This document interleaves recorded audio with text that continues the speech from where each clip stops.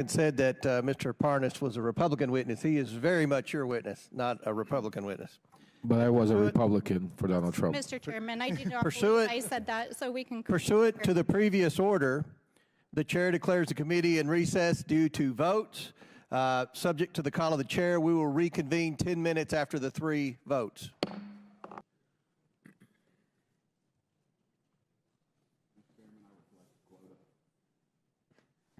All right, committee will reconvene. Chair now recognizes Mr. Perry from Pennsylvania for 5 minutes. Well, thank you, Mr. Chairman. Mr. Galanis, I'm going to turn my questions to you. I hope I can see you on the screen here shortly. Are you there, Mr. Galanis? There you are. Okay. If we can jump right into another Biden-Chinese deal made while Joe Biden was in office, a deal I think you described in your interview as a quid pro quo, where the Chinese sent millions in exchange for a post-VP job for President Biden. Can you tell us what was Burnham? Yeah, so Burnham was an 85-year-old financial services company based in New York that owned an asset management firm and a securities dealer. But relative to the Chinese, it was an unimportant, small player. I'll give you a scale, $1.5 billion versus $300 billion Chinese company. So what was Hunter Biden's interest in working with them, knowing that that was the situation? I think Hunter Biden was already working with them through the fund that was created. The BHR, Harvest was the H, and is described in some of Hunter's emails that I had provided to the committee. He described the activity with BHR, meaning the Harvest activity, as one of his only focuses, and his other focus would be the activity between Harvest directly and Burnham directly in a combination. So his stated objective, in his own words, in writing, was those were to be his only focus, his only priority in working with the Chinese on a go-forward basis. Did you also say that he said the interest in working with Burnham was to make billions instead of millions? Is that right? Yeah, I did say that, and that was on the basis of looking to become a much larger company where his equity interest would be worth a lot of money, billions, not millions. And you said the Harvest Fund was a $300 billion Chinese financial services company. Was it likely connected, or was it connected closely to the Chinese Communist Party and the Chinese government? That's my understanding. Okay. And who was Henry Zhao? He's been described to me consistently by Devin and Hunter as the chairman, but he's essentially the head of Harvest. I think he's had a couple of different roles over the years, but chairman is the best way. He was always characterized as chairman and the decision maker for that entity. Right, so he's the chairman of the $300 billion Chinese entity connected to the Chinese government, the Chinese Communist Party, and he was based out of where? Where was his base of operations? In Beijing, China, PRC. And like you said, you heard him referred to occasionally as Chairman Zhao, right? Most of the time it was Chairman Zhao out of a sort of a respect for the chairman, yes. Okay, so now there came to a point where Hunter wanted to bring Henry Zhao, the chairman of Harvest, and their billions of dollars from China into business with Burnham. Is that right? That's correct. That's correct, Congressman. And why would he do that? It was a financial decision. Chinese offered money, and he offered political access. Okay. It was in exchange.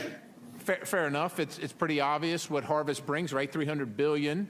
But why would Harvest be interested in Burnham versus other financial institutions? I'm sure there are other ones out there, and like you said, it was fairly small. Harvest is $300 billion. Why would they care about this small Burnham?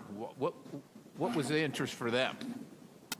I mean, the self-evident answer is the political access, and then sort of underscoring that is there are at least 2 emails produced that talk about exactly that, the influence of what Henry Zhao Hunter had characterized as Henry Zhao's interest in the access vehicle So that was sort of explicit and in writing. Okay, so Joe Biden was going to sit on the board of a Chinese company connected to the highest levels of the Chinese government, the Chinese Communist Party.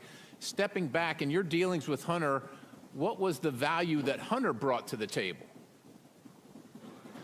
It was the access to the inducement to induce companies like this Harvest Group to participate in Burnham. So it was we'll call it relationship capital that he brought to the table, not financial capital.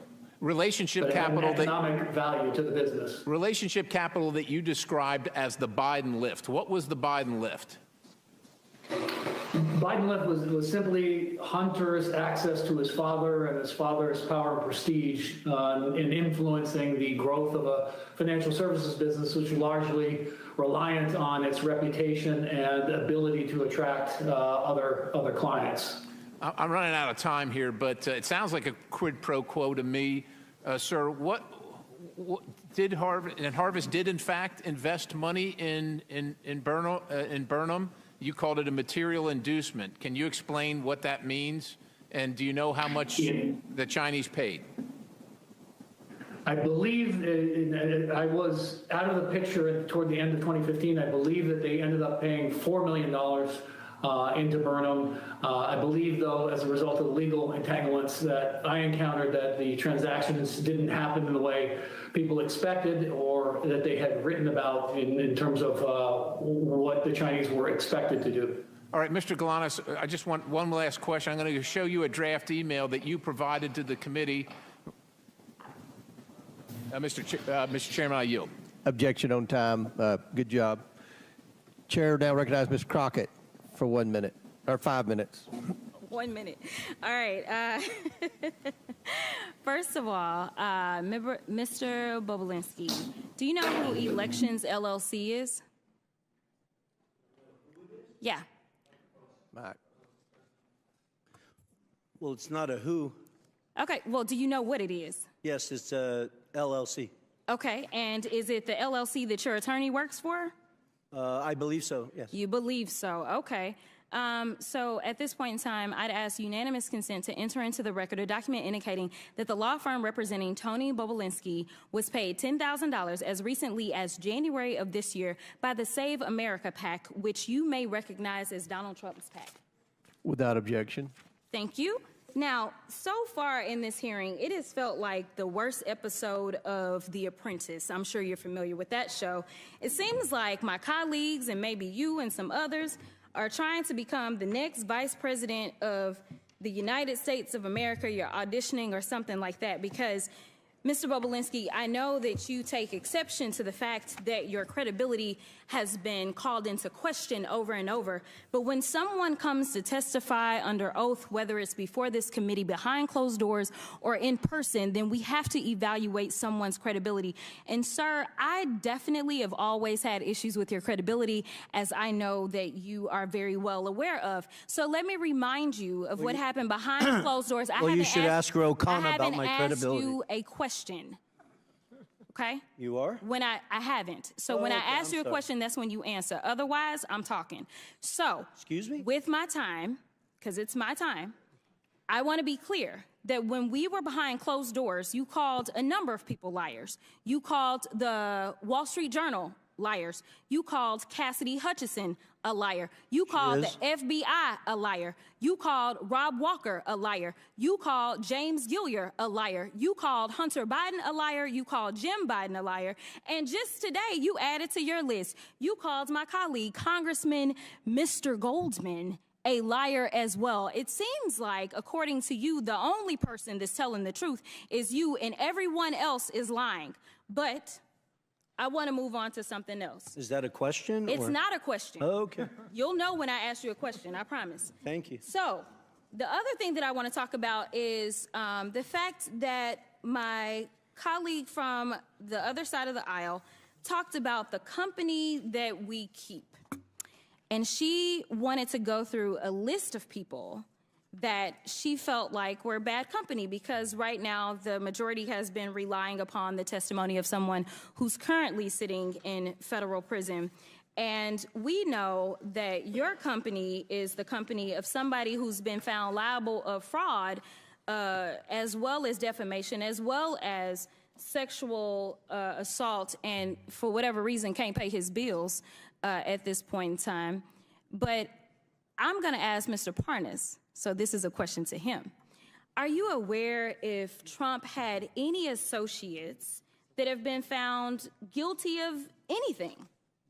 Yes, lots of them. Lots of them. Me included. You included. Okay, so when you were called here to testify, you weren't called here to testify for any other reason than to tell the truth. Is that correct? Yes, Congresswoman. Now, we started this whole sham off because of the 1023, and that was debunked by you, was it not? Yes, Congresswoman. Way before we started this impeachment inquiry. And you mentioned a number of times this guy by the name of Rudy Giuliani. Yes. Now, you know, everybody is so stressed about the fact that Hunter ain't here today. But, you know, Hunter came and testified behind closed doors for over 6 hours. And every single one of them, they weren't limited to 5 minutes. They could ask whatever they wanted to. And there's a full transcript of his testimony. So I don't know what else they wanted to do besides the fact that they wanted to put on a show. But let me tell you something.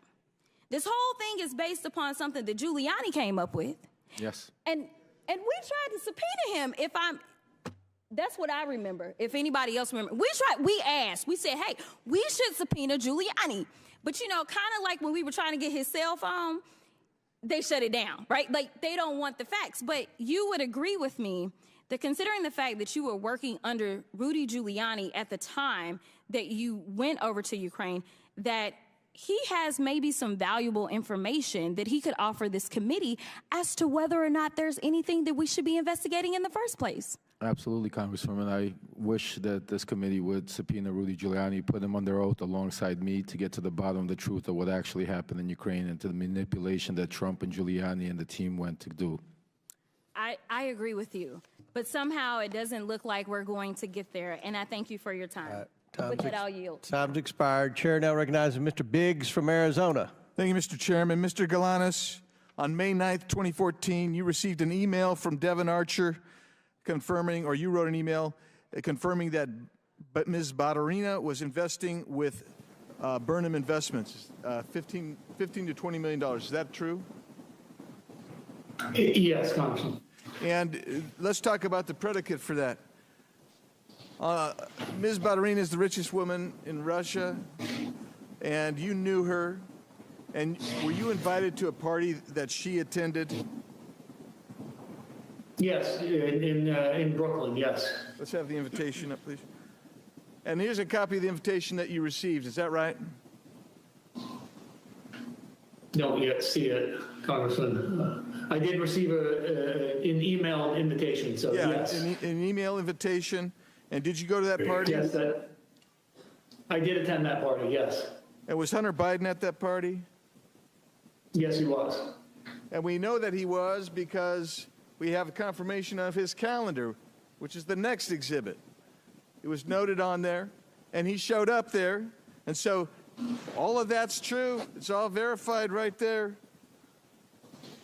And Yelena Baturina and her then husband Yuri, they were at the party, right? Correct. With Devin Archer as well? That's correct.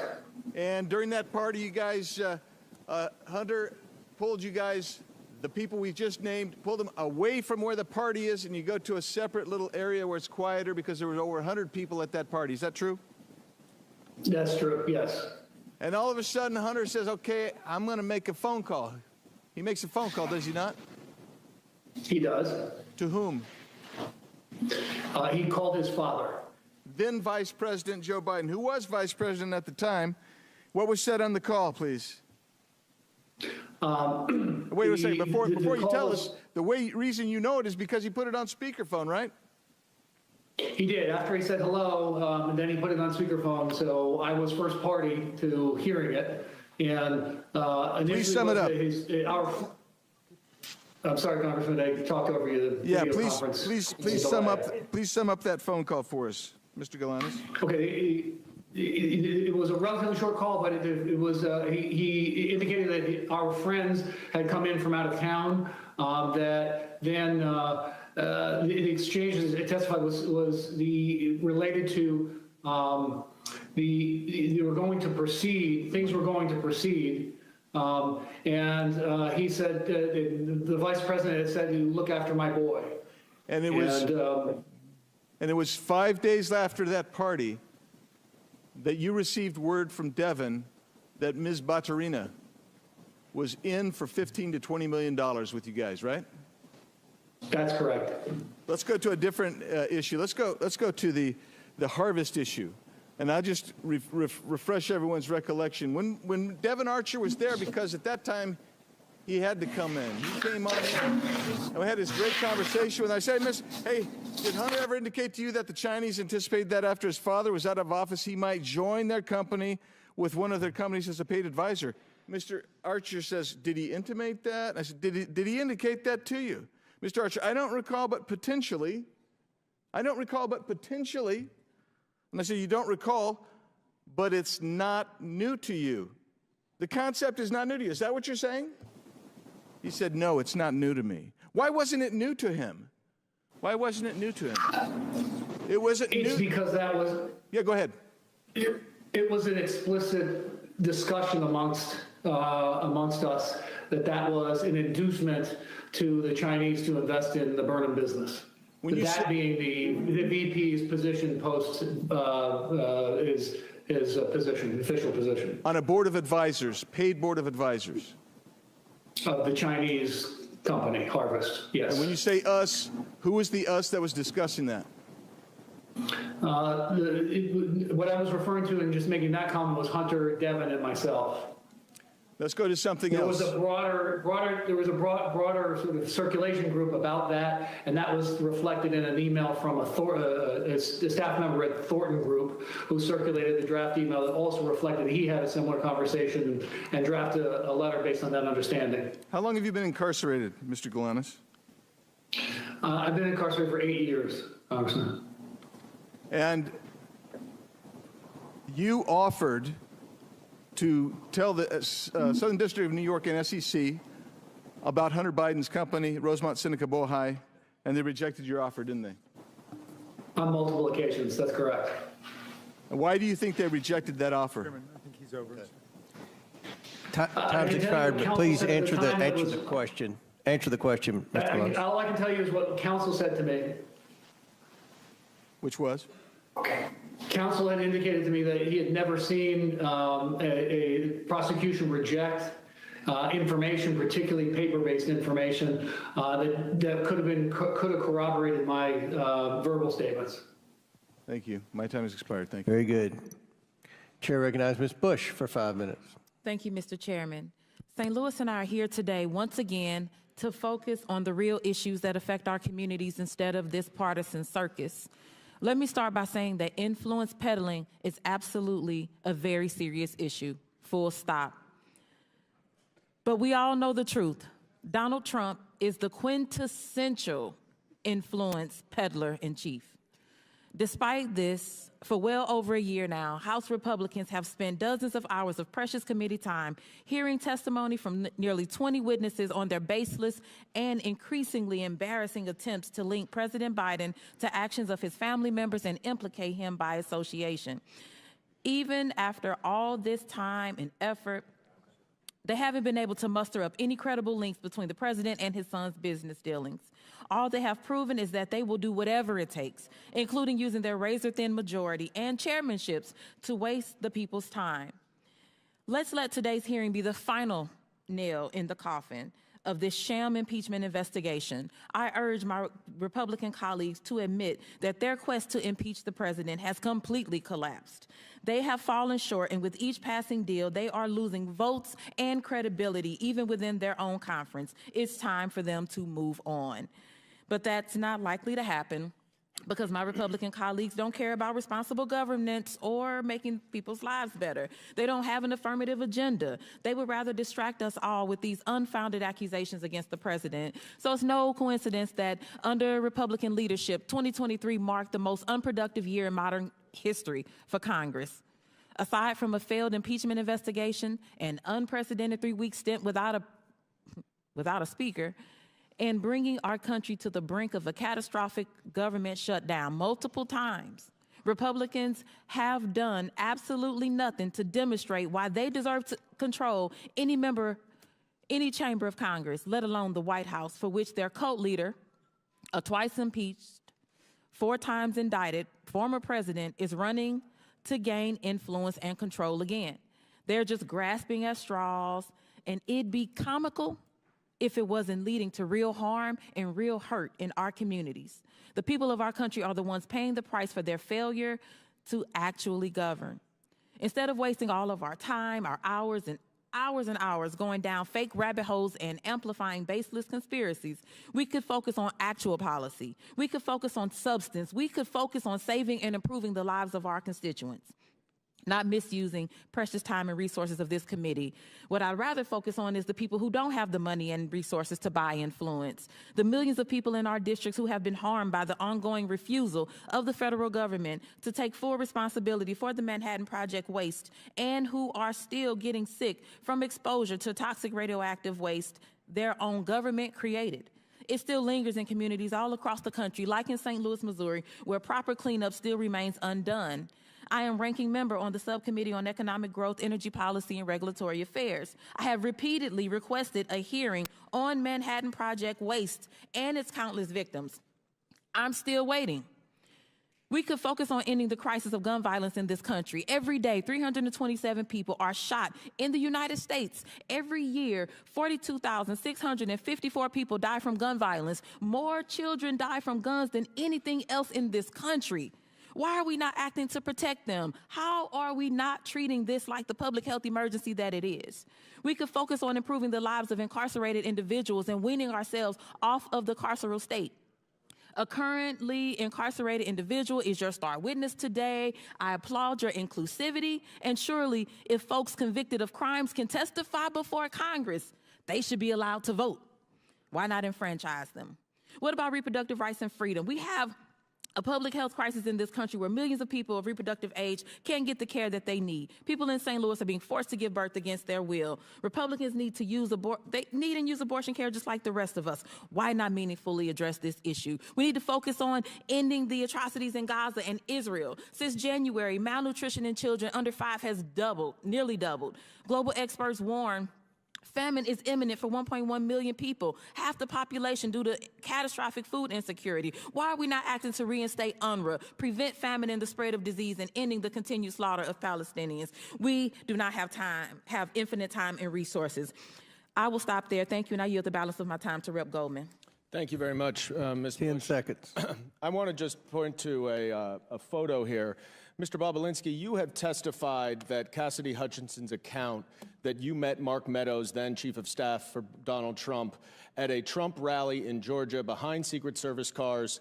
You were wearing a mask. Time's expired. Sir, you went over a minute late with Mr. Perry. If we could have a little extra time. The Trump rally that you said Time's that she expired. was lying. Chair now recognizes Mr. Sessions for 5 minutes. Mr. Chairman, could we have some basic equity? If someone else wants to yield, she had 8 seconds to yield him, and he's got up here with a speech. He's already abused his privilege by making a motion that wasn't even a motion. Chair has ruled. The chair has ruled. The chair has ruled. What are you afraid of, Mr. Chairman? Recognize your. What are you afraid of? Why don't you let me ask the question? Chair recognizes the gentleman from. Oh, what purpose do you seek recognition, Mr. Biggs? Unanimous consent to introduce the documents into the record. Without objection. Thank you, So Mr. ordered. Chairman. Here they are. One is the invitation that was mentioned. Another is Hunter Biden's calendar. Another is the email mentioned confirming that Yelena Badarina was going to invest $10 to $20 million with him. Another one is page 180 of the Galenis interview, page 56 of the transcribed interview of Hunter Biden, and also pages 41 and 42 of the Galenis interview. Without objection, so ordered into the Chairman, I have record. a Now, UC Chair, what purpose do you seek recognition, Mr. Goldman? I have a UC motion, Mr. Chairman. Proceed. I would like to enter into the record the portion of the Devin Archer transcript where he says that Yelena Baturina never had any business dealings with Hunter Biden and that money went into their joint account was done by mistake. By mistake. Okay. Without objection. And Mr. Chairman, I have one UC request as well. Proceed. This is from Salon Magazine. It's embarrassing. Republicans worry they have zero accomplishments to run on in elections. Without objection, so ordered. Chair now recognizes the gentleman from Texas, Mr. Sessions, for 5 minutes. Mr. Chairman, thank you very much. I'd first like to enter into the record 302s that were done with Mr. Bobulinski, what's known as Exhibit A, 400A. Thank you very much. Mr. Bobulinski, thank you for being here. Mr. Parnas, thank you for being here. And those of you who are appearing extraneously on our screen. Mr. Bobulinski, tell me very quickly about the professionalism of the organization that you work for in terms of paychecks, getting paychecks, providing the IRS with documentation of people who were paid out of the organization. I'm not sure I'm following your question. Were you ever paid? I was not. So you were never paid by this organization? I was not. Did you ever receive any enumeration? When we were in the process of trying to shut down Sinohawk Holdings LLC and Oneida Holdings LLC, I was compensated. It wasn't a compensation, it was a reimbursement of $50,000 of money I'd come out of pocket, traveling around, paying for hotels and stuff like that. So in other words, people did not get paid, or you didn't get paid that you were aware of. Were you aware that other people were being paid? The Biden family was paid. Hunter and Jim Biden were clearly paid millions of dollars. And how would you think that information would be transmitted about them receiving that payment and going to the IRS? I'm not sure of those specifics. I'm just aware that they received those millions of dollars, obviously based on the brave testimony of Shapley and Ziegler that came public with a bunch of information, and then Senator Johnson and Senator Grassley's report. I never saw. The only bank account I ever saw is the one I set up at J.P. Morgan for Sinohawk Holdings and Oneida Holdings LLC. J.P. Morgan was well aware that the Biden family were owners in that business. They authorized it, approved it. And what Social Security number was utilized to set up that account? For Sinohawk and Oneida? Yes. We had to represent the owners of the underlying entity, so they were aware that Hudson West 4 owned 50% of Sinohawk Holdings, and they provided their information. On the Oneida side, we represented that each of us owned 20%, and I'd have to go back and look. I, as the CEO, probably provided my Social Security number. I'm not sure if we provided Social Security numbers for all 5 members. And yet excuse me, tax IDs for their LLC. Or tax IDs. And yet you never received money except reimbursement for out-of-pocket expenses that were related to the business. Correct. And imagine that $50,000 I was paid was actually from the legal side of Sinohawk Holdings and the Chinese, while the Bidens had defrauded me and were receiving millions of dollars into their own pockets. Were you aware that they were receiving millions of dollars at the time? I was not. Did you spend time with the Department of Justice on this matter? I did. I had a voluntary interview with the FBI on October 23rd, I believe, 2020. They approached you or you approached them? My lawyers coordinated me. Which is obviously public knowledge, went to the second debate. I flew to D.C. with the intent of sitting in front of Senator Johnson, Senator Grassley, and their committee. And then my lawyers sought counsel, had discussions, and decided it was a better focus of my time to walk voluntarily into the FBI. So where did you do that? In Washington, D.C. Main Justice, Main FBI, or the field office? I believe it was the leading field office. They didn't want to do it in Main Justice for some their reasons. They decided. I would have gone wherever they asked me to go. Did they tell you at the time that you were providing information that if you provided information that was not true and correct, that you could be held liable for that under criminal statute? Yeah, yes, of course. I appreciate you asking that question. I was operated as if I misrepresented, misstated, lied, that I was committing criminal offenses, which I take very seriously based on the fact that I was willing to die for this country. And to just correct Ms. Crockett's statement earlier, I didn't accuse the FBI of lying. I stated in my transcribed interview that the FBI made mistakes in their 302. My lawyers never saw that document after my interview until it was made public to the world. And then you attempted to correct that 302. I did. Is that the same 302 known as Exhibit 400A that I have entered in the record today? It is. Do you have any other dispute with that? And have you looked at it, and do you have any other dispute? Well, there's numerous mistakes in it. Okay, thank you very much. Do you have any reason to believe that all of these SAR reports that have come out of banks were all fraud? And gentleman's time's expired, but he asked a question about the SARS report. No, I mean, just the number of SARS reports should give every American pause. The average American in this country will never receive a single SAR in their entire life. So for a family or an individual to have over what I've publicly seen, 150 of them, is just extraordinary. Okay. I want to thank all the witnesses that are here today, Mr. Chairman. Thank you very much. Gentleman's time's expired. Chair now recognizes Mr. Frost. Or who? I thought you said Frost. Oh, Mr. Kassar. Okay, Frost was next. Kassar. Thank you, Chairman. And if I could have my full 5 minutes, I'd appreciate that. Reset the clock for 5 minutes for Mr. Kassar. Thank you, Chairman. While we clearly disagree on the merits of this meritless investigation, I hope, Chairman, that we can at least come to an agreement on some basics. I believe that you and I can agree that presidents and White House officials should not be unduly influenced by foreign powers. So, Chairman, I'd be happy to yield to you briefly for a yes or no. Can we all agree that White House officials should not be bribed or unduly influenced by foreign actors? It's your time. You can ask. We have witnesses here. I would assume that you would agree. We have witnesses. If you want to ask the witnesses question, or you want to waste time with me, I'm not wasting time with you. I think that we've been disagreeing all day. I hope we can come to an agreement that White House officials should not be bribed or unduly influenced by foreign powers. I think you and I agree on this point. I see you nodding your head. I assume that that is a yes. I'm glad that we can work as an oversight committee on investigations, do the work we need to do, and make sure that no one in the White House has betrayed the public trust. We've spent countless hours talking about Hunter Biden, investigating every single person it seems like he's ever shaken hands with. We've not found a shred of evidence that connects it to the President of the United States or anyone with any say over U.S. policy. But someone who has worked in the White House did accept money from a foreign power.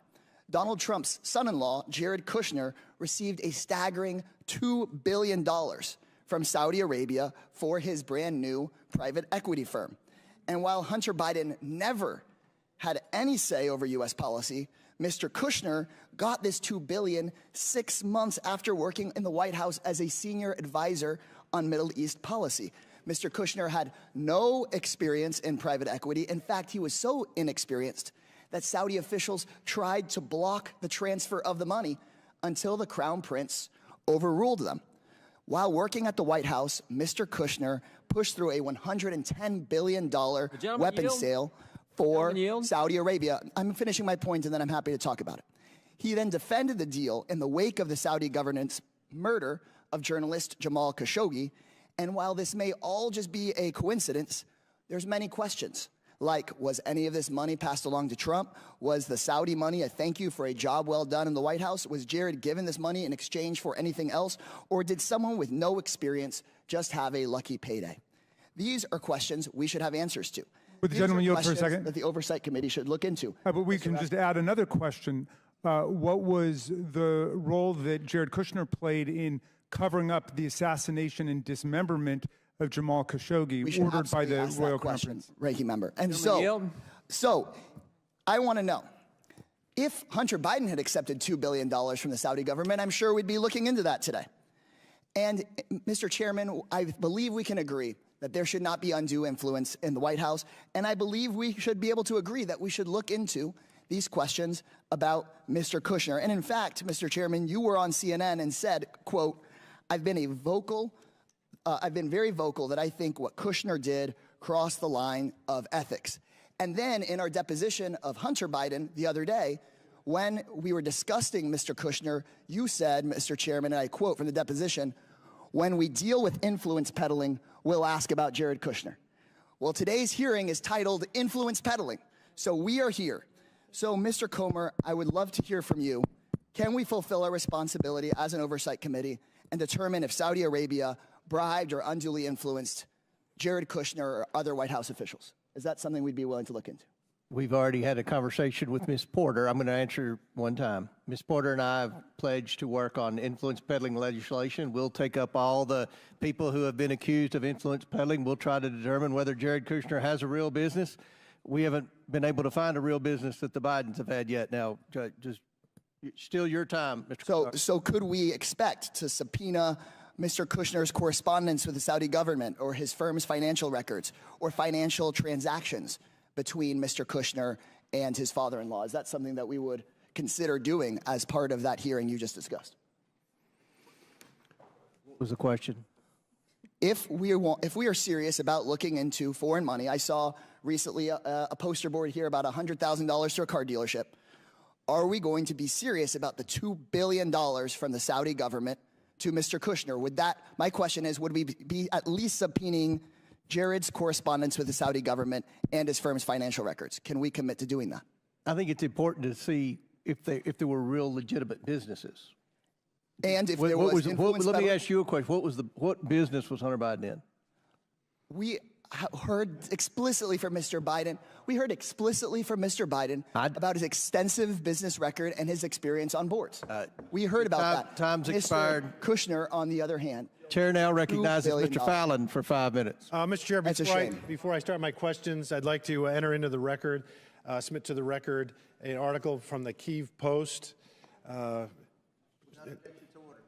and then a second article from the Kyiv Post entitled "Prosecutor General Shokin Resigns," and it's updated. If I can enter this without objection to order.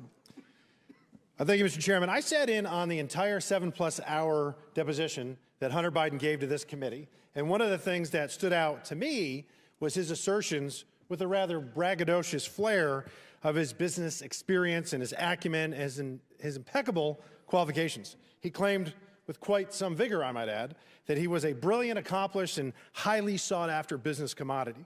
He's very successful, and he had an unparalleled resume that he recited to us chapter and verse to prove it. That was at least the face his lawyers, this administration, and the House Democrats wanted him to wear. Of course, there's another possibility, one that this pesky little thing we call reality, that he was a spoiled, entitled East Coast patrician with a senator and then VP daddy who squandered his many life advantages and spiraled into a decadent behavioral pattern of narcissistic excess and criminal addiction. And to feed his very large carnal appetites, he acted as his family's bagman in an influence peddling and access selling scheme that netted the Biden tribe over $24 million in illicit foreign cash. Lots of money, little effort, in a get-rich-quick scheme. If he was such a skilled and gifted businessman as he claimed, his services would be sought after, in fact, even fought over. Mr. Bobulinski, to your knowledge, how many Fortune 500 companies retained Hunter Biden on their board of directors? Now or in his... Ever. I can't confirm any. Yeah, because there aren't any. Zero. How about how many energy companies retained Hunter Biden? I'm sorry, how many American energy companies retained Hunter Biden on their boards of directors? Zero. Zero, nada, correct. There was one energy company that retained him on their board of directors. Do you know what that name of that company was? Yes, Barisma. Barisma, correct. Where's Barisma located? Ukraine. Really? That's interesting because, and he was hired actually for no small sum, $1 million a year. Hunter Biden said in his deposition he could bring, and Mr. Chairman, I apologize for laughing, but he said his corporate governance to the table. He brought something far more valuable than his corporate governance. He brought his, and his fictitious business acumen. He brought his daddy with him. You see, Joe Biden just happened to have been given the country of Ukraine in his portfolio of responsibility to oversee by the Obama administration. So let's go over some facts, Mr. Chairman. Fact, Barisma and CEO Mykola Zlochevsky had been investigated for corruption. Fact, in September 2015, then U.S. Ambassador to Ukraine Jeffrey Pyatt specifically mentioned Barisma as a corrupt entity. Fact, Barisma was paying the son of the vice president of these United States $1 million a year to serve on their board. Fact, December 2015, Joe Biden visits Ukraine, demands Viktor Shokin, the prosecutor general of Ukraine, who's investigating Barisma, his son's boss, be fired. Fact, February 2nd, 2016, Kyiv Post reports Viktor Shokin won a court order to seize assets of Barisma CEO Mykola Zlochevsky. 2 weeks later, fact, Shokin resigns.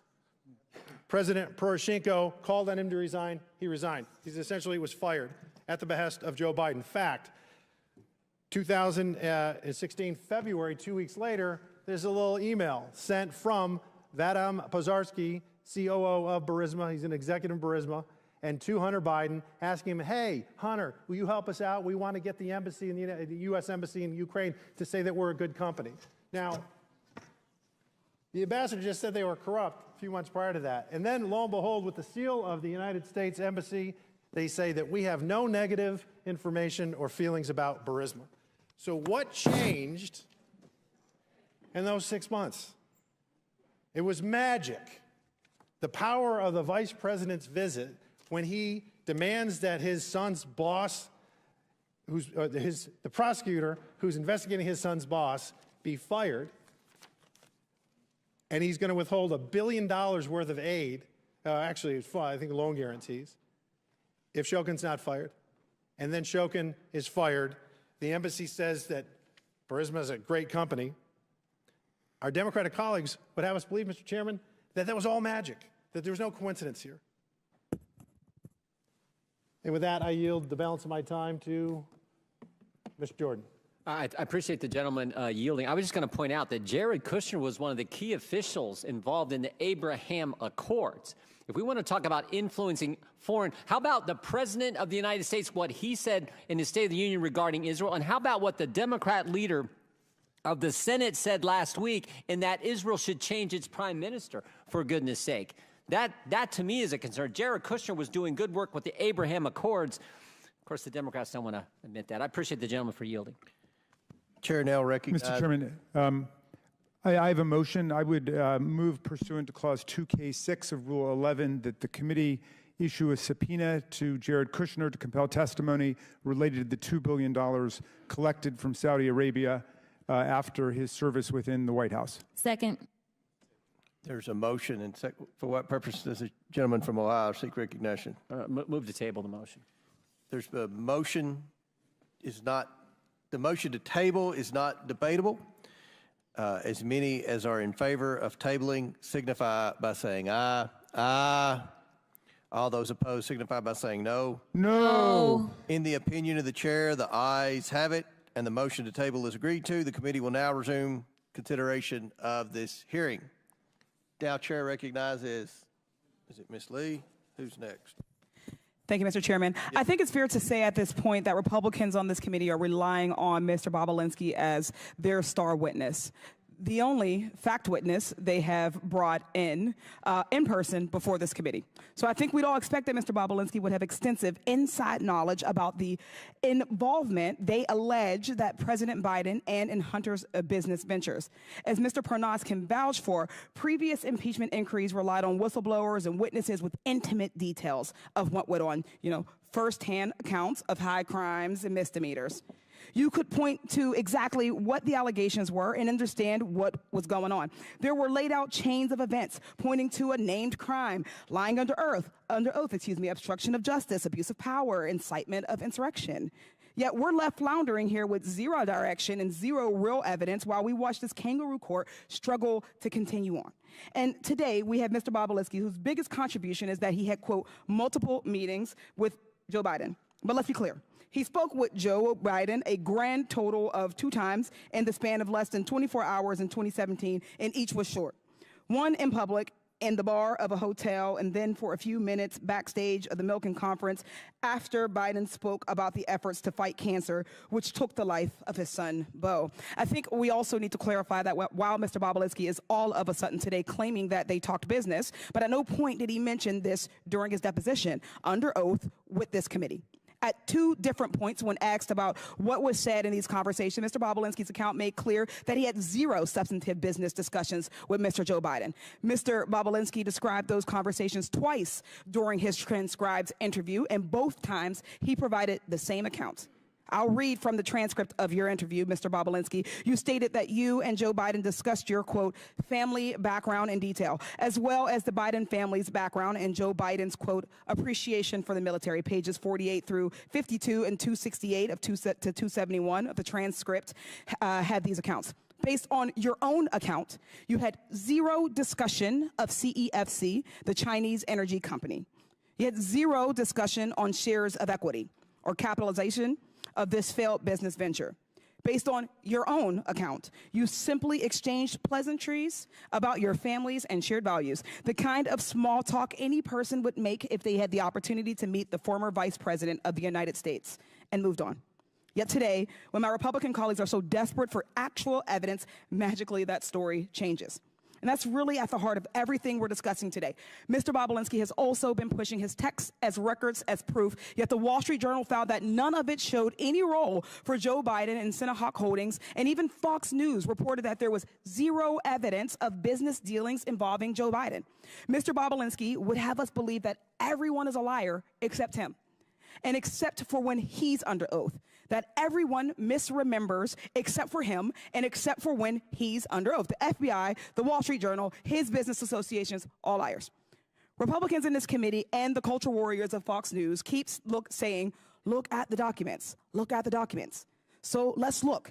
This purported investigation has received over 100,000 pages of documents, and not a single one shows any evidence of any wrongdoing, much less an impeachable offense.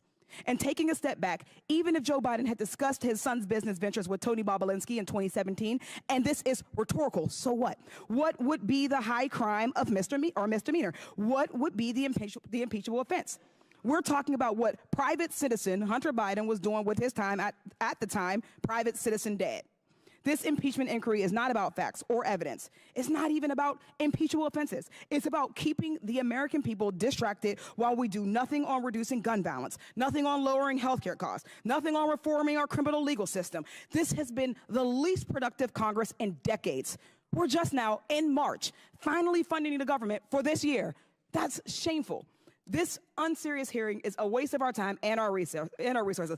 I yield with that, and I yield the remainder of my time to Representative Crockett.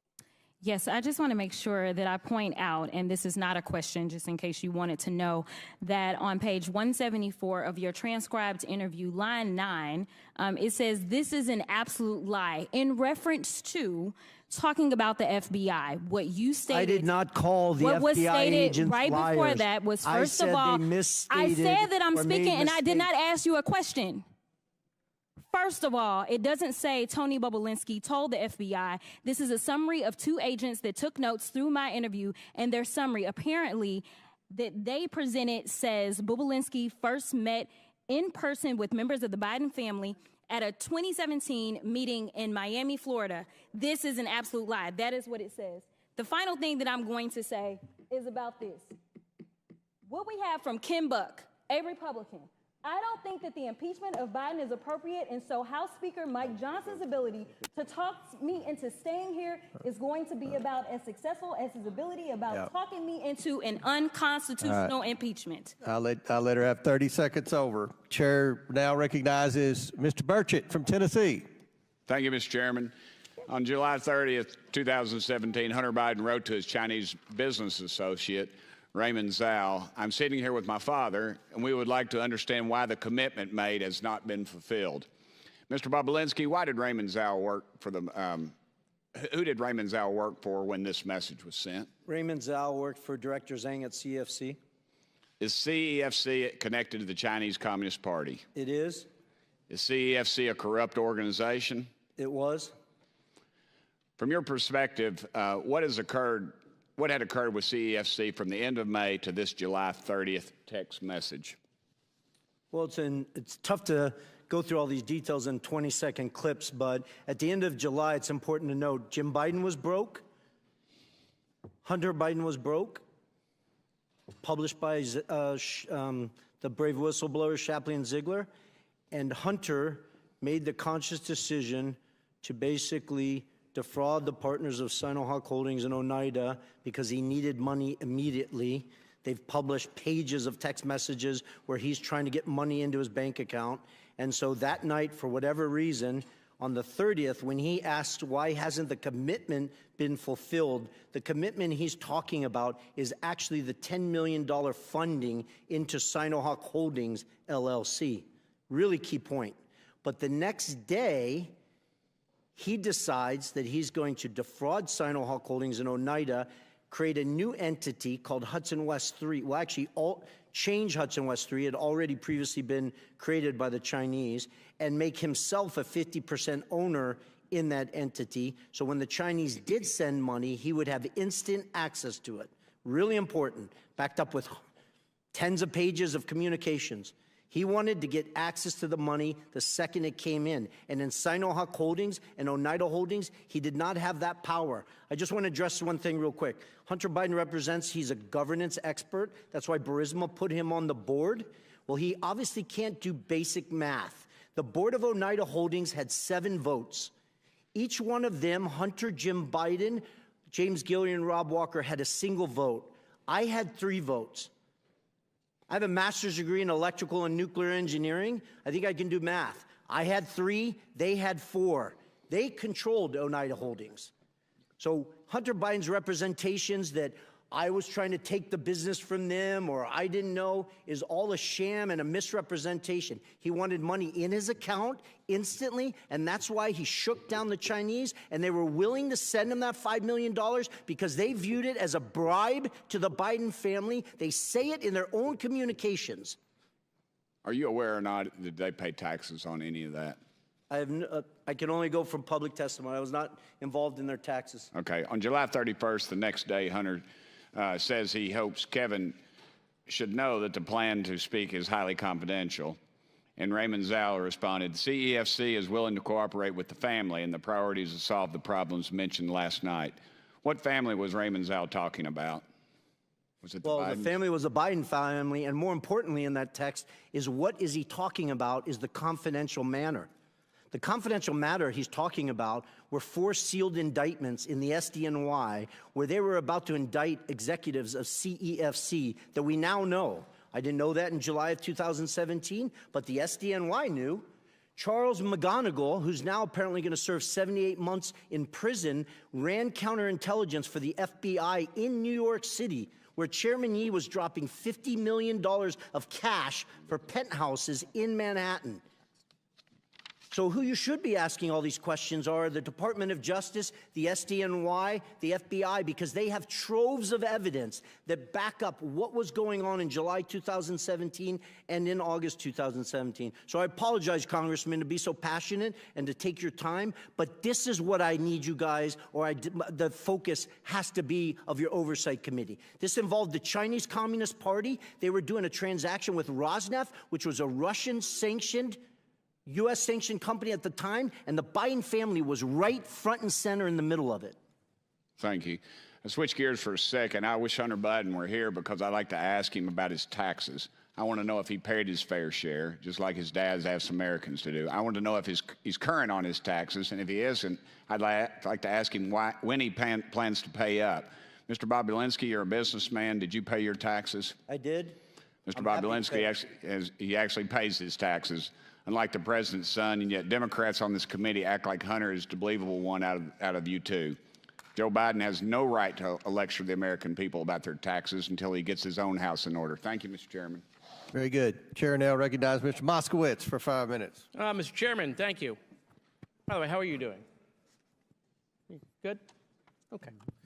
Mr. Bobulinski, over here, how are you doing? Good. So I just have a question. We've been at this for 15 months now in oversight. I know this is your first time here, but do you think Chairman Comer has proven that Joe Biden has committed a high crime and misdemeanor? I believe with all the evidence he's gathered, yes, he's proven that Joe Biden has committed high crimes and misdemeanors. Okay, and so I assume you believe Joe Biden should be impeached. Well, that's up to you guys. But do you believe he should be impeached? It's yes or no. Do I personally believe yeah, or you. under constitutional? No. You personally, do you believe he should be impeached? I do. Okay, and you believe that because you believe Chairman Comer has proven that he committed a high crime and misdemeanor? No, because I know that he committed high crimes and misdemeanors. Okay. I was involved and saw them happen. Right, but obviously, with all the evidence, you must believe that all of these hearings for 15 months, that the chairman has proven that, right? You re-ask the question? Sure.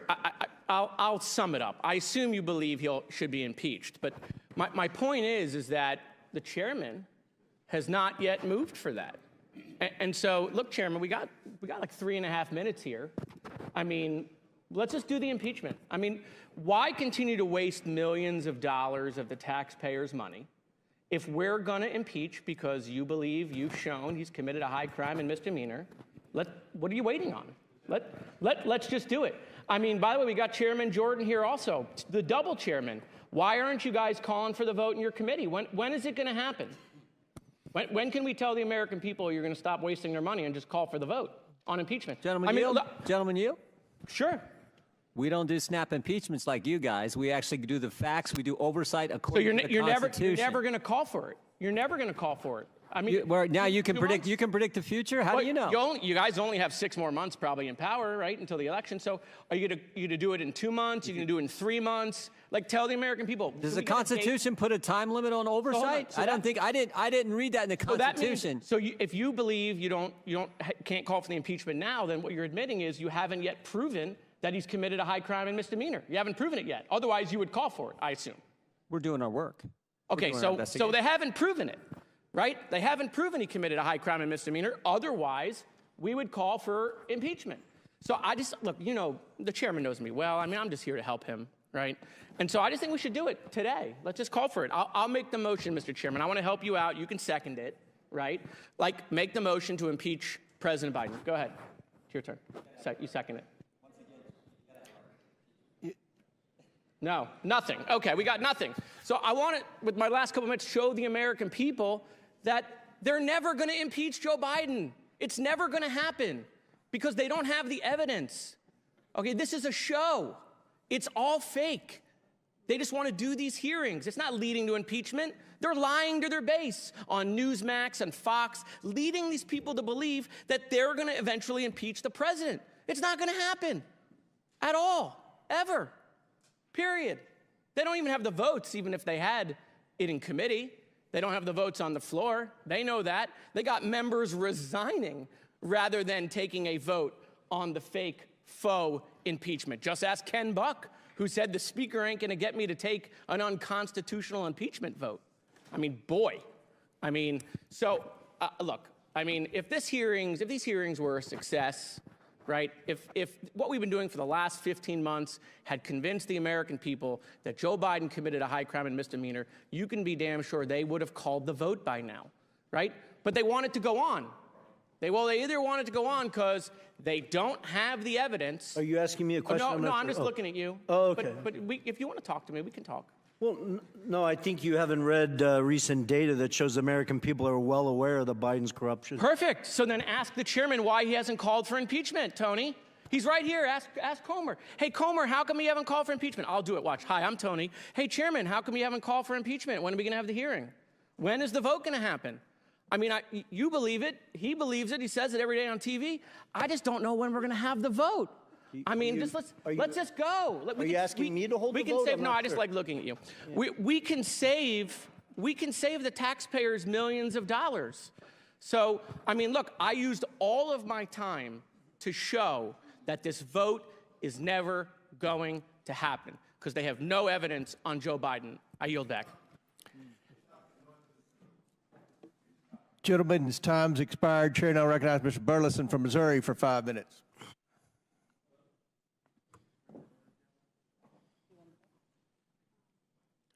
Switch backs. Restart the clock. Look at the mayor first. Who served in prison for felon? Not me. You have everything together. Keep talking. You'll join your friends. We'll get you a mic.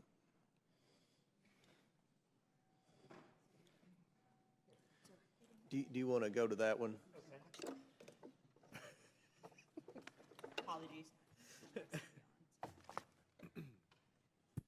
All right, we good? Now we are. All right. I want to start with Galanis. Mr. Galanis, you've heard the expression, say it, forget it, write it, regret it. Have you heard that expression? Mr. Galanis? Yes, I'm here. Congressman? Have you heard the expression, say it, forget it, write it, regret it? Yes, I have. It was a practice that we used in our business. In whose business?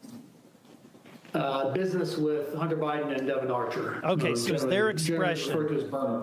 Let me ask you a question. Who is Haris Youssef?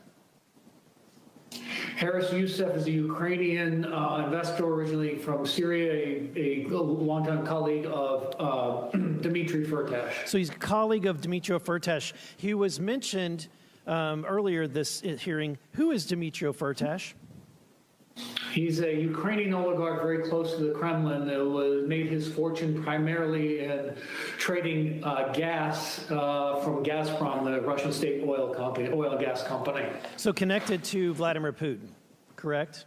Very much so, yes. Yeah, in fact, during Hunter Biden's deposition with the committee, he justified his role. This is, I think you'll find this comical. He justified his role on the Ukrainian Barisma board by saying, in essence, that it was his patriotic duty, that he was serving, freedom, because there were, this is his quote, there were 2 gas companies inside Ukraine at the time. One of them was a state-owned, which was highly corrupt and connected to people like Firtash, which was directly going into Vladimir Putin's pocket. The only independent company was Barisma, end quote. Now, my question to you, based on this, he's disparaging Mr. Firtash, and yet, are you aware that that Mr. Biden, Hunter Biden, did business with Mr. Firtash? Yes, I am. So let me ask you, what kind of financial transactions occurred between them? What Haris Youssef described to me, and then I was also described to me by others, including Devin and Hunter, was a $5 million payment that was made by Dmitry Firtash, is handled by Haris Youssef through Hunter Biden's law firm. That was deemed a success fee in order to quash an outstanding indictment for which in the United States. So a Putin-connected Russian oligarch wired over $5 million to Hunter Biden's law firm for what activity? What was Hunter supposed to do for that $5.5 million? He was supposed to perform in quashing the indictment that resulted in an arrest warrant for Dmitry Firtash, who is being charged in the United States. Yeah, being charged in the United States in Indiana. So he's supposed to quash that, use his political influence to do so. So my question is, of that money, the $5 million, $3 million made its way to a company that you set up with Devin Archer called Bloom. Is that correct? That's correct, yes. And finally, from that $3 million, there was a transfer that was made, and I've got a copy of that, the bank record to prove that, of $275,000. Do you recall that transfer? I do. And it went to which account? Rosemont Seneca Bohai. Rosemont Seneca Bohai. So despite what Hunter said during his deposition, based on your knowledge, was Hunter Biden connected to Rosemont Seneca Bohai? Was he part owner? Very much so, and he said as much and had direction and control, and it was a beneficiary of the account. So there are emails that document he directed monies to be dispersed from that account, including to himself.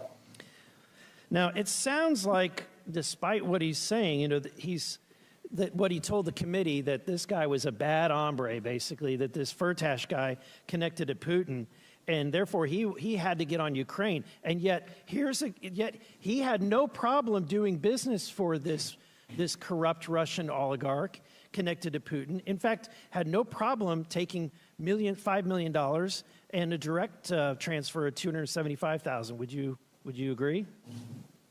I agree with that, yes. Okay. Now, Mr. Bobulinski, and I've got just a little bit of time left. Sorry, very little time. So I want to ask you, for God's sake, Hunter Biden is doing all of these transactions, doing all of this business, and yet his father is vice president. And we're to believe that his father isn't aware of all of these he's been on the phone calls, he's been in the meeting, and yet he's not aware that his son is doing business with people connected to Vladimir Putin? Are we to believe that? It's an absurd expectation. Thank you. My time has expired. Very good. Chair now recognizes Mr. Frost for 5 minutes. Thank you, Mr. Chair. The claims made against the President of the United States have been so completely proven to be lies that even House Republicans now are admitting that it's time to close this case. Mr. Parnas, I have a few questions for you in limited time, so I really want to try to get through these. And I just want everybody to know, especially people watching at home, that you're like one of the most credible witnesses that we've had throughout this entire impeachment inquiry. First off, I just want folks to know, for people who aren't familiar, can you tell me who you were working for between 2018 and 2019? Rudy Giuliani and Donald J. Trump. And to be clear, did you answered to Rudy Giuliani? Yes. You answered to Donald Trump? Yes. Directly? Directly to Rudy Giuliani. Yeah. When former President Trump and Rudy Giuliani flew you to Ukraine to look for corruption on the part of President Biden, did you find any? No. And following your Ukraine trip, Senate Republicans, Senator Grassley and Johnson, released their Barisma report, which the New York Times concluded was, quote, unproven allegations that echo an active Russian disinformation campaign, end quote. Mr. Parnas, are the unproven allegations that are at the heart of the Republican report the same fabricated claims that Donald Trump and Rudy Giuliani sent you to Ukraine to go dig up? Yes. Last summer, you wrote a letter to Congress noting that when the media started to get tired of the smoke screens and using this, one of the authors of the Republican Barisma report would be your, quote, guy in the Senate to push all the information, end quote. What did you mean by that? Senator Ron Johnson was our guy in the Senate. It was told to me that when we push the information, he's going to push it in the halls of Congress. So when the media was getting skeptical about pushing disinformation after they've proven it wrong time and time again, the plan was to have a U.S. Senator, Ron Johnson, to push that disinformation even further. Correct, because we had Congressman Nunes already doing it, so Senator Ron Johnson jumped on board. This Congress, both Chairman Comer and Chairman Jordan, have centered this entire sham impeachment hearing on an FBI tip sheet. This tip sheet made wild claims about bribery that didn't even come close to being backed up. And in fact, it's all being proved to be one big lie. Mr. Parnas, is the allegation in the FBI tip sheet based on the same fabricated claims that Donald Trump and Rudy Giuliani flew you to Ukraine to dig up? Yes. I also want to make it clear that the informant allegedly behind this tip sheet is facing criminal charges for lying about the Biden family and was a known fraud for years before that. The same fabricated claim kept popping up and getting smacked down over and over again. In fact, our colleagues at the Foreign Affairs Committee did some amazing work on this investigation and found that this lie dates back to December 2015, almost 10 years ago. Do you happen to know the article that I'm referring to? I don't know the exact article, but I do know that the slide has started way back in 2015. Started about 10 years ago. It was an article entitled, quote, "The Ukrainian Scam of the Biden Family," end quote. And it was posted to a Russian language media website registered in a city in Russian-occupied Crimea. Mr. Parnas, do you have any doubt that this fabrication claim, the claim that Donald Trump and Rudy Giuliani sent you to Ukraine to try to dig up more information on, is part of Russian propaganda and an effort to destabilize Ukraine and undermine our democracy? As I said here today, I have zero doubt that Russia's involved. This is a Russian campaign to interfere in our elections. Thank you. I appreciate it. I appreciate it from someone with firsthand experience. Look, to recap, there's no evidence that support allegations that President Biden engaged in corruption in Ukraine. We know this. Mr. Parnas himself has made it clear that we have no doubt, we should have no doubt, that the claims of corruption are lies and conspiracy theories rooted in a Russian effort to undermine our democracy, posted to a Russian language website over a decade ago. This is exactly what Putin wants. And over the years, Republicans have kept moving the goalpost. You just look at the past year, right? First, it was a bribe. Then it was Barisma, nothing. Then it was Hunter Biden's laptop, nothing but some like nude pics that we keep seeing here. Then it was supposed money laundering scheme that turned out to be a family member making a couple of car payments. And now Republicans on this committee have left the pretense of a crime behind and are moving the goalpost to influence peddling, which sounds more like what former President Donald Trump did in his time in office. Look, we've been laughing a lot about this, calling it theater and a sham, which it is. But I also want to bring up that this is really serious. Yes. I mean, we have members of Congress and this committee using Russian propaganda meant to undermine our democracy, to undermine our president. It's not just theater or laughable, but it's a betrayal of our democracy. It is very serious, Congressman. Yes. Chair, yeah, yield back. time's expired. Chair recognizes Ms. Boebert from Colorado for 5 minutes. Well, Hunter asked for a public hearing. Here we are, and he is nowhere to be found. I guess Hayden really does run in the Biden family. Now, Mr. Bobulinski, in your testimony, you state, it is clear to me that Joe Biden was the brand being sold by the Biden family. In your experience, what is the value to Joe Biden in helping his family collect millions from foreign adversaries? What's the value to Joe Biden specifically? Yes. Well, his children and brothers were enriched, which to AOC's questions earlier violate corruption statutes, RICO statutes, FCPA statutes, FARA statutes. Yes, so you would agree that the Biden family was involved in this corruption and influence peddling and selling access to the federal government? I do. Mr. Bobulinski, in your experience, did President Biden play a more active or passive role in his son Hunter Biden's business dealings? I quantified it previously as he acted sort of like a chairman. He showed up and shook hands. He's been called the chairman. Yeah, he showed up, shook hands, and that's all the Chinese, Ukrainians, Romanians, Russians, whoever is need. It's not what the Canadians, the Australians, and Americans need, but in those parts of the world, that's what they need. Thank you. And now I'm going to switch over to Mr. Galanis. During his 2020 presidential campaign, then candidate for president Joe Biden said his son did not make any money from China. Did Joe Biden lie?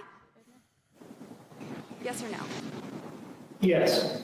Mr. Galanis, you are aware of the BHR fund that consisted of Bohai, a Chinese state-backed company, Harvest, a China company, and Rosemont, the Biden entity, correct? Yes, I am. And Mr. Galanis, you're aware that Hunter Biden formerly held 10% of that Chinese entity. And would it surprise you, if you were aware, that Hunter Biden held 10% of this entity well into his father's presidency? You know, I'm aware that it was founded as a business that he owned 50% of 20% or 10% directly from the outset, from early on in 2014. And would it surprise you, Kevin Morris, Hunter Biden's fake attorney, has testified that he now holds that interest? I don't have any knowledge about that, so not much of this would surprise me. Mr. Bobulinski, in your testimony, you stated the Chinese Communist Party, through CEFC, successfully sought to infiltrate and compromise the Obama-Biden White House during 2015 and continued through when Joe Biden left office. Would you agree that the CCP compromising the White House is a serious threat to our nation's national security? I do. Thank you. And now Joe Biden has leveraged his elected position to enable the Biden family, their business associates, and their companies to receive over $24 million from foreign nationals and their companies and their related companies. Biden is compromised and is a threat to our national security. After today, it's clear that Joe Biden is a bigger CCP asset than Fang Fang herself will. A threat to our national security. After today, it's clear that Joe Biden is a bigger CCP asset than Fang Fang herself.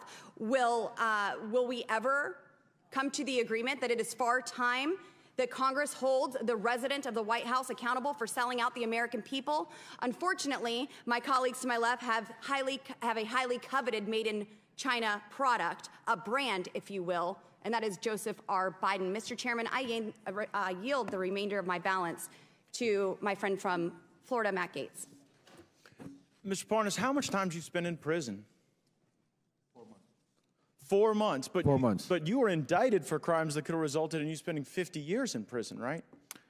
Right, they were false crimes. The judge saw through it. Well, you went to trial and you were convicted, right? I went to trial, correct. And the crime was that you were trying to acquire marijuana licenses, and you took money from a Russian oligarch, and you tried to use that money to go give political donations and do what you had to do to acquire marijuana licenses, Is that about right? That's what the crime was. That's what the indictment was. Yeah. Right. So it sounds like everyone here today, the only one working for a Russian oligarch was you.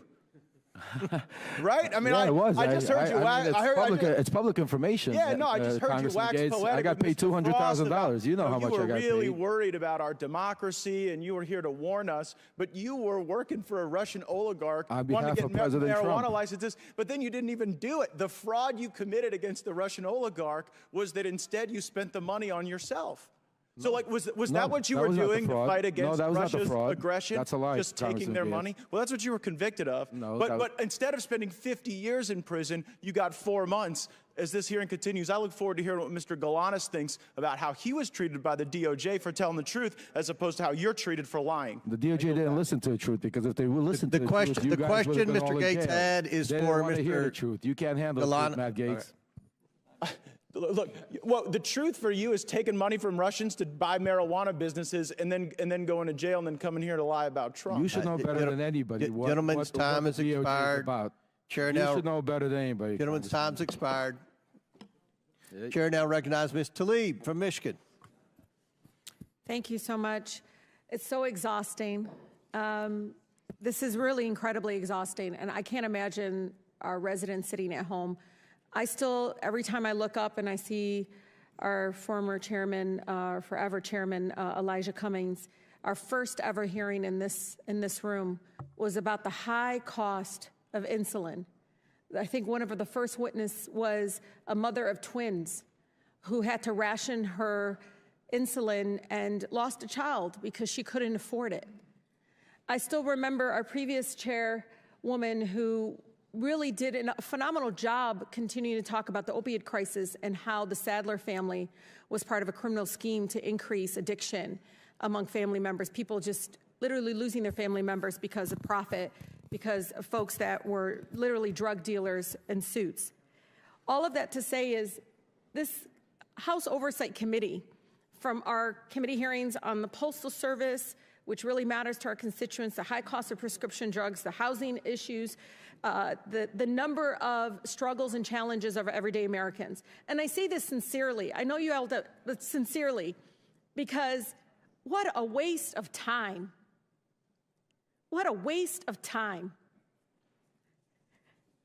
Just even some of the colleagues of my folks here continue to say this is a waste of time.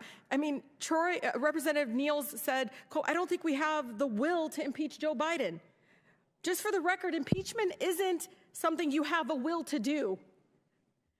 It's something you have to have evidence to do. Which brings me to next, you heard about Rep. Don Bacon, who said, when the staff tells you that they can't identify a particular crime, there's a problem. That's a problem. I mean, you can go on and on. One top Republicans admit that there's no conclusive evidence of impeachable offense that shows Biden acted improperly while in office to enrich his family members. I mean, it goes on and on. Former Oversight Chair Darrell Issa, who serves on Judiciary Committee now, said, I think he goes on and says, there's no clear sense of where the impeachment inquiry is going. It goes on and on. I mean, look, you all, this is an incredibly important committee. We could be doing some phenomenal things and holding currently the Biden administration a number of issues. Like, I want to know about the American Rescue dollars and where that money is being used. Is it being used towards public health? Is it being used towards the crisis that continues to happen in many of our families being impacted by long COVID symptoms? I mean, these are things that we could be doing right now in this chamber. We're not. We're doing this over and over again, and it's a waste of time. I literally, every time I talk to my constituents about this, they don't bring this up. They said, God, when is this going to be over with? I tell them, my colleagues do not know how to lead the campaigning at the steps of the Capitol. When we come in here, we have to literally put that aside and work for our constituents. Work on getting some sort of understanding where we can prioritize making sure that we have access to clean water. What is going on with the lead abatement program within the administration? Talking about the specific challenges that we continue to see in our healthcare system. All of that. Again, we can hold the Biden administration together, Mr. Chairman, on a number of issues we can see eye to eye on, and saying we need to use this committee to open it up to be the watchdog committee that we are. Instead, we really sincerely are wasting the time of the American people doing this. This is awful. For them to see us going back and forth like this, it's so disenchanting for them. And you all wonder why the numbers out there of favorability towards Congress is so low. They really have no faith in us because of this. This is the kind of stuff we do. When literally my folks are literally fighting for the right to breathe clean air and to fight to sit there and figure out how they're going to afford asthma inhalers. Yet we're here wasting the people's time. Will the gentlelady yield? Yes, Mr. Chair, and I say this out of somebody that's a social worker at heart. We could do so many things in bipartisan in this committee. I know it. And I think we're right now really missing out an opportunity to do that. We really are. Ms. Tlaib, I yield to Mr. Well, it's for a question I just wanted to ask you, because you've had tremendous success in trying to clean up dirty water across America. We can actually get things done, right? Absolutely. And, you know, I know my colleague on the other side, we all have a crisis of the clean water crisis. We could literally bring in folks in the EPA, bring folks into this chamber right now and ask, where is the Biden administration on the development of their lead abatement initiative? These are the things that I think very much many of my mayors, my local electeds, many of the state folks are asking, what can we do as members of Congress to basically have more transparency in where the priorities are? But again, I really say this sincerely to all of you. We can do better. We deserve to do better. I remember Chairman Cummings constantly reminding us that we can be better.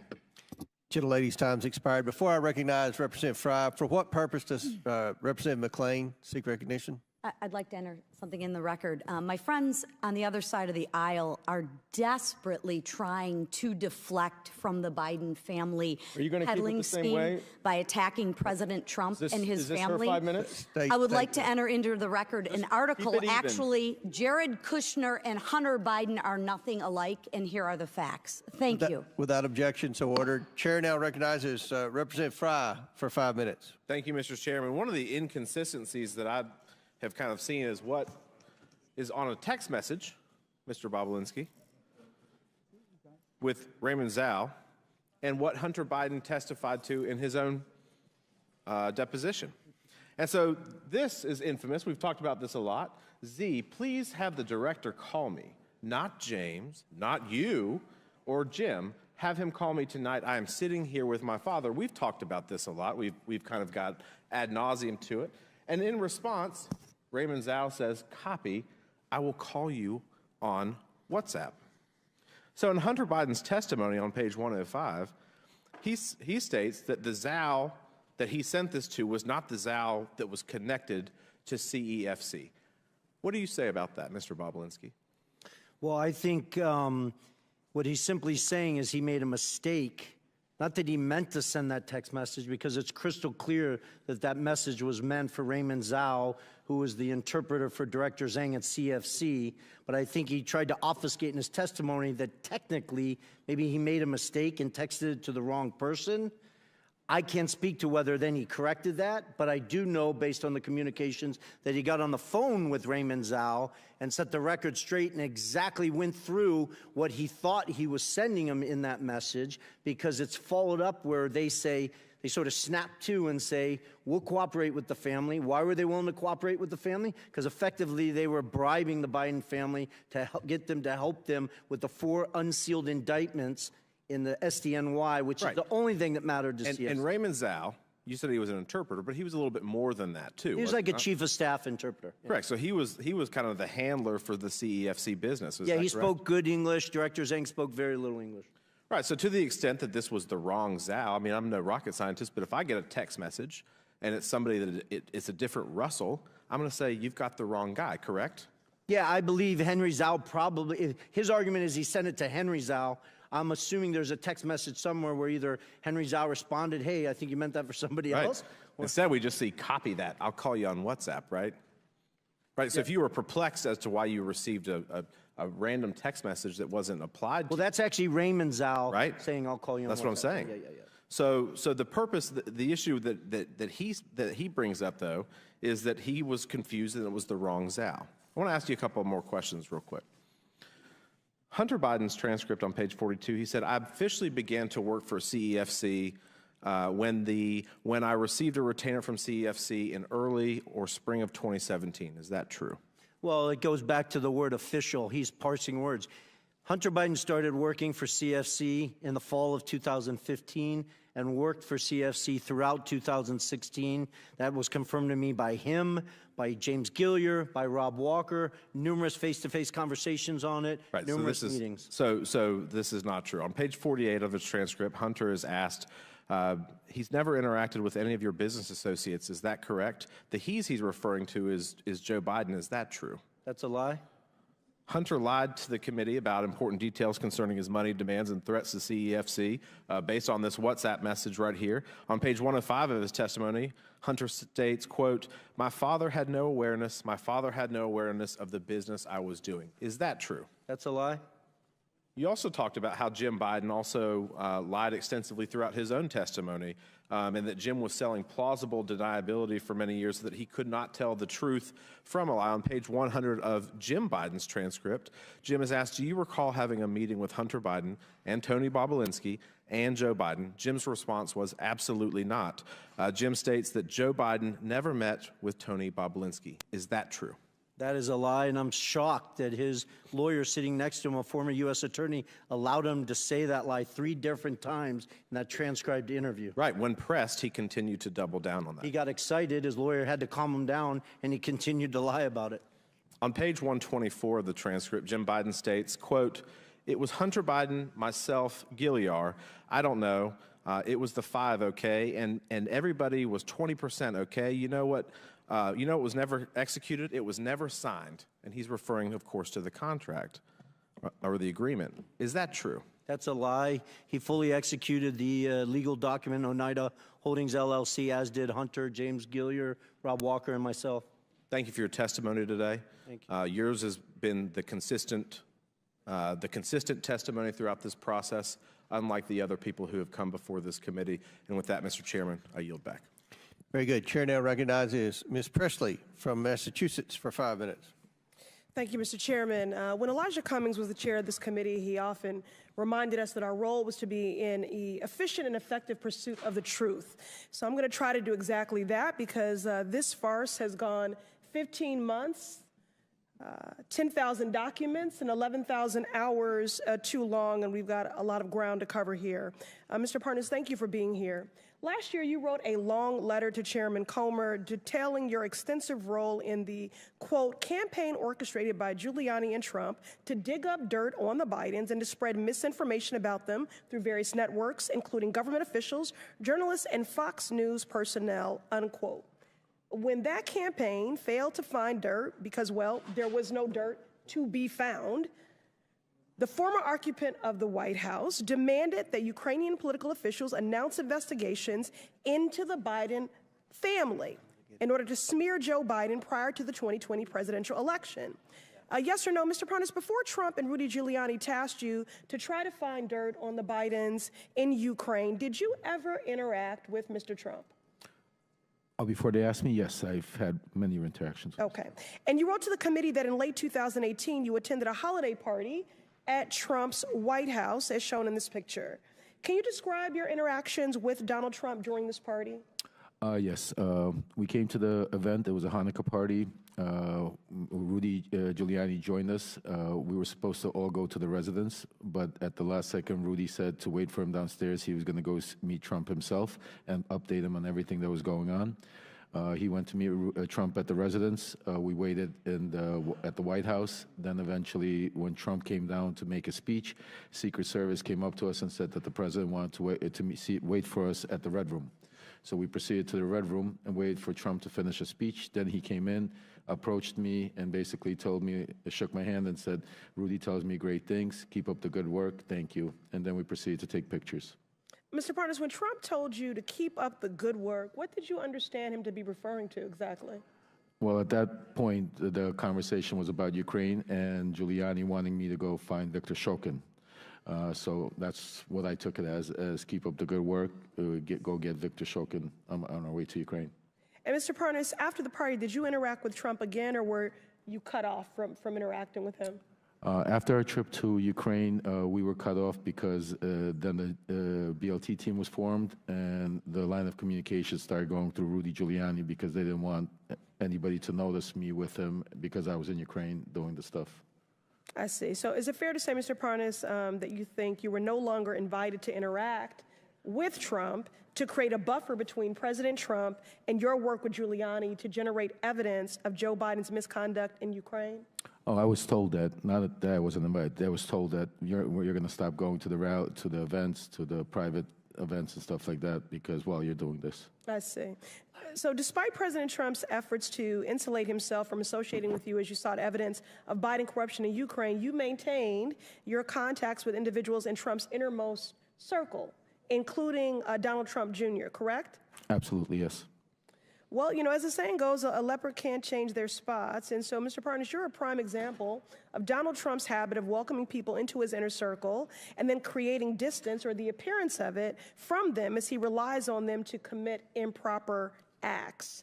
Now, Donald Trump has demanded that Joe Biden be impeached, has enlisted oversight Republicans to do his dirty work in an attempt to try to win the 2024 presidential election by promoting the same lies about President Biden, lies that are firmly rooted in Russia's disinformation and propaganda effort to influence U.S. elections and undermine Ukraine in the midst of a vicious Russian invasion. I yield to Mr. Goldman. Thank you very much, Ms. Presley. I want to get back to this photograph here that I got cut off from before. You, Mr. Bobulinski, called a number of people liars, 6 FBI agents. I did not call this as 6 FBI agents liars. I'm talking. If you go to page... Well, you know better, Mr. Goldman. Okay, go to page 174 of the transcript, and you said it's not an accurate statement. It's a lie related to an FBI report. I didn't call them liars. Sorry, I don't have time. Be quiet. Lie. Now, this is a photo that was provided by Cassidy Hutchinson after you called her a liar when she said that you met with Mark Meadows and received an envelope. Do you see this photo? Do you acknowledge that is Mark Meadows in the red hat? Didn't you tell me to be quiet? I don't... I asked a question. Do you acknowledge that that's Mark Meadows? I don't... Maybe your person can walk it closer so I can see it?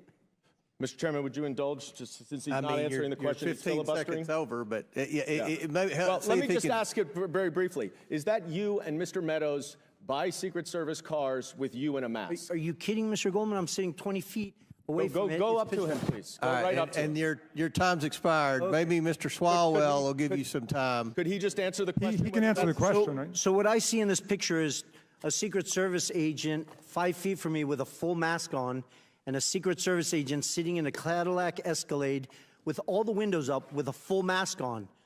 Is that you're making it a big to deal? The person in the red hat? It's the back of his head. I don't. Is that you talking to the person in the red hat? Why don't you ask me this, Mr. Goldman? Did I meet Mr. Meadows at a Trump rally in Rome, Georgia? I did. I acknowledge that. You, Mr. Goldman. I did. Mr. Goldman.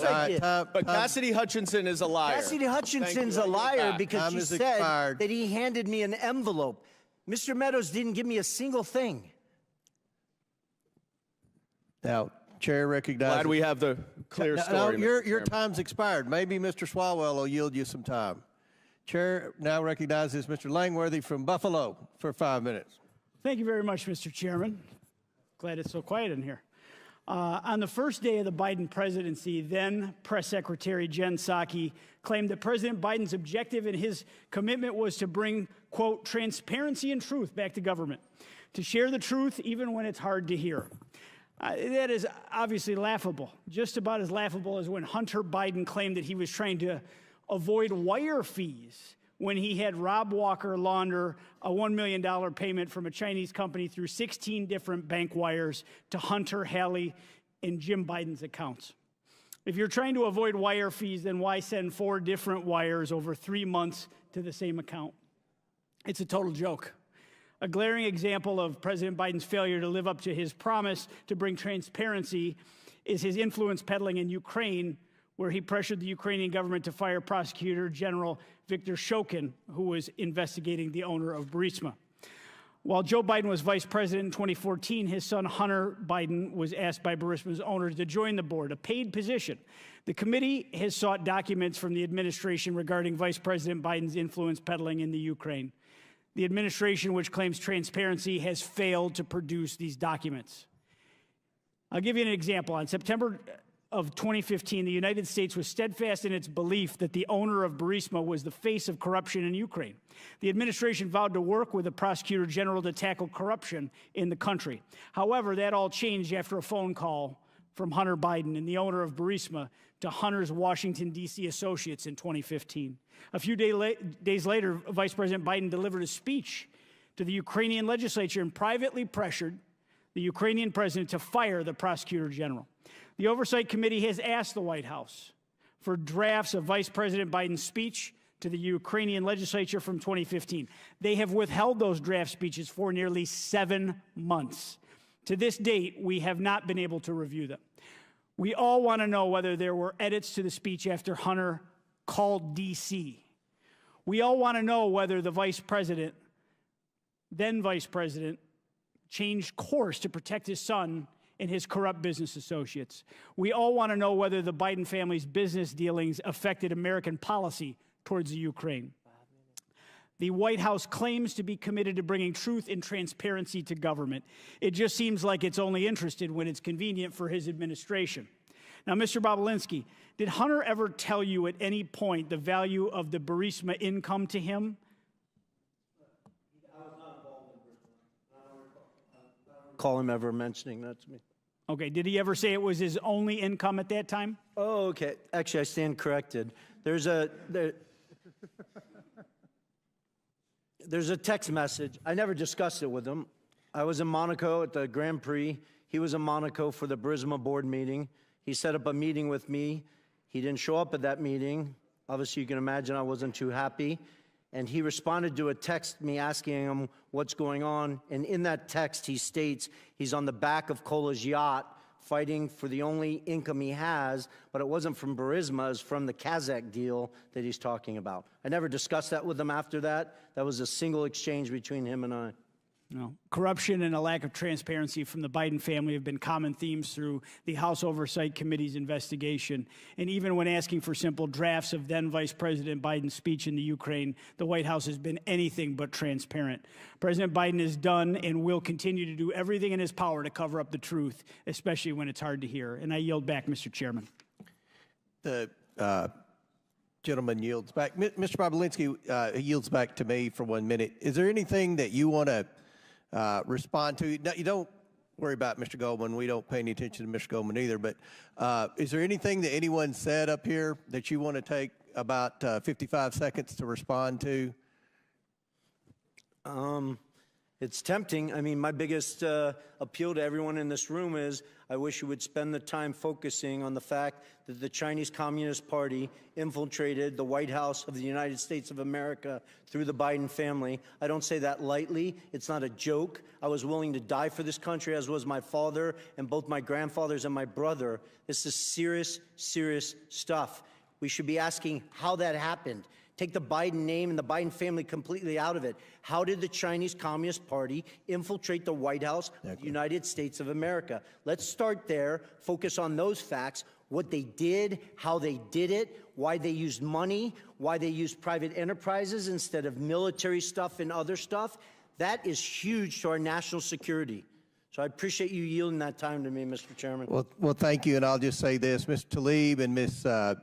Presley criticized the investigation, but I think most Americans care about public corruption, and they realize the FBI hasn't done the job, that DOJ hasn't done their job, the IRS hasn't done their job. They've been told to stand down. All that's left is the House Oversight Committee, and we will do our job. And pursuant to the previous order, because votes have been called again, the committee stands in recess subject to the call of the chair. The committee will reconvene 5 minutes after floor votes. Reconvene. Chair recognizes Mr. Swalwell for 5 minutes. Mr. Bobulinski, in your interactions with the Biden family, which you've told us all about throughout the day, did you ever observe the Chinese government grant 22 patents to any of Joe Biden's children while Joe Biden was in office? I did not. Did you ever observe the Chinese government did you ever observe Joe Biden ever own or operate any hotels while he was in public office and take millions of dollars from foreign governments? I did not. Did you ever observe Joe Biden employ any of his children or their spouses in the White House as vice president or president? I did not. I can't speak to that. Did you ever observe, while observing the Bidens install a family member to be the co-chair of the DNC? I'm sorry, ask the question again? Did you ever observe the Bidens install a family member to be the co-chair of the Democratic National Committee? I did not. Did President Biden or anyone in his family take $2 billion from the Saudi government? Not that I'm aware of. Did President Biden or anyone in his family get fined $355 million for tax fraud? Not that I'm aware of. Mr. Parnas, as you've observed Mr. Bobulinski today and his fealty and dedication and loyalty to the Trump family, is that something you recognize as somebody who was also in that cult before? Absolutely. Is there hope for our man Tony here? Very little, I think, until he hits a brick wall. And in your experience, on a scale of 1 to 10, how eager was the Trump campaign in your interactions to manufacture dirt on Joe Biden? 1 to 10, 10 being the highest. 10 plus. 10 plus. Would it surprise you, Mr. Parnas, that the Russians and in their disinformation campaign outlets have often cited Chairman Comer's testimony and allegations against the Biden family to make their own allegations against Joe Biden? No, it doesn't surprise me because that's exactly what they want to happen. Mr. Chairman, it's over. It's over. It's time to pack it up. And I want to give you the top 10 reasons why impeachment is dead. Number 10, your key witness today is testifying from the slammer. Number 9, key evidence of a bribe that you all relied on. The guy who said that has been indicted for lying about that bribe, and he's a Russian asset. Number 8, another key witness has been indicted as a Chinese agent. Number 7, during the Hunter Biden interview, Mr. Chairman, you didn't even stay for the whole time. Number 6, Chairman Jason Smith didn't show up at all to the Hunter Biden interview. The same day, number 5, Darrell Issa said it's a big nothing. Number 4, today Jim Jordan began his remarks not by relying on any evidence for this investigation, but he went off attacking the DOJ about what they're doing with the Catholics. Number 3, you all still have not sent the articles of impeachment for the Mayorkas impeachment to the Senate, and that happened last month. Number 2, you're now talking about a criminal referral, but if you had evidence for a criminal referral, then you have evidence to impeach somebody for high crimes and misdemeanors. And number 1, and I'm sorry to say this, Fox News isn't even carrying this today. In fact, one of their anchors, as they broke away 10 minutes in, said, this is the same hearing over and over and over. At what point are you going to fish or cut bait? So I just have to tell you, it's over. Impeachment's over. Dunzo. Bye-bye. Rigor mortis. Lights out. Curtain drop. Mic drop. Peace. Adios. Sayonara. Au revoir. Or a language that you all understand, doi sivdanya.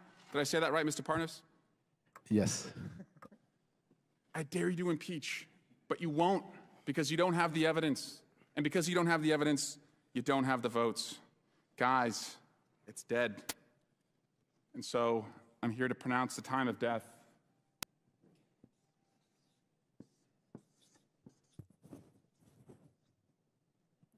$5:16. Say it in Chinese. Impeachment is dead. 5:16. Biden impeachment's dead. Joe Biden has been acquitted. Gentleman's time's expired. Chair now recognizes Ms. Luna from Florida for 5 minutes. Mr. Parnas, I want to read to you a few quotes from a letter that you wrote to the House Oversight Committee. First, you said that I will remind you that Slechewski's answers are in the report that the House Oversight Committee published. In this document, he stated that Hunter Biden was never asked or assigned to speak with anyone in the U.S. on behalf of Barisma. Mr. Parnas, are you aware that according to Amos Hochstein, a U.S. State Department official, in a transcribed interview with the Senate, Hunter Biden requested to have a meeting with him in November of 2015. Mr. Hochstein testified that he met with Hunter Biden and they spoke about Barisma Barisma. So yes or no, that statement that you made to House Oversight was incorrect? The statement was correct because that statement. Yes or no? The statement is coming So are you from the saying yes, words it of was? CEO Barisma. It's directly This was his conflicting with answer. Those were testimony. not- Next question. Rep, that was not There my were no answers. political Those are or answers lobbying from the firm CEO efforts on behalf Barisma. of Barisma in your statement that you made to House Oversight. Mr. Parnas, are you aware that Barisma's engagement of Blue Star Strategies, which was a lobbying firm that was lobbying the U.S. government on behalf of Barisma and Mykola Zlochevsky, and according to Sally Painter and Karen Termitano, the heads of Barisma? So that statement, again, that you wrote to this committee was incorrect, yes or no? No, you're incorrect because No, I that said, is incorrect. You're directly conflicting with that. My final the question for you, Mr. the answers Parnas, were given is by, next not you by wrote that me, nobody by from the CEO company of Barisma. Barisma has ever spoken to Joe Biden. It's okay, Chairman, I got him. Mr. Parnas, Devin Archer testified to this committee that Vadim Pecharsky, the corporate secretary of Barisma, sat down for dinner with Joe Biden. So that statement also was incorrect that you wrote to this committee, yes or no? No, it's not incorrect. Mr. Chairman, I think this witness's credibility is shot. I'd like to give the remaining of my time to the amazing representative from Florida, Representative Matt Gaetz. Very good. The Democrats could have sent anyone. They could have sent Hunter Biden. They could have sent Joe Biden. They could have sent Rob Walker. They could have sent Devin Archer. The Democrats could have sought any person to come and refute the direct evidence backed up by bank statements, backed up by calendar entries, backed up by emails, backed up by text messages. And who did the Democrats send to clear the name of Joe and Hunter Biden? They sent Lev Parnas. Lev Parnas, who was charged with enough crimes and violating our campaign finance laws to, serve 50 years, but he gets 4 months. And the big, grand criminal conspiracy Mr. Parnas is involved in is using Russian oligarch money to try to get marijuana licenses, which seems odd, and then using that Russian money to plow into campaigns in order to achieve that objective. But the fraud he committed wasn't just on our election system by plowing Russian money, it was also a fraud on his own investors who didn't get it. So I guess, Mr. Bobulinski, as you hear Maxwell Frost, my colleague on the Democrat side, say that Mr. Parnas, fresh off of his prison time, is the most credible witness we've had to address these business dealings, what's your reaction to that? I think it's laughable that the Democrats are asking Lev Parnas to weigh in on my credibility, a convicted felon that served jail time. I have an impeccable record. Now, he warned me earlier in this hearing that they're coming for me. I didn't worry. I said just keep talking. You'll be there soon. I look forward to that, Mr. Parnas. Keep lying. You'll be there soon. Well, is that a threat, Mr. Parnas? No, it's just the truth. No, did you say they were coming for me? No, I said if you keep lying, you will end up in prison. I'm not lying. You're the one who was lying. You have nothing to say. You're the one who went to prison for lying. What am I lying for? Tell me what we're lying for, Mr. Baburinski. What? You don't even know what you're talking about. What am I lying? You went to prison for lying and defrauding your investors. What am I lying here? What am I lying here? Oh, the list is long. We don't have enough time. I think Mr. Gaetz only has a minute. I think you're a little scared, just like Mr. Gaetz. Because Mr. Gaetz doesn't even ask a question. You're filibustering. I've been here for 6 hours, and not one of your committee members has asked me one question. You want to hear the truth? I asked a question about your illegal business I've been here for 7 hours. Mr. Bobulinski, ask me some questions. Fraud is a crime, right? Go ahead. Correct. Fraud is a crime. Fraud is a crime, and you observed fraud on the part of the Bidens, right? I did, crystal clear. So much so I had an independent law firm spend $300,000 to analyze that fraud and put together a fully ready, fileable lawsuit against the Biden family. And bribery is a crime, right? Correct. And what you observed with Joe Biden trying to get you into this business deal with Hunter Biden, what you later learned about that business deal and how the money was flowing from the Chinese Communist Party to Hunter Biden, to other members of the Biden family, did that concern you as a potential feature of money laundering? It did. It did. I started to grow concern after I met Joe Biden. And then I sat down with Jim Biden, and he used the term plausible deniability with me. And that's documented because I went back to my lawyers, and I asked them, something is starting to feel unright. And they went and hired another law firm to give me a full FCPA workup to go through the details of what could be done and what couldn't be done. Sounds like high crimes and misdemeanors to me, Mr. Chairman. I yield back. Very good. Chair now recognizes the chairwoman of the House Education Committee, Ms. Fox from North Carolina. Dr. Fox. Thank you, Mr. Chairman, and I want to thank my colleagues for what you have been doing here today. unraveling these issues. Mr. Galinas, in your written testimony, you state that your, quote, objective was to build a diversified private equity platform which would be anchored by a globally known Wall Street brand together with a globally known political name, Biden, end quote. Is it correct that Harvest Fund Management, a $300 billion Chinese financial services company closely connected to the Chinese Communist Party, CCP, was interested in partnering with you and your business partners? Yes, that's correct. Thank you. Why was the CCP-connected Harvest Fund Management interested in doing business with you and your partners, Hunter Biden and Devon Archer? The only plausible reason, and the reason we even discussed, was because of the access that it provided. There was a quote that was attributed to Henry Zhao, the chairman, that talked about the access that it provided. So there's documentation that was contemporaneous that said what their interest was, and that interest was political access. Thank you. Is it correct that Harvest Fund Management believed that Joe Biden would take a seat on that company's board after his vice presidency ended? Yes, that's correct. And there were emails to that effect around that time that were circulated by people who were there as part of those conversations, including the golf outing. Thank you. Are you aware of Hunter Biden ever speaking to his father, Joe Biden, about the plan to have him join the board of Harvest Fund Management? Yes, I witnessed that, yes. It seems clear that Joe Biden was aware of his family's use of his office and influence to do business with America's adversaries, and therefore a choice to pursue personal gain over national security. Mr. Bobulinski, is it true that former Vice President Joe Biden met with Li Jingming, the chairman of CEFC China Energy? It is based on Rob Walker saying yes to that in a transcribed interview. I personally was not at that meeting. When did this meeting take place based on what Mr. Walker said? Yeah, in my understanding, it would have been February 2017. After they had a meeting in Miami, I believe James Gilliard got on the corporate jet of CFC and flew with Yi Jianming and Director Zhang to D.C. in preparation for that meeting. After this meeting with former Vice President Joe Biden and Chairman Yi, were any payments made to the Biden family or associates? Yes, well, it gets to that point of obfuscation. $3 million was wired to Rob Walker's account on March 1st. Actually, they sent two wires. The first wire got kicked back, and then they sent a second wire on March 1st, 2017 to Robinson Walker, LLC. And then, as your committees walked through today, they parsed that out to the Biden family in numerous different payments. Thank you. Mr. Chairman, it is clear that Joe Biden is the common element in all of Hunter Biden's attempts to do business with China.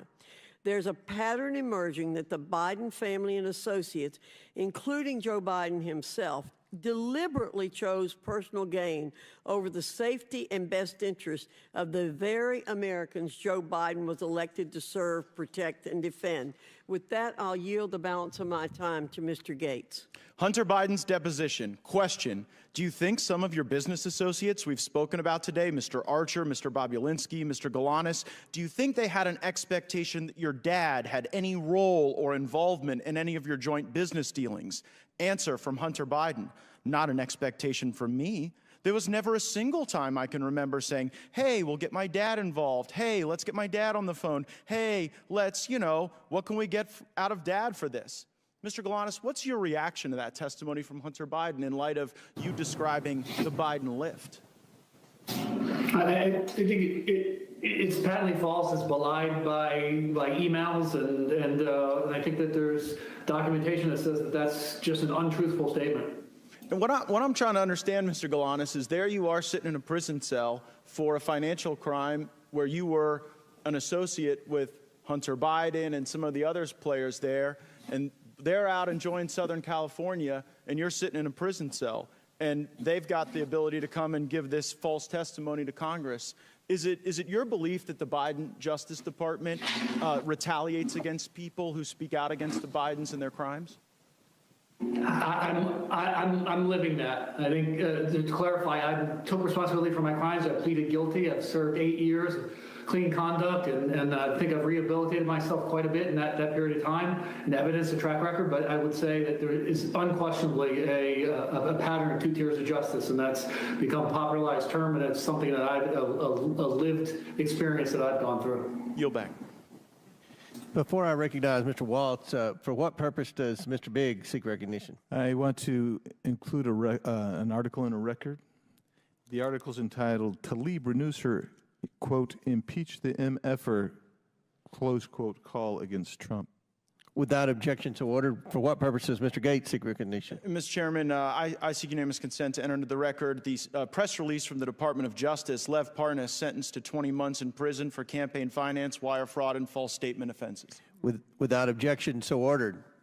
Chair now recognizes Mr. Waltz from Florida. Thank you, Mr. Chairman, and I find it incredibly rich Mr. Swalwell is going to come to this committee and lecture us about how China penetrates our government. I think that's something he may know a thing or two about, but let's talk about how China has penetrated the highest levels of this government, including this president and this White House, because I think the visual is incredibly important. Mr. Bobulinski, Hunter Biden portrayed Chairman Yi, the chairman of CEFC, to Jim Biden as a protege of Xi. Is that accurate? Not only is it accurate, and it wasn't just Hunter Biden, it was James Gilliar, Rob Walker. I wouldn't have used the word protege. They just basically, you know. You don't run China's largest state-owned energy company without being close to Chairman Xi. Correct. Right, fair enough. And by the mid-2000s, Chairman Ye ran a business empire estimated, as much as you can estimate a Chinese state-owned enterprise, tens of billions, including, and from a national security standpoint, this is the critical piece here, including implementing China's Belt and Road Initiative, not just all over the world, right here in the United States. Is that accurate? 100%. So CFC was effectively the shadow arm of the Chinese government deploying tens of billions of dollars around the world, very well documented. At its peak, I think it was doing $50 billion of revenue per year, one of the top 5 largest. Debt diplomacy, where they are taking electrical grids, they are bribing officials, they take as collateral, not just grids, ports, airports, key infrastructure that the Chinese government could then leverage and use against any country, but also here in the United States. I mean, that's how the Belt and Road Initiative works. Heck, I was just in the Armed Services Committee with the commander of Indo-PACOM, our Pacific Command, talking about how China is basically gobbling up infrastructure around the world, including here. So by the mid, 2015, 2016, Hunter Biden's developed a very lucrative business relationship.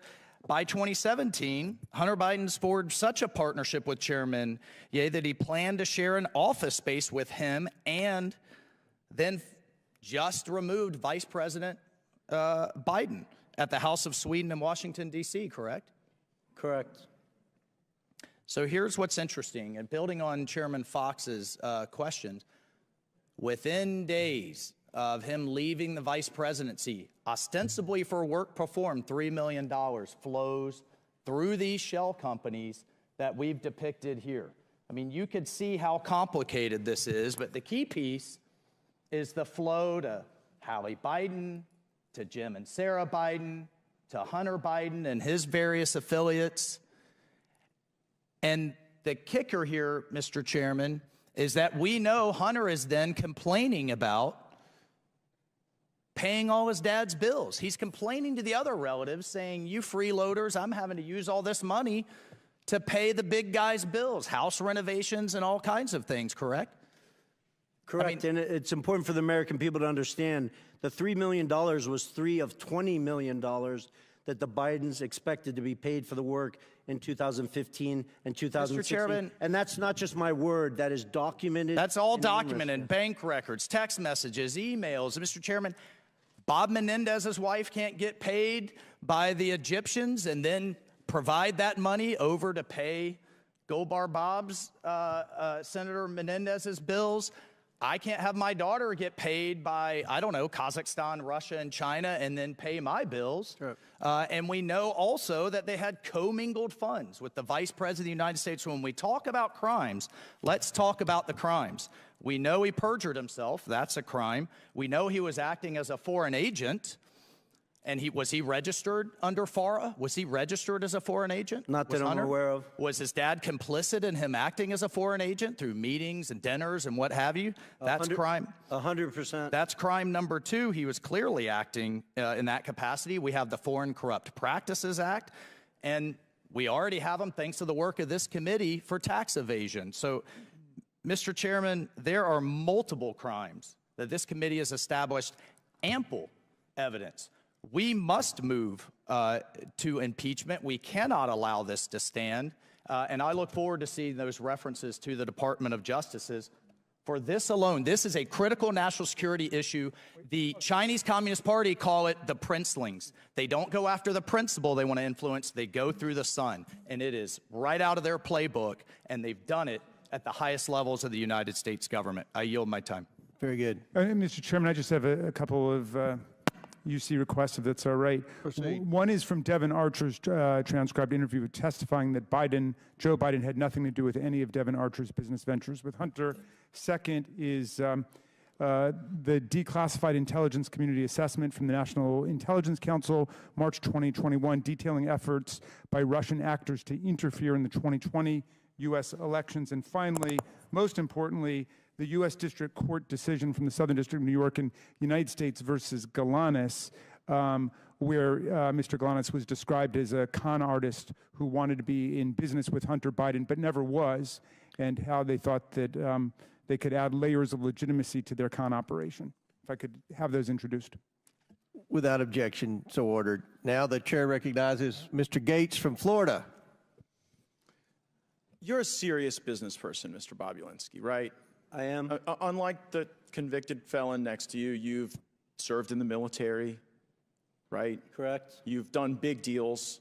Correct. Complicated deals, deals that involved foreign businesses, right? Correct. And so what I'm trying to figure out is when you came to realize that you showed up at the wrong party.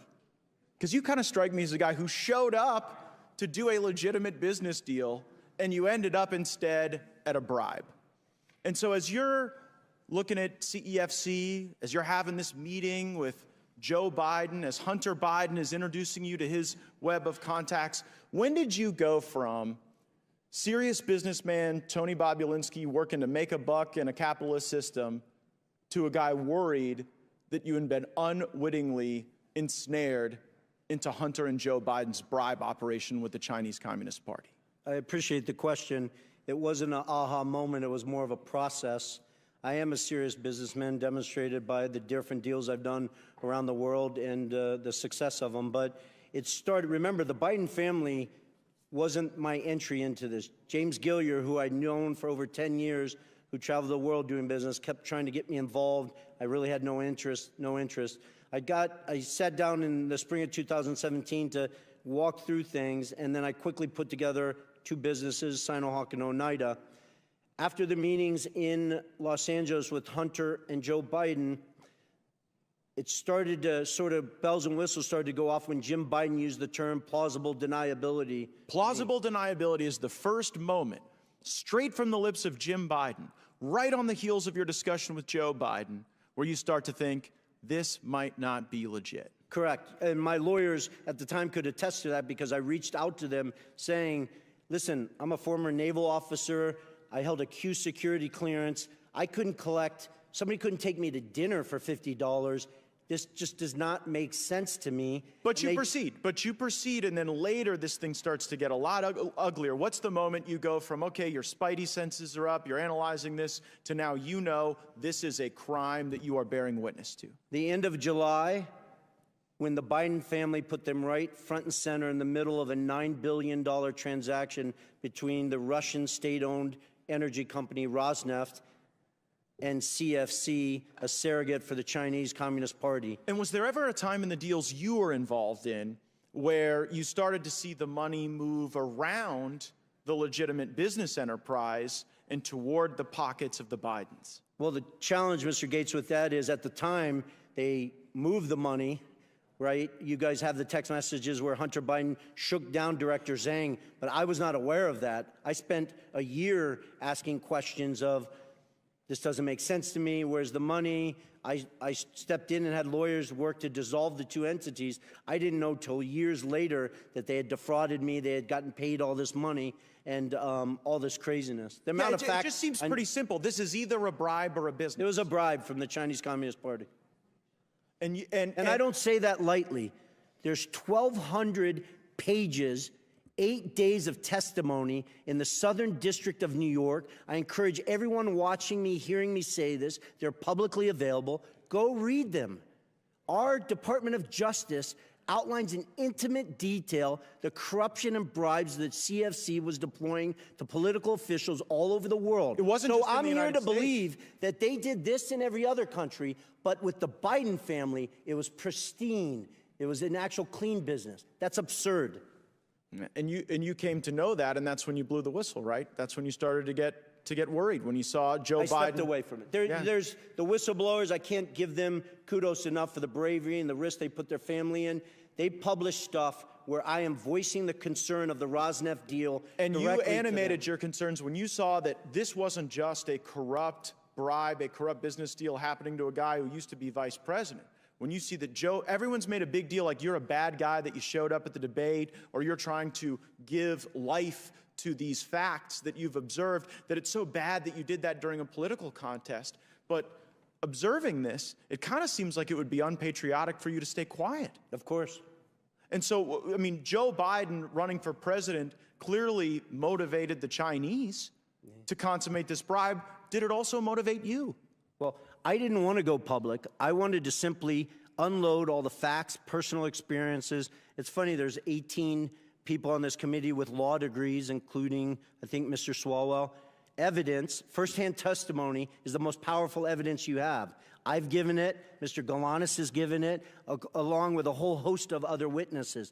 Then, on top of that, I have thousands of documents and pages of legals and stuff like that. That's what's interesting, I wanted Mr. to simply Bobulinski. give this information. Yeah, Congressmen and senators. No one let them questioned do any their of your job. facts. Yeah. No one brought a single piece of evidence that even for a moment discredited any of the truthful testimony that you've given us. No, they my did time's not. expired. I yield back. Gentleman yields back. That concludes our questioning. Again, want to thank the witnesses. We are going to close now, and I will yield to the ranking member for a brief closing statement. Great, and I'll take an extra 32 seconds as Mr. Gates did. Well, and while we're on Mr. Gates, he seemed to be upset about a couple different things. One was fraud, which was fascinating to me, given that his hero, Donald Trump, has just been convicted civilly of bank and insurance fraud in New York in a civil case, and now owes, I think it's $454 million, unless that's gone up with interest. I think he's having a hard time making that, but I'm sure that Mr. Gates' constituents will help him out as they're shaking down Republican voters. You can pay either for Donald Trump's criminal lawyers or his civil lawyers. That's the big political choice, I suppose.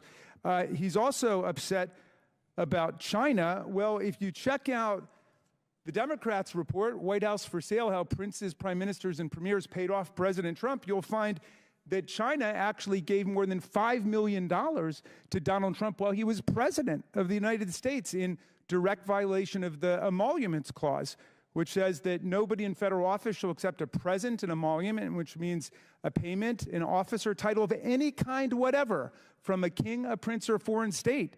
And we spent the day, again, jawboning about Hunter Biden, who has never held public office, and he's never done business with a government.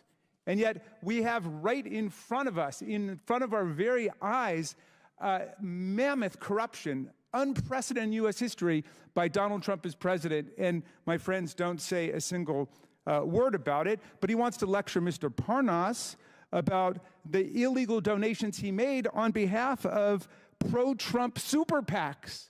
I've noticed something interesting with the people who have finally disenthralled themselves and gotten out of the Trump cult, as Mr. Parnas puts it. People like Michael Cohen, Sarah Matthews, Cassidy Hutchinson, Alyssa Griffin. There's articles about them. There are dozens of those people, and I'd be fleeing for the exits now too. what's so fascinating to me about it is that they don't mind when these people lie for Donald Trump. Then when they get out and start telling the truth, that's when they call them liars for what they did when they worked for Donald Trump. Mr. Parnas, they're not mad that you lied and went to prison for it and did your time. They're mad that you stopped lying for Donald Trump. Absolutely, Congressman Raskin. So when I was a state assistant attorney general, Mr. Chairman, I saw a judge on my very first day of work castigate a lawyer by saying, son, you forgot the very first rule of lawyering. When you go to court, you got to bring the evidence with you. You forgot to bring the evidence. There's no evidence. Hundreds of thousands of pages of documents, dozens of hours of testimony, but not a shred of evidence of presidential wrongdoing, much less an impeachable offense by President Biden. And you're making not just the majority a laughingstock, the whole committee a laughingstock. So it's hurting us. My members are saying, when will they call off this nonsense? So here we are. Again, Mr. Parnas, I want to thank you.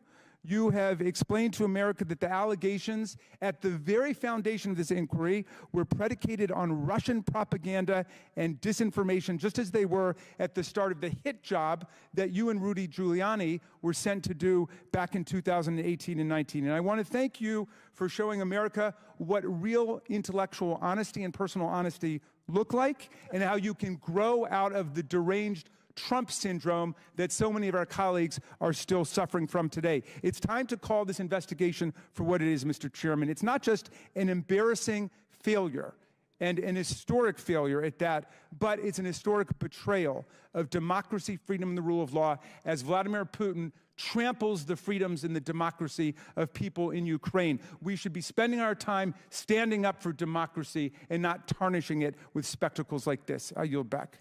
I should have brought my waiters from the farm.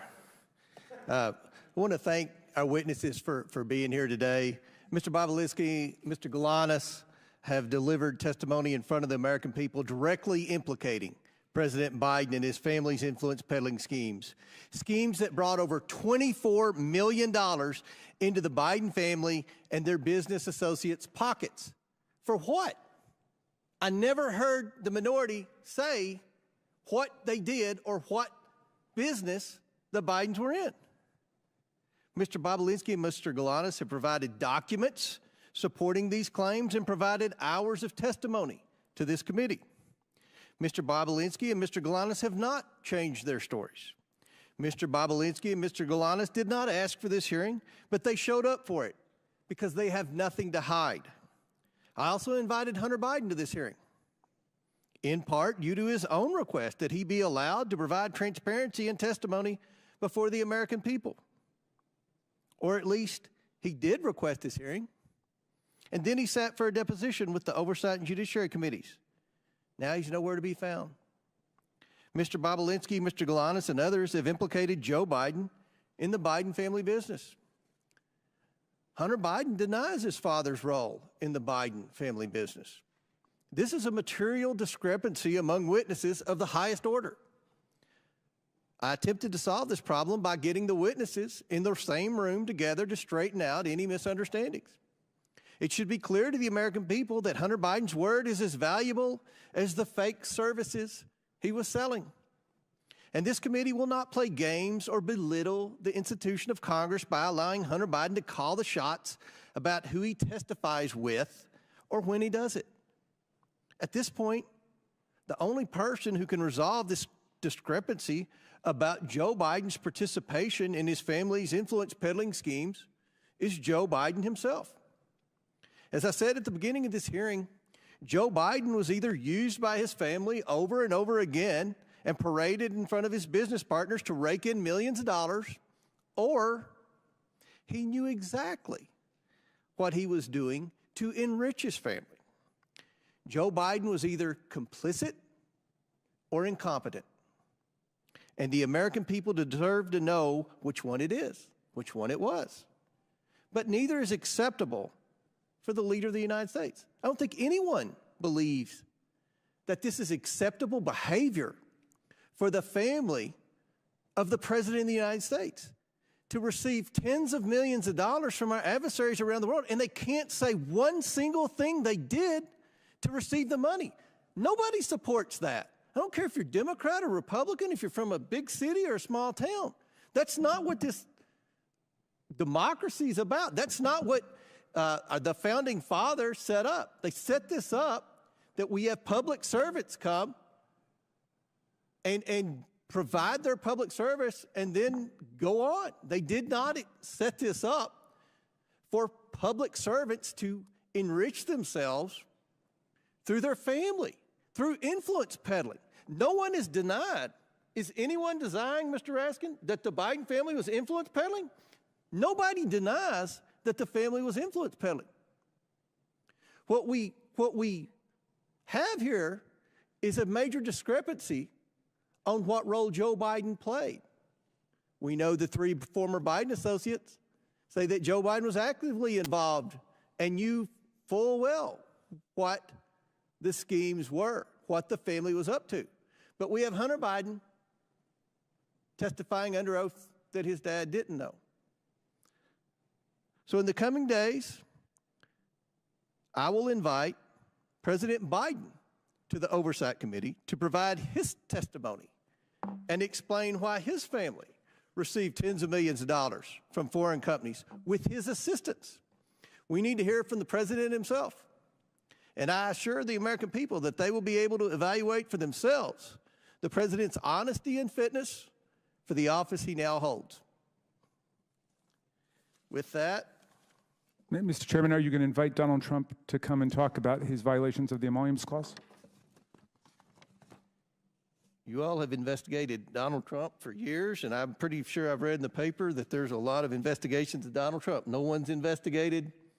Well, we impeached him. You were invited to impeach Joe Biden today. Are you supporting, are you going to work with me to see that Joe Biden comes and answers these discrepancies? I mean, this is a big deal. There's no discrepancies. There's not discrepancies. No, there's no evidence at all that he's committed any high crime and misdemeanor. What is it? In closing, I want to thank our panelists once again for their important and insightful testimony today. With that and without objection, all members will have 5 legislative days within which to submit materials and to submit additional written questions for the witnesses, which will be forwarded to the witnesses for their response.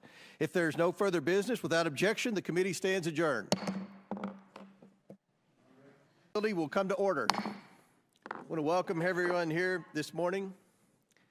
Without objection, the chair may declare a recess at any time. Without objection, Chairman of the Ways and Means Committee, Mr. Jason Smith of Missouri, Representative Matt Gaetz of Florida, and Representative Eric Swalwell from California are waived onto the committee for the purpose of questioning the witnesses at today's committee hearing. For today's hearing, opening statements will be limited to 10 minutes for the chair and 10 minutes for the ranking member. The chair also notes that points of order pertaining to the engaging of personalities against the president will not be in order for the duration of today's hearing. Given that this is a hearing regarding this committee's impeachment inquiry, members must be allowed to speak frankly. The chair now recognizes himself for an opening statement. Today, the House Committee on Oversight will hear from witnesses who have previously provided information during our deposition and interview phase regarding the Biden family's business practices in China, Ukraine, Russia, and other places around the world. At the start of this Congress, the Oversight Committee has investigated what product or service the Biden family and their associates were selling that would justify over $24 million in payments. We've reviewed emails, bank records, text messages, suspicious activity reports at Treasury, and other evidence normally compiled during an expansive investigation such as this.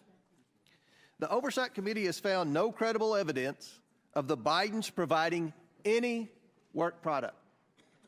The committee has identified no legitimate value or document or even one single hour of work the Bidens have provided their business partners. Nothing. What is apparent after over a year of investigation is that the Bidens do not work in any traditional sense of the word. They do not work as consultants or lawyers or advisors. The Bidens don't sell a product or service or a set of skills. The Bidens sell Joe Biden. That is their business. For months, we have heard Democrats desperately proclaiming that witnesses have told this committee that Joe Biden had no involvement in his family's business dealings. But where are those witnesses today? It's telling. Democrats haven't invited one of these witnesses to today's hearing. That's because they know their testimonies would not withstand public scrutiny. Democrats have relied on these witnesses' opening statements and have willfully turned a blind eye to the facts that have come out in these interviews once the witnesses were questioned about our record of evidence. Democrats now must rely on bringing in a distraction witness to talk about nonsense, and who can't talk about any of the facts brought by today's witnesses who worked with the Bidens. Now, President Biden cannot control his adult son. He cannot control his brother, his sister-in-law, or his 9 family members who have received money from these transactions. All President Biden can do is control his own actions, and that is what we are here today to discuss with the witnesses. Because in the course of this investigation, we have learned that Joe Biden has taken action after action to further his family's plans to get rich. He shows up to meetings, gets on phone calls, shakes hands and tells people to, quote, look after my family. He goes to dinners with foreign oligarchs and a Ukrainian executive paying his son millions of dollars. He gets paid with money from Chinese businessmen who he has meetings with and tells other business associates he'll see what he can do to help their situations. He writes letters of recommendation for foreign business associates' children. The scam is simple. The Biden family promises they can make a foreign partner's problems go away by engaging the U.S. government. The problems can be anything: a Ukrainian corruption investigation, moving Russian money to the United States, a Romanian criminal prosecution, access for China to American energy sources. Joe shows up, shakes a few hands in front of his son, and says, quote, take care of my boy, or something similar. And the money flows to the tune of tens of millions of dollars. It's done over and over again. The Biden family promises Joe's power. Joe Biden shows up, and millions of dollars come into the Biden's pockets. Joe Biden is the family's closer. How could he not be? The Bidens aren't doing any other work for these foreign companies that would warrant tens of millions of dollars. There are only 2 explanations for this. The first is that Joe Biden knows exactly what he's doing and knows a handshake, a wink, and a smile is enough for him to maintain, as Jim Biden famously calls it, plausible deniability. Or Joe Biden is being led around by his family and has no idea who he's meeting with or what message he is sending, and is truly an elderly man with a poor memory. There's no other explanation. Either Joe Biden is complicit or Joe Biden is incompetent.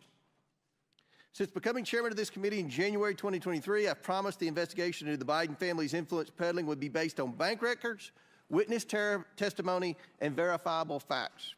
After years of Democrats using this committee as a mouthpiece for every conspiracy theory they could find, like the Russian collusion hoax, under my leadership, the committee has returned to real investigations. If Democrats want to spin another Russian hoax, I will ask them to answer one question. What services did the Bidens provide to earn them and their business associates over $24 million? What did they do for the money? Democrats have the same bank records as we do, and bank records do not lie. The witnesses today are here to talk about Joe Biden. Republicans are here to talk about Joe Biden. If Democrats wish to spend their time beclowning themselves with another Russian collusion hoax for the sake of protecting President Biden, they can do so. As I said I would, I've invited Hunter Biden here today to sit alongside his business associates and provide his side of the story. Hunter Biden demanded a public hearing. I've given him one. Maybe he will show up. He has said he isn't, but he loves saying one thing and doing another. At some point, Hunter Biden saying one thing and doing another begins to reflect poorly on his ability to tell the truth at all. But this hearing is not about Hunter Biden. This investigation is not about Hunter Biden. It's about Joe Biden and the lies he continues to tell the American people. With that, I yield to Ranking Member Smith, or Chairman Smith. Thank you, Chairman Comer and Ranking Member Raskin. From the beginning of this investigation, we've made clear that we will follow the facts wherever they lead. The facts have led us to two conclusions. One, the Biden family has for years traded on Joe Biden's name in order to rake in millions of dollars, often doing so with his direct knowledge and clear involvement. Two, President Biden has been continually dishonest with the American people about his knowledge of his family's business dealings. We have testimony from multiple witnesses that Joe Biden was the brand. He knew what his son and brother were doing and did nothing to stop it. That alone makes him complicit in a scheme to make money off of his public service. But he was not just complicit. He was, as one of today's witnesses has testified, an enabler of this activity. The evidence of the two IRS whistleblowers who came to the Ways and Means Committee has been affirmed by volumes of material provided to Congress, by the testimony of others, and even by the Department of Justice, who finally brought charges against Hunter Biden that mirror those called for by the IRS investigators. The evidence obtained shows that, one, Joe Biden met with his son's business partners on multiple occasions. He used an alias to exchange dozens of emails with his son's bookkeeper. He took official government action that suspiciously coincided with those meetings and correspondence. The connections between Joe Biden and his son's business practices extended even to the Biden 2020 campaign. At the height of the Democrat primary, Kevin Morris, a Hollywood lawyer who met Hunter Biden at a Joe Biden campaign fundraiser, paid off Hunter Biden's tax liabilities because there was, in his words, quote, risk personally and politically. If that matter was not swept under the rug, investigators that were interested in pursuing a potential criminal campaign violation were told to stand down. The Biden family relied on the Biden brand so much that evidence has revealed that Hunter Biden believed that, quote, all this stuff, meaning his legal troubles, would all go away when his dad became president. Why did he believe that? Because for years, the Biden family has personally benefited from Joe Biden's position of power. Joe Biden knew this, he did nothing to stop it, and he lied about it. I yield to Jim Jordan, Chairman Jordan. I thank the gentleman. Who planted the pipe bombs on January 6? Nobody seems to know. Who leaked the Dobbs draft opinion? You know, the leak that led to an assassination attempt on Justice Kavanaugh. How about this one? Who left cocaine at the White House? Biden administration doesn't seem to have time to answer these questions. They're too busy investigating parents at school board meetings, labeling Catholics extremists, retaliating against whistleblowers. They're too busy putting together a sweetheart deal for Hunter Biden, a deal that got laughed out of court. And oh, the guy who put together the deal that got laughed out of court, that's the guy they name special counsel. You know what Democrats do have time for? Going after President Trump. They've been doing it for 8 years. They spied on his campaign, then it was the Mueller investigation, 19 lawyers, 40 agents, $30 million, and found nothing. Then it was impeachment, then it was raid his home, then it was the special counsel, then it was the 14th Amendment. The party of democracy said, we're going to keep the guy off the ballot who's leading in every single poll. The ranking member said that President Trump should be disqualified from even running for office. Thank goodness we have a Supreme Court who disagreed with the ranking member and the Democrats. 9-0. Not 5-4, not 6-3, not 7-2, not 8-1, 9-0. They disagreed. Now Democrats say, how dare Republicans investigate Joe Biden? How dare they look into the money, the business, and the brand? Millions of dollars, as the chairman said, millions of dollars from foreign entities run through 20 different companies for what? 20 different companies for what? Devin Archer told us what it was for. Access to the brand. And the brand was Joe Biden. The brand that played rounds of golf, took calls and meetings, attended lunches and dinners with Hunter Biden and his business partners. The brand that said the brand that conditioned $1 billion of American tax money on the firing of the prosecutor pressuring the company Hunter Biden sat on the board of. And oh, by the way, was getting paid $1 million a year. Today, we're going to learn more about that brand. We're going to learn more about what Mr. Galanis called the Biden lift. We'll learn about the plausible deniability that Jim Biden talked to Mr. Bobulinski about. And we'll hear about the statement, the rule that governed how the business operated around Joe Biden. The rule that said, say it, forget it, write it, regret it. So I want to thank our witnesses for coming here today. They, like the whistleblowers who came to the Ways and Means Committee, are doing it simply because they want the American people to have the truth. I yield back. Gentleman yields back. Chair now recognizes the ranking member for 12 minutes for his opening statement. Mr. Chairman, thank you very kindly. With any luck, today marks the end of perhaps the most spectacular failure in the history of congressional investigations, the effort to find a high crime or misdemeanor committed by Joe Biden and then to impeach him for it. In prior hilarious episodes of this long-running madcap series, America got to see the following. 1, nearly 20 fact witnesses who could not identify a single act of wrongdoing by President Biden, much less a high crime and misdemeanor, and who overwhelmingly testified that Biden was not involved in any of his family's business adventures. 2, 3 expert witnesses called by the majority itself who said nothing that they had seen in the tens of thousands of pages of documents adduced by the majority even remotely approached the level of a high crime and misdemeanor. Bank records which show exactly what all the witnesses told us, that Joe Biden was not involved in his family members' businesses. Repeated voyeuristic displays of pornographic images by the majority, completely irrelevant to any conceivable legislative or investigative purpose. A star witness, Gal Luft, who turned out to be a Chinese agent and an illegal arms trafficker on the run from American justice, and the key piece of evidence which launched the entire zany goose chase, an FD 1023 form in which the FBI duly recorded a completely fictional tip about a $5 million bribe to Vice President Biden, peddled by Alex Smirnoff, who has been criminally indicted by a Trump-appointed U.S. attorney, Special Counsel David Weiss, for felony counts of systematically lying to the FBI and constructing a false record about Joe Biden, and now sits in jail in California as a flight risk while the world studies his longstanding and extensive ties to Russian intelligence. Today, the good chairman and his ace MAGA detectives have finally jumped the shark.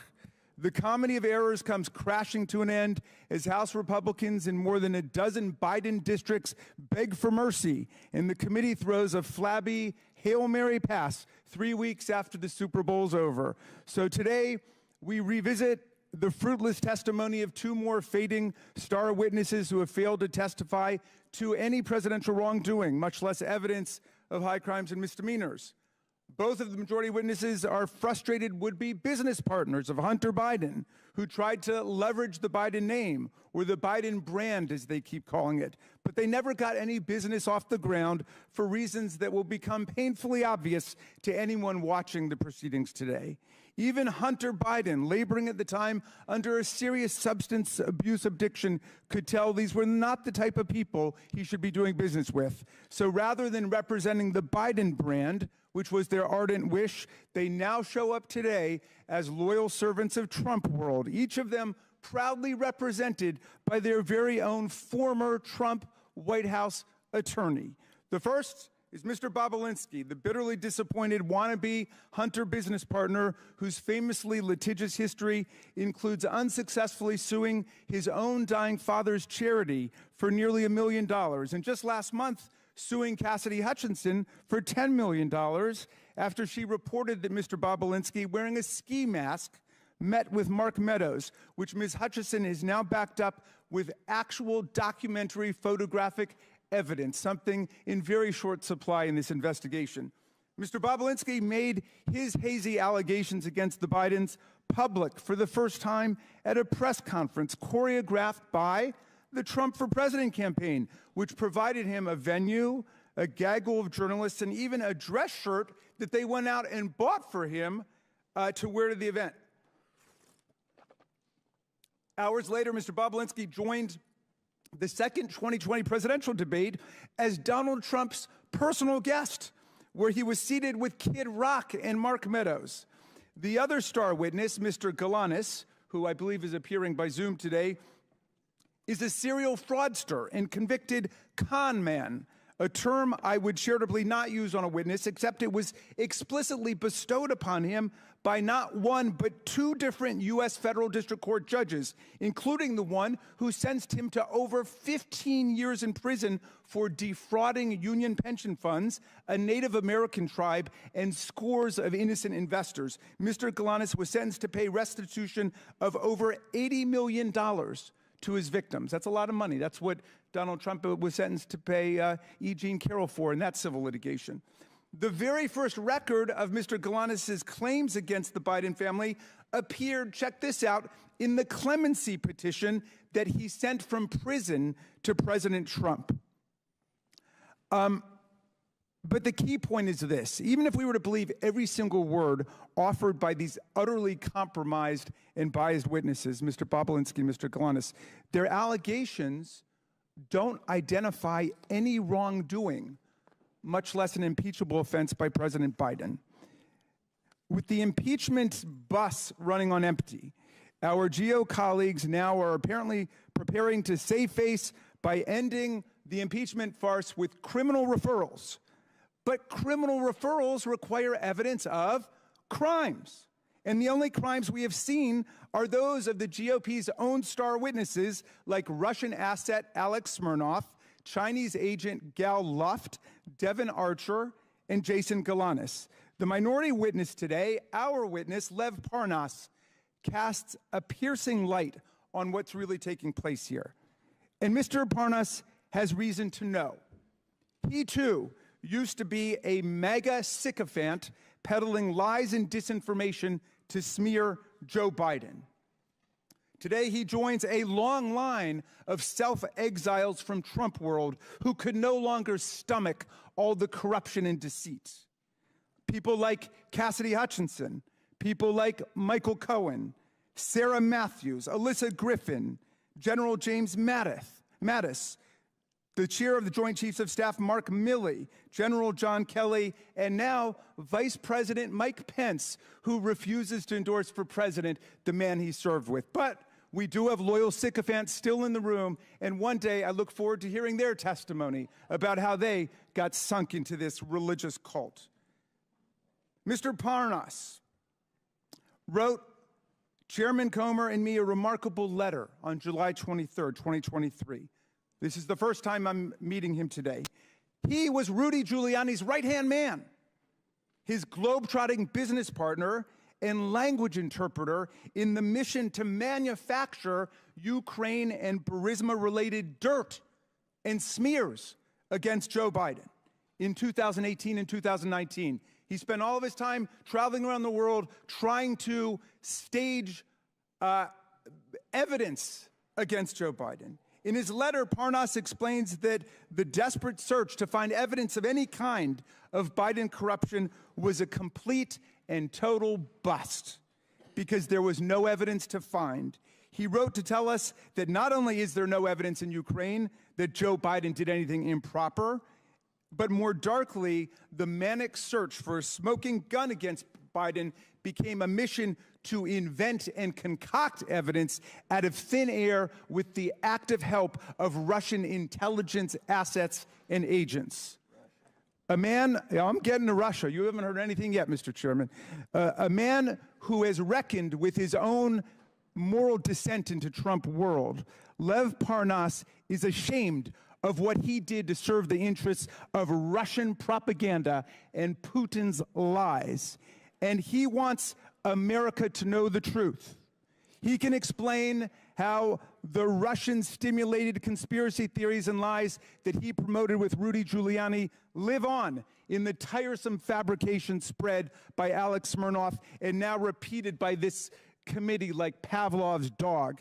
At every turn, my colleagues cry Russia hoax, even in the face of repeated warnings from Donald Trump's own Treasury Secretary and Secretary of State, from the intelligence community, from Robert Mueller, and most recently from Special Counsel Weiss, who was named to office by Donald Trump. As Secretary Mnuchin stated, quote, Russian disinformation campaigns targeting American citizens are a threat to our democracy. That's Secretary Mnuchin, someone that you guys usually defend, but my GOP colleagues continue to cry Russia hoax like cult members selling flowers at the airport. Our colleagues are the ones loyally amplifying the actual Russian hoax. Not the Russia hoax, the Russian hoax, the one that Giuliani and Trump and Smirnov have eagerly adopted from Putin and his agents. They participate in this hoax while they shamefully block $60 billion in military assistance to President Zelensky and the besieged Ukrainian people, 5 years after Trump and Giuliani tried to shake President Zelensky down for counterfeit dirt on Joe Biden. And while they continue to parrot these transparent Russian lies, Vladimir Putin wages his bloody aggressive war on Ukraine filled with atrocities like the mass kidnapping of children and the rape and slaughter of civilians. The MAGA right's wholesale adoption of this Russian hoax and their sellout of the Ukrainian people by the MAGA right is an historic betrayal of democracy, freedom, and the rule of law. But the defense of democracy begins with fidelity to the truth and the oversight Democrats, America's Truth Squad, against this disinformation is here today to set the record straight. I yield back to you, Mr. Chairman. I would now like to introduce our witnesses. Mr. Tony Bobulinski. Mr. Bobulinski was a business partner of Hunter Biden in a joint venture between a Chinese energy entity, CEFC. Mr. Bobulinski sat for a transcribed interview with the committee on February 13, 2024. Mr. Lev Parnas. Mr. Parnas was not a business associate of the Biden family. Mr. Parnas is an entrepreneur, a political activist, and an author. And Mr. Jason Galanis. Mr. Galanis was a business partner of Hunter Biden. Mr. Galanis sat for a transcribed interview with this committee on February 23, 2024. We asked the Bureau of Prisons to make him available in person today. They would only provide Mr. Galanis for virtual testimony. Notably, Mr. Galanis applied for CARES Act home confinement, and after a lengthy approval process, was approved for home confinement on June 9, 2023. On June 12, 2023, I issued a subpoena to Devin Archer for testimony. On the following day, June 13, 2023, Mr. Galanis' approval was reversed as a result of Department of Justice's intervention. So Mr. Galanis has remained in a federal prison facility. He is currently in Montgomery, Alabama. Mr. Galanis, can you please state for the record who else is in the room with you? Yes, Chairman, my counsel and advisor, Mark Paletta, and Nicholas Wise. Thank you. Pursuant to Committee Rule 9G, the witnesses will please stand and raise their right hand.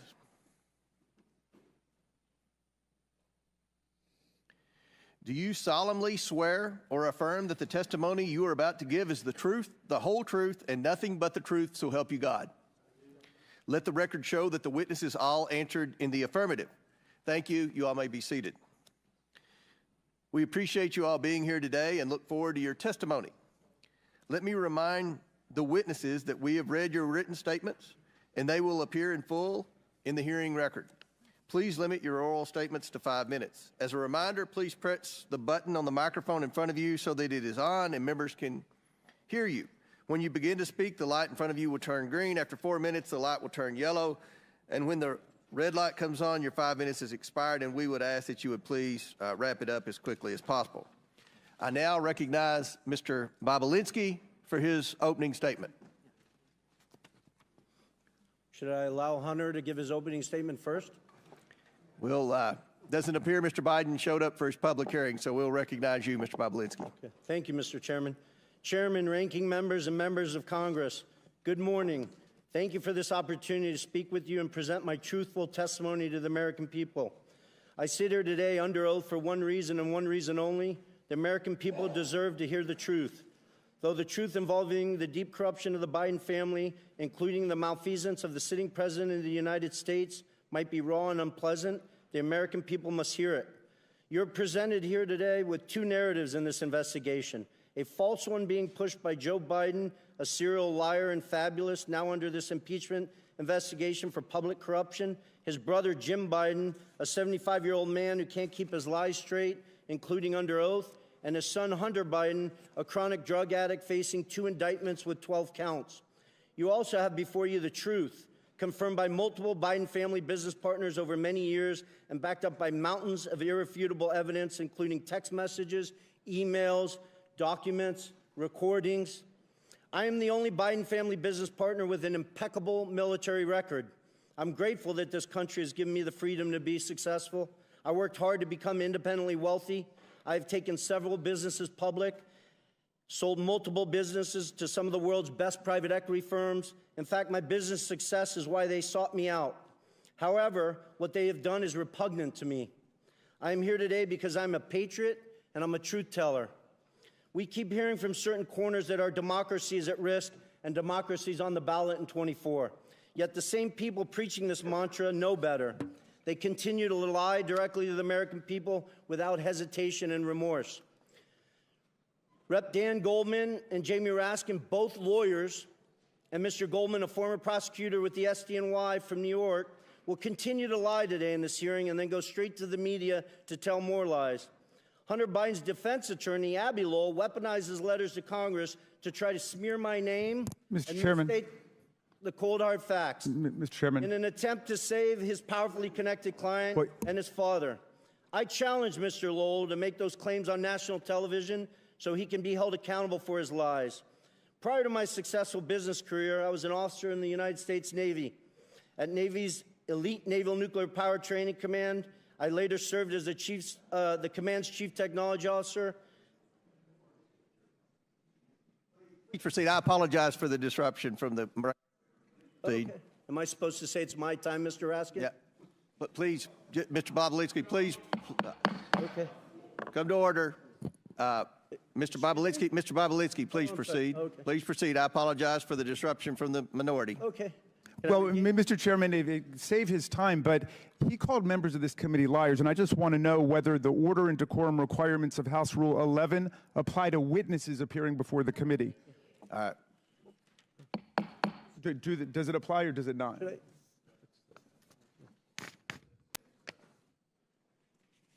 Should I address? I don't.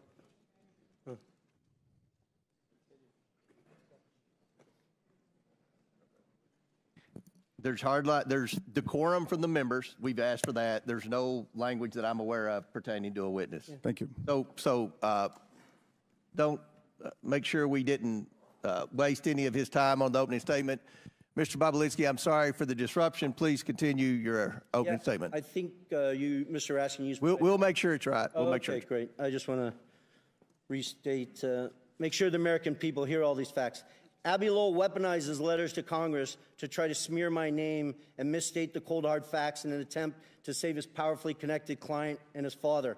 I challenge Mr. Lowell to make those claims on national television so he can be held accountable for his lies. Prior to my successful business career, I was an officer for over 6 years in the United States Navy's elite Naval Nuclear Power Training Command as a decorated master training specialist. I later served as the commander's chief technology officer, where I held a huge security clearance from the Department of Energy and the NSA. When I left Nuclear Power Training Command, I was the #1 ranked direct input officer in the entire command. And then I jumped into the business world and public markets. While I have made a few contributions over the years to Democrats, such as Representative Ro Khanna, I don't see him, but I hope he shows up today. He sits on the Democratic side of the Oversight Committee. I'm not a political person. I come from a family with a long history of distinguished service in our nation's military, including my father, both of my grandfathers, and my brother, all of whom were willing to sacrifice their lives for this great country. My sister serves our military vets for 2 decades at the Veterans Administration. We've lived our life as a family in service to this great country. I hope the American people will pay close attention to this hearing. I also hope they will understand that some members of this committee will engage in absurd attacks and efforts to try to deflect attention from the facts. And I will present today by questioning my integrity and my patriotic duty. You may see me speak passionately at this hearing, but for good reason. Not only was I willing to die for this country, every single male member of my immediate family was willing to die for this country. I want to be crystal clear. From my direct personal experience and what I've subsequently come to learn, it is clear to me that Joe Biden was the brand being sold by the Biden family. His family's foreign influence peddling operation from China to Ukraine and elsewhere sold out to foreign actors who are seeking to gain influence and access to Joe Biden and the United States government. Joe Biden was more than a participant in and a beneficiary of his family's business. He was an active, aware enabler who met with business associates such as myself to further the business, despite being buffered by a complex scheme to maintain plausible deniability. I ask this big question. If there's no evidence of corruption here today, if Joe's conduct and the conduct of his family were fully legal and proper, then why are they so dishonest about it?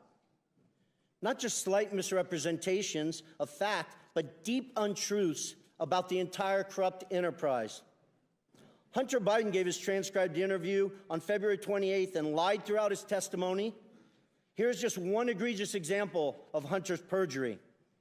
He lied to the committee on important details concerning his money demands and threats to CFC in text messages on July 30th and 31st, 2017.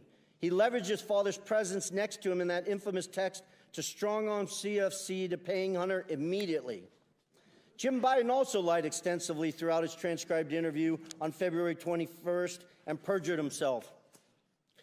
An example of that, on page 100 of his transcript, Jim is asked specifically, do you recall having a meeting with Hunter Biden, Tony Bobulinski, and Joe Biden? Jim's response, absolutely not. The committee was so shocked by his perjury that they asked him the same question multiple times. Each time he denied meeting with me and Joe Biden. After the committee showed him text messages confirming that I met with Joe Biden, Hunter Biden, and Jim Biden at the Beverly Hilton in May 2017, Jim Biden, with a former U.S. attorney lawyer sitting next to him, still denied that meeting took place. Hunter Biden, in his own transcribed interview, confirmed that that meeting took place. Hunter confirmed his uncle perjured himself in front of this committee. I'm simply here to tell the truth to the American people, and I hope each and every one of you, congressmen and women, give me the opportunity to do that instead of focusing on Russia or smearing my family's name or focusing on facts that are irrelevant today. I yield back. Thank you. Mr. Chairman, parliamentary inquiry? Yes. Just 2 points. One is, I believe Mr. Bobulinski went over 2 minutes, 14 seconds. I hope the same courtesy will be extended. We will give Mr. Parnas equal time. Thank you. And secondly, I see that we now have a witness appearing remotely, and I thought that witnesses were required to appear in person under the rules adopted by the majority at the beginning of the Congress. And do we have a new practice with respect to that rule? Because I know that members on our side were denied the ability to participate in hearings that were conducted in Florida and Mississippi and Alabama. We wanted to participate by Zoom. So I hope... And I'll answer that. It requires, to be able to testify remotely, requires a letter from me and an approval from the majority leader, which we have. And I'll enter that letter into the record without objection. Thank you, Mr. Chairman. I hope we'll extend the same courtesy to members of this committee when they can't get to a hearing as in Mississippi or Florida. Thank you much. Mr. Chairman, parliamentary inquiry. State your point. Mr. Chairman, Mr. Bobulinski just referred to text messages that I believe he is referring to photos of a BlackBerry. What's your parliamentary inquiry? State your parliamentary inquiry, because we've got a very important hearing here, and we don't have time for stunts. What's your parliamentary inquiry? It's not a stunt. It's I'm simply asking that Mr. Bobulinski. You don't have a parliamentary inquiry. Chair now recognizes Mr. Parnas for equal time to Mr. Bobulinski. Mr. Chairman, Chair recognizes Mr. Parnas. Does the committee have the text messages that Mr. Bobulinski? Mr. Chairman, we don't have time for games by Democrats today. We have important witnesses here. This is a credible. I'm asking a question about the important You asked for a parliamentary inquiry. You will have 5 minutes whenever Jamie Raskins gives you, tells me it's your time to speak. Mr. Parnas, the chair recognizes you for equal time that Mr. Bobulinski had, which was 7 minutes. Thank you. Hello. Honorable members of Congress, Chairman Comer, Ranking Member Raskin, and members of the Oversight Committee. I am humbled and thankful before you to show up before you today. I came to the United States from Odessa, Ukraine in 1976 when it was still the former Soviet Union. My mother and father and sister and I had left the Soviet Union, escaping anti-Semitism and persecution. While in Rome en route to Israel, my sister and I won the most important opportunity that we have ever been given. We won a U.S. green card lottery. My family came here with literally no more than shirts on our back and the hopes of rebuilding our lives in the land of freedom. I say this to you because I love this country. From shortly after my arrest on October 9, 2019 to now, I have been trying to share the irrefutable truth with you. The American people have been lied to by Donald Trump, Rudy Giuliani, and various cohorts of individuals in government and media positions. They created falsehoods to serve their own interests, knowing it would undermine the strength of our nation. From November 2018 to October 2019, I was a key participant and a witness to numerous efforts to prove that Joe and Hunter Biden were linked to corruption in Ukraine. Rudy Giuliani, on behalf of then President Donald Trump, tasked me with a mission to travel the globe, finding dirt on the Bidens so that an array of networks could spread misinformation about them, thus securing the 2020 election for Donald J. Trump. Ironically, when I was arrested, my original indictment linked me to an individual referred to as unindicted co-conspirator 1. We now know this individual to be Congressman Pete Sessions, who sits on this very committee today. Today, I ask you to consider the following. In nearly a year traveling the world and interviewing officials in different countries, I found precisely zero evidence of the Biden's corruption in Ukraine. No credible source has ever provided proof of criminal activity, not the FBI, CIA, nor the NSA. No respectable Ukrainian official has ever said that the Bidens did anything illegal, including former President Poroshenko and former Prosecutor General Yuri Lutsenko. Even when CEO of Barisma, Mykola Zlochevsky, was offered a deal by Rudy Giuliani in exchange for information on the Bidens, he provided none, because there is none. The only information ever pushed on the Bidens in Ukraine has come from one source, and one source only: Russia and Russian agents. The impeachment proceedings that bring us here now are predicated on false information spread by the Kremlin. Everyone involved knew they were sharing lies. From Trump and Giuliani's shadow diplomacy, through my missions to Ukraine and elsewhere, to members of a BLT team, a group convened for the sole purpose of investigating and damaging the Bidens.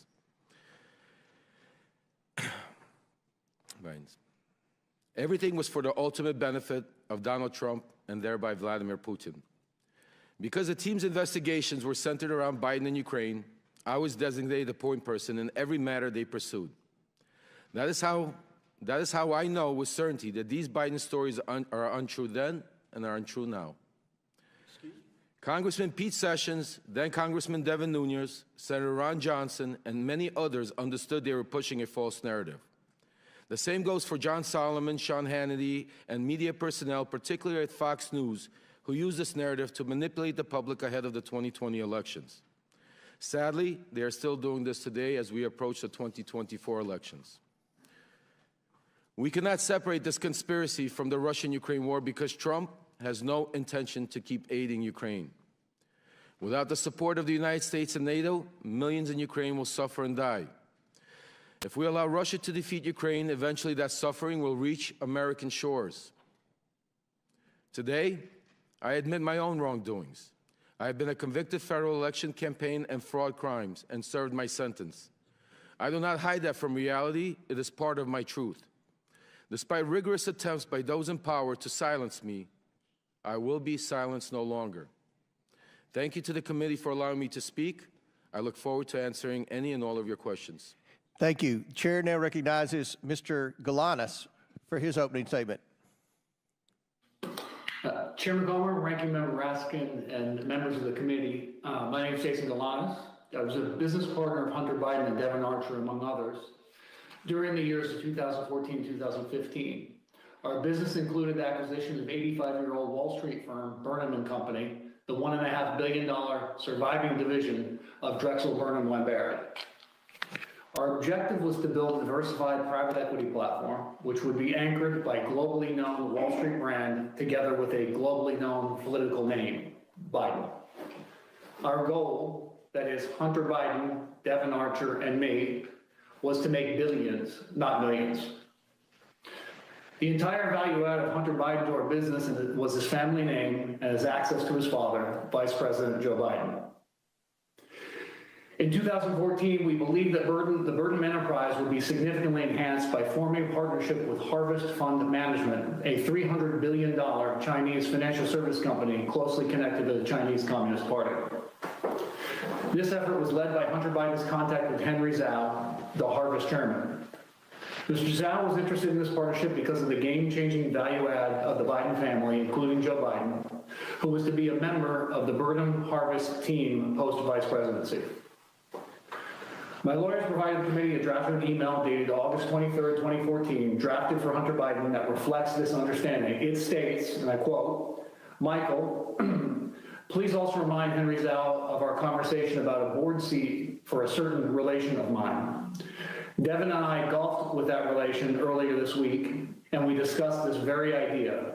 And as always, he remains very, very keen on the opportunity," end quote. I'm certain that this phrase, a certain relation of mine, refers to Vice President Biden. Devin told me about this golf course conversation shortly after it happened. Ultimately, this paragraph was deleted from the final version, with Hunter following our general rule of thumb on business deals: say it, forget it, write it, regret it.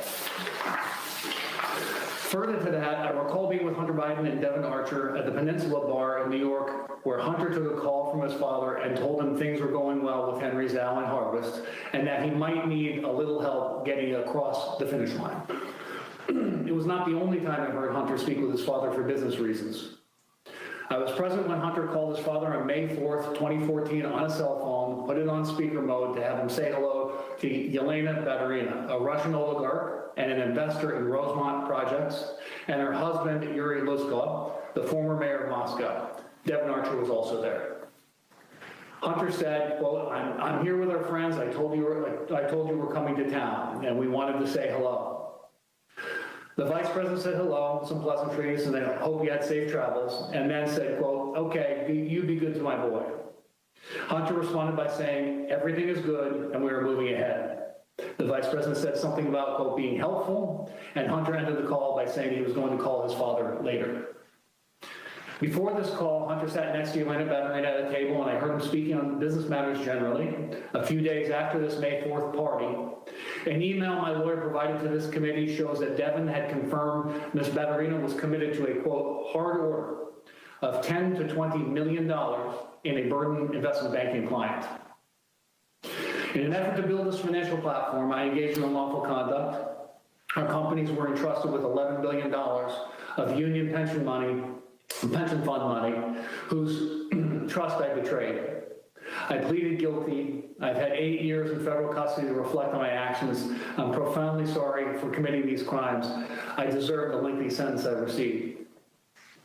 Nevertheless, as I set out more fully in my full statement, I believe the SDNY prosecutors did not indict Hunter Biden on the same deal for political reasons, despite then available documentation that we were partners, were involved in decision-making that involved illegal self-dealing, and all of us had financially benefited from these schemes.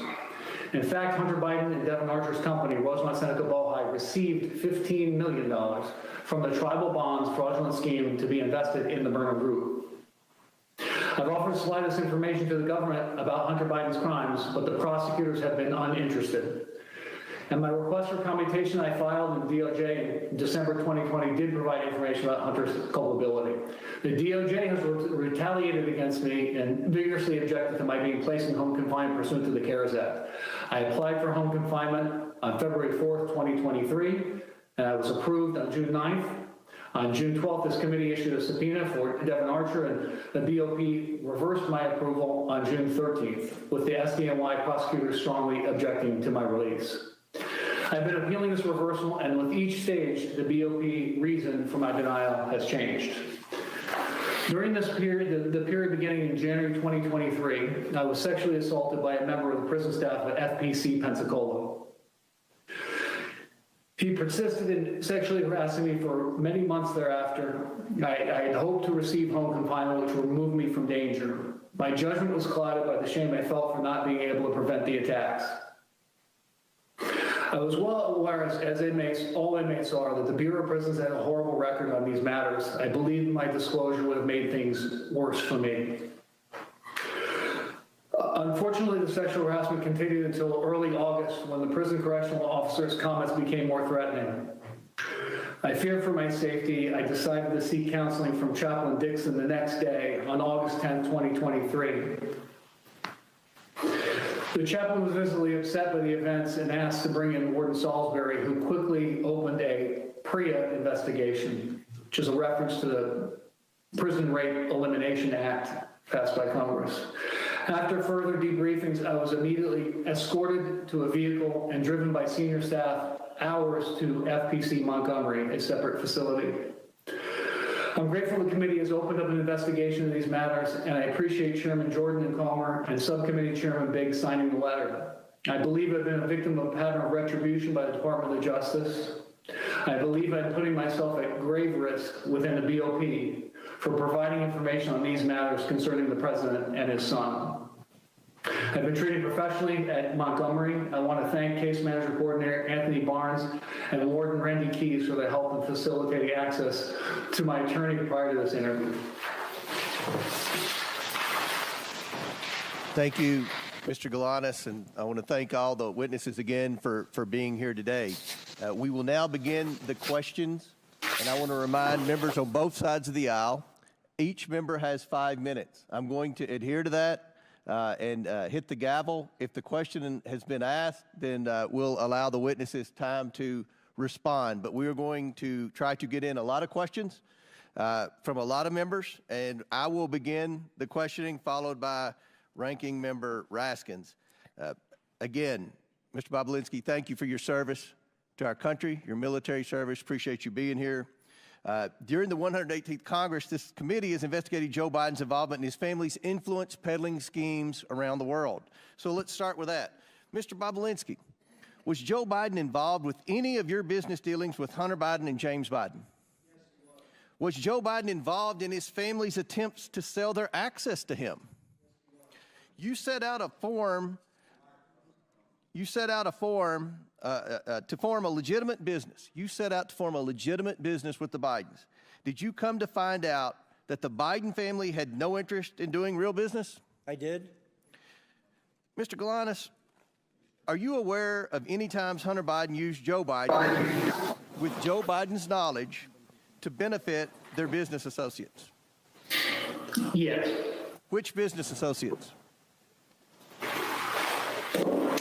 Yelena Baturina, Russian oligarch, testified about. Russian, Chinese, Chinese fund manager, Henry Zhao, and Nikolai Zlochevsky, a Ukrainian oligarch, oil and gas oligarch. Okay.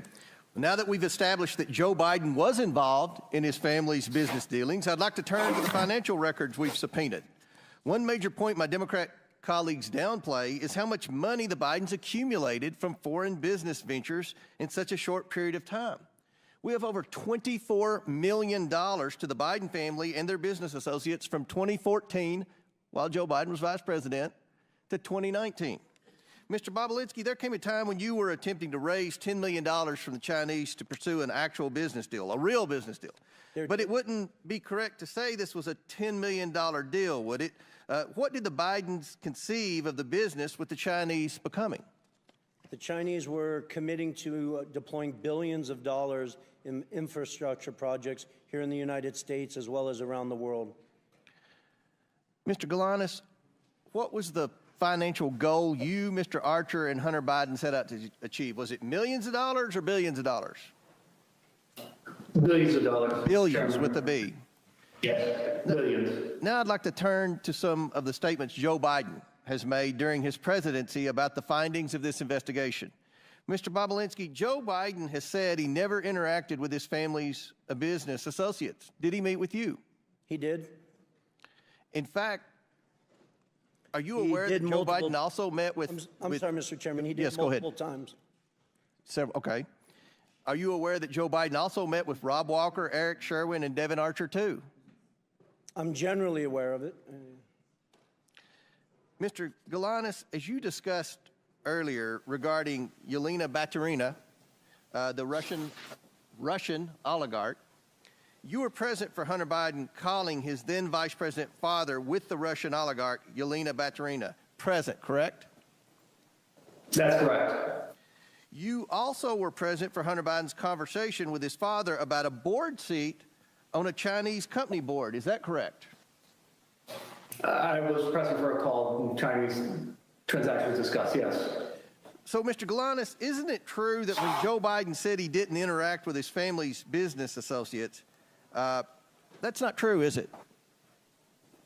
I believe it would be misleading to the point of being an untruth. I want to touch on the fact about the absent seat in the middle. Hunter Biden has chosen not to attend today's proceedings. I've given Mr. Biden exactly what he asked for before his deposition. It's clear that Hunter Biden knows his testimony would not withstand public scrutiny. Joe Biden has not been truthful about his participation in schemes to sell access and influence. And today's witnesses will show the American people a side of the story that the president and his allies on this side of the aisle are eager to hide. Mr. Bobulinski, can you tell us about your meeting at the Beverly Hilton with Joe Biden? The short version or a long version? Long version, but within a minute. Okay. So Hunter Biden, Jim Biden, and Joe Biden were in Los Angeles for a variety of business discussions. Joe was there to speak at the Milken Conference in May of 2017. I had lunch with Hunter Biden at the Chateau Marmont, and he had asked me to meet with his father that night. He set up a meeting at the Beverly Hilton where they hold the Milken Conference, and I got there a bit early and sat with Jim Biden, Hunter Biden, and we're just talking about what we were doing with the Chinese and the legal documents I was working through. And they had sort of coached me before Joe showed up to, listen, we're going to just keep things at a very high level. We're not going to go into a lot of details in this meeting. And I just remember that discussion generally because it just struck me as odd, honestly. Joe wasn't in the White House then, and that they were sort of framing it that way.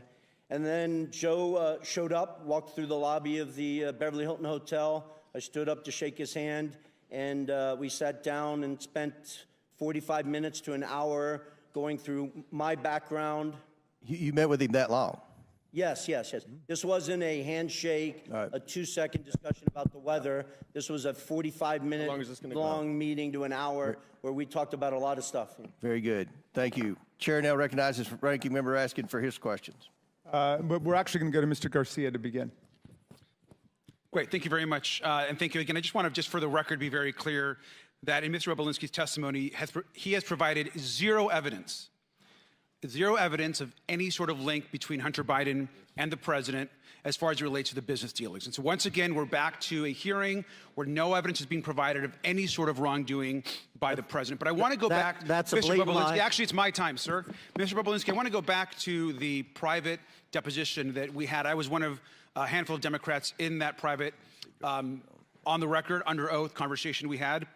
And during that deposition, I asked you a question of which you gave a false answer to, and I want to go back to that. I asked you specifically who got you into the presidential debate that was attended by you and others, and that, of course, was a huge moment in that campaign, and you could not recall. In fact, you said, quote, "I do not recall who got me into the debate." Do you remember telling me that, sir? You were playing semantics, trying to ask me as if somebody called me directly and gave me a ticket, like I was going to a movie. Sir, I asked you. I told you. I'm going to reclaim my time, sir. I'm going to reclaim my time. What I said was. Just ask me a question, Mr. I'm reclaiming my time. Thank you, sir. What I asked you was, do you recall who actually got you into the presidential debate? You actually said, quote, "I do not recall who got me into the debate." You did not remember who got you into the debate between President Biden and between Joe Biden and Donald Trump. That's not a true statement. Sir, you quoted, "I don't recall who got me into the debate." It's on page 102 of the transcript. You did not Sir, ask me I whether asked you I that was question. a guest of Mr. Thank Biden. you. I'll or a reclaim my guest time. I'm not asking you a question right now. Thank you very much, sir. In fact, here, as was shown by Ranking Member Raskin, we know that you were in the debate actually sitting adjacent and next to Trump officials. When we were confronted again on this same question, Mr. Bobulinski, if you were a guest of Mr. Trump's at the debate, you responded and you quoted, once the Wall Street Journal called you out, quote, "Is the Wall Street Journal God or something? Like you act like this is some encyclopedia of fact." And you refuse to still confirm that you were a guest of Donald Trump. So I want to ask you one more time, sir. Were you a guest of Donald Trump at the presidential debate? Mr. Garcia, those were not the questions you asked me in my transcribed interview. Wow. You were trying to ask answer the question, sir. Were you a guest of Donald Trump?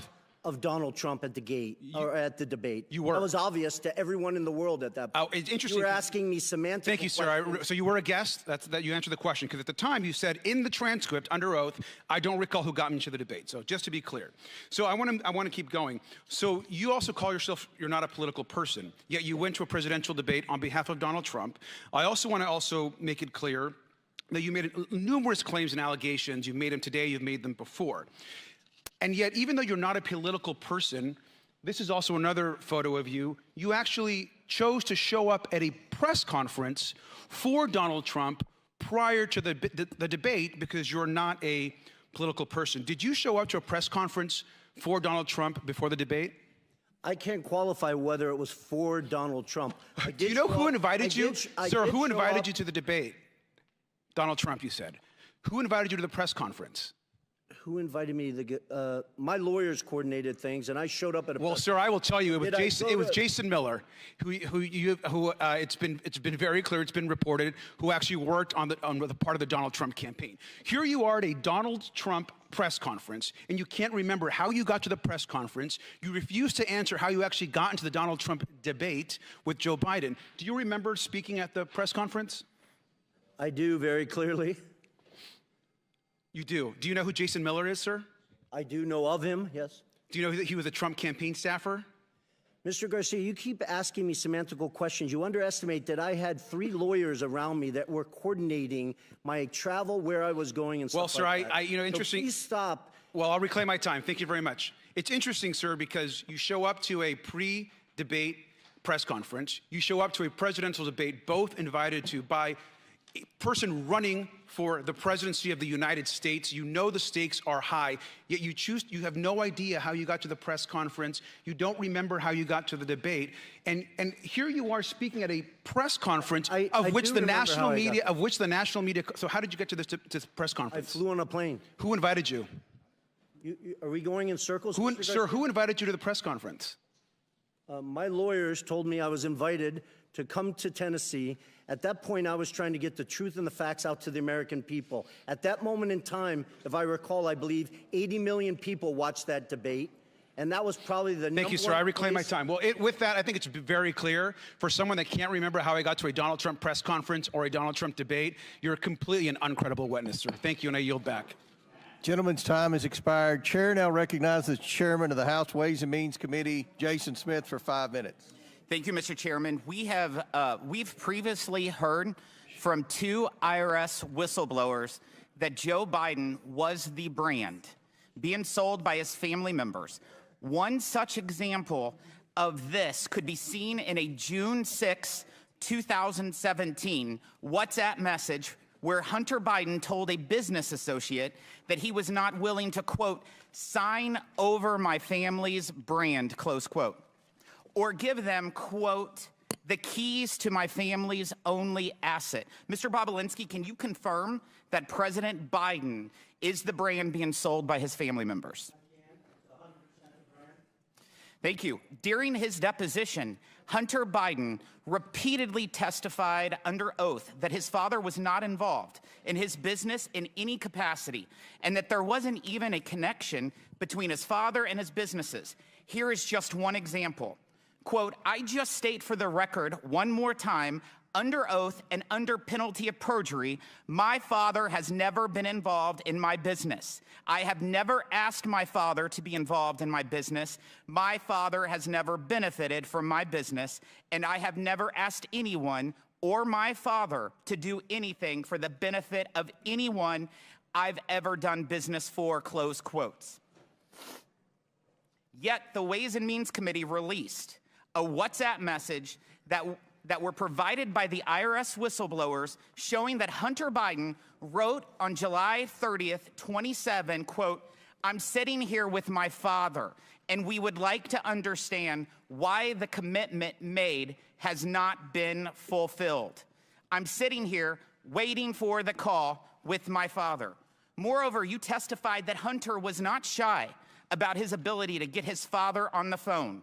And Devin Archer testified that there were multiple instances in which Hunter placed his dad on speakerphone. Mr. Bobulinski, was Hunter Biden telling the truth when he testified under oath that his father was never involved in any of his business dealings? No, he was not. Those are all blatant lies.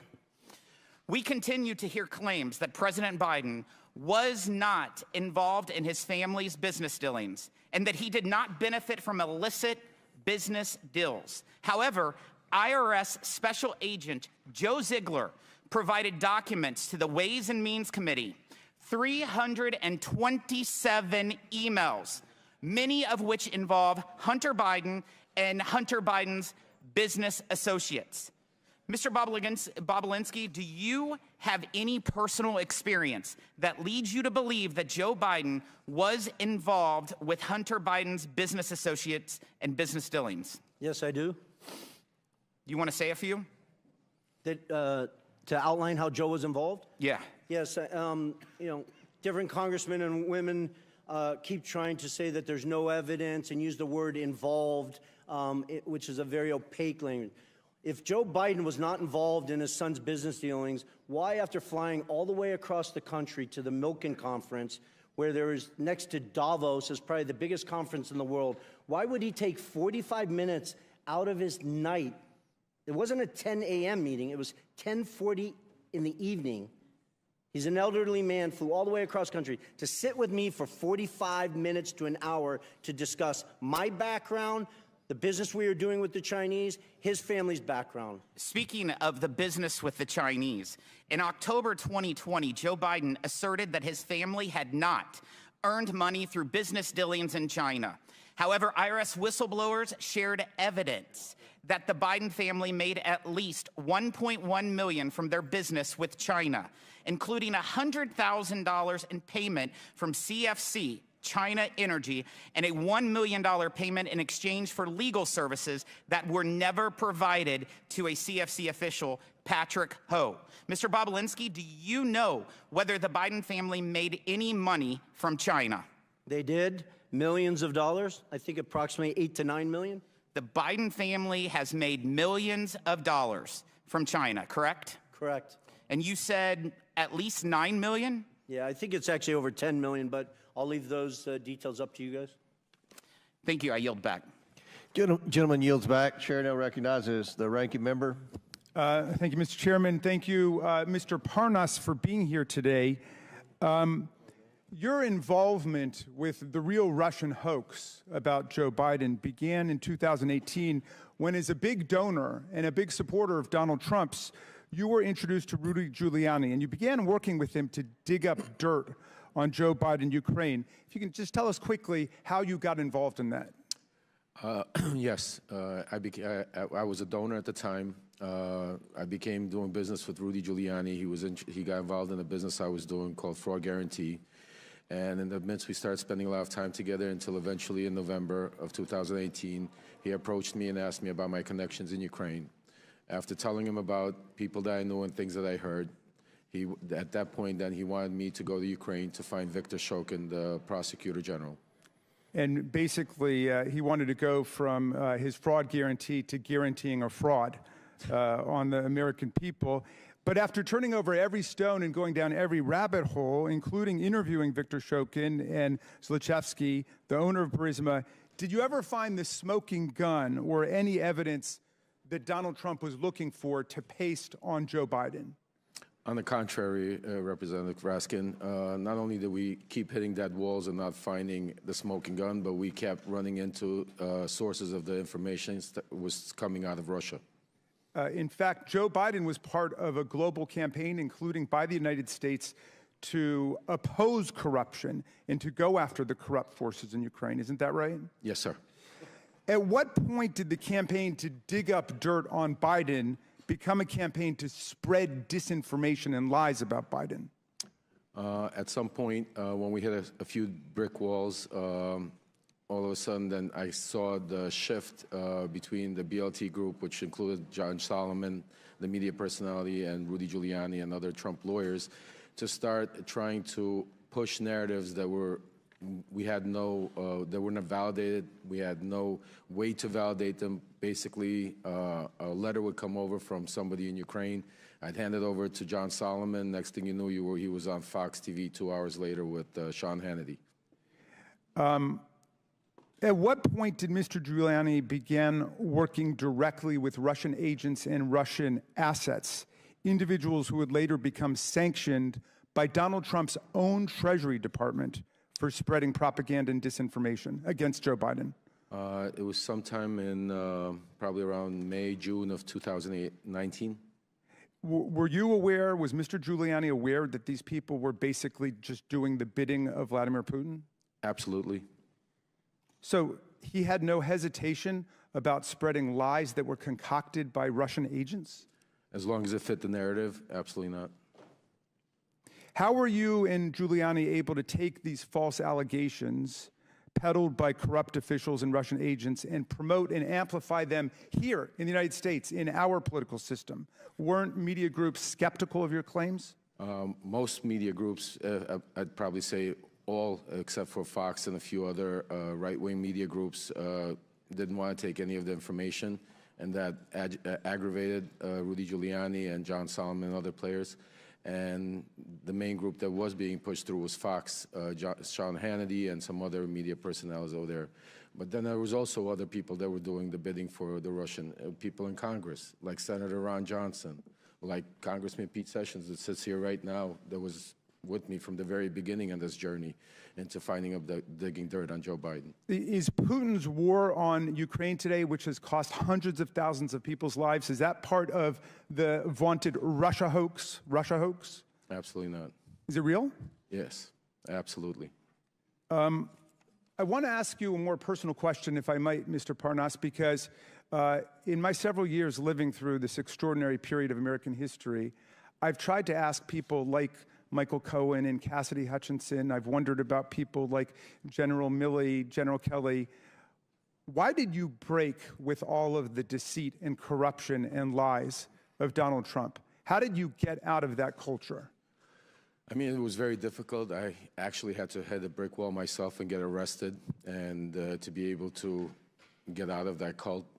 Because when you're in that cult, when you're around them, you have blinders on, and you're only able to see a certain amount of information. You're only able to hear the certain amount of information. You're not allowed to go out of the circle. And if you go outside of the circle, then you're not in the circle. So eventually, you brainwash yourself to believing certain things that are not true. When I was arrested and had some time to reflect and really understand what was going on, I started realizing, looking back and thinking back to moments in time where I started thinking myself that this can't be true and we're doing something wrong.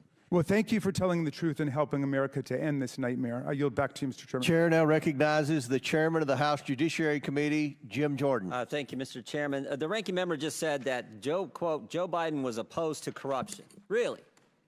So opposed, he leveraged $1 billion of American tax money to fire the prosecutor in Ukraine who was investigating Zolochevsky at Barisma, the company Hunter Biden sat on the board of. Wow.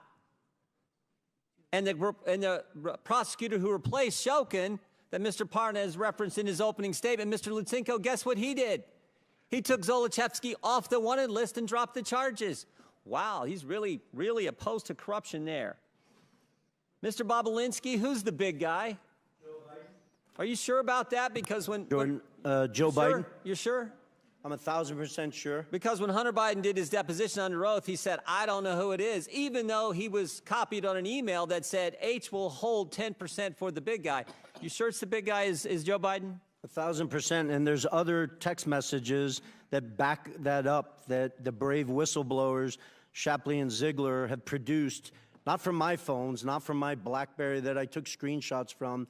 They took them from subpoenas directly from Apple's iCloud that back up the fact that Hunter knew the big guy was Joe Biden. The big guy is the brand. The big guy is the lift. The big guy is the one who showed up at golf outings, who took phone calls and meetings and lunches and dinners with Hunter Biden and his business associates. Is that right?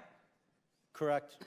Mr. Galanis, you referenced in your opening statement, May 4th, 2014, you were at a party at a restaurant in Brooklyn, New York. Can you tell me who else was there?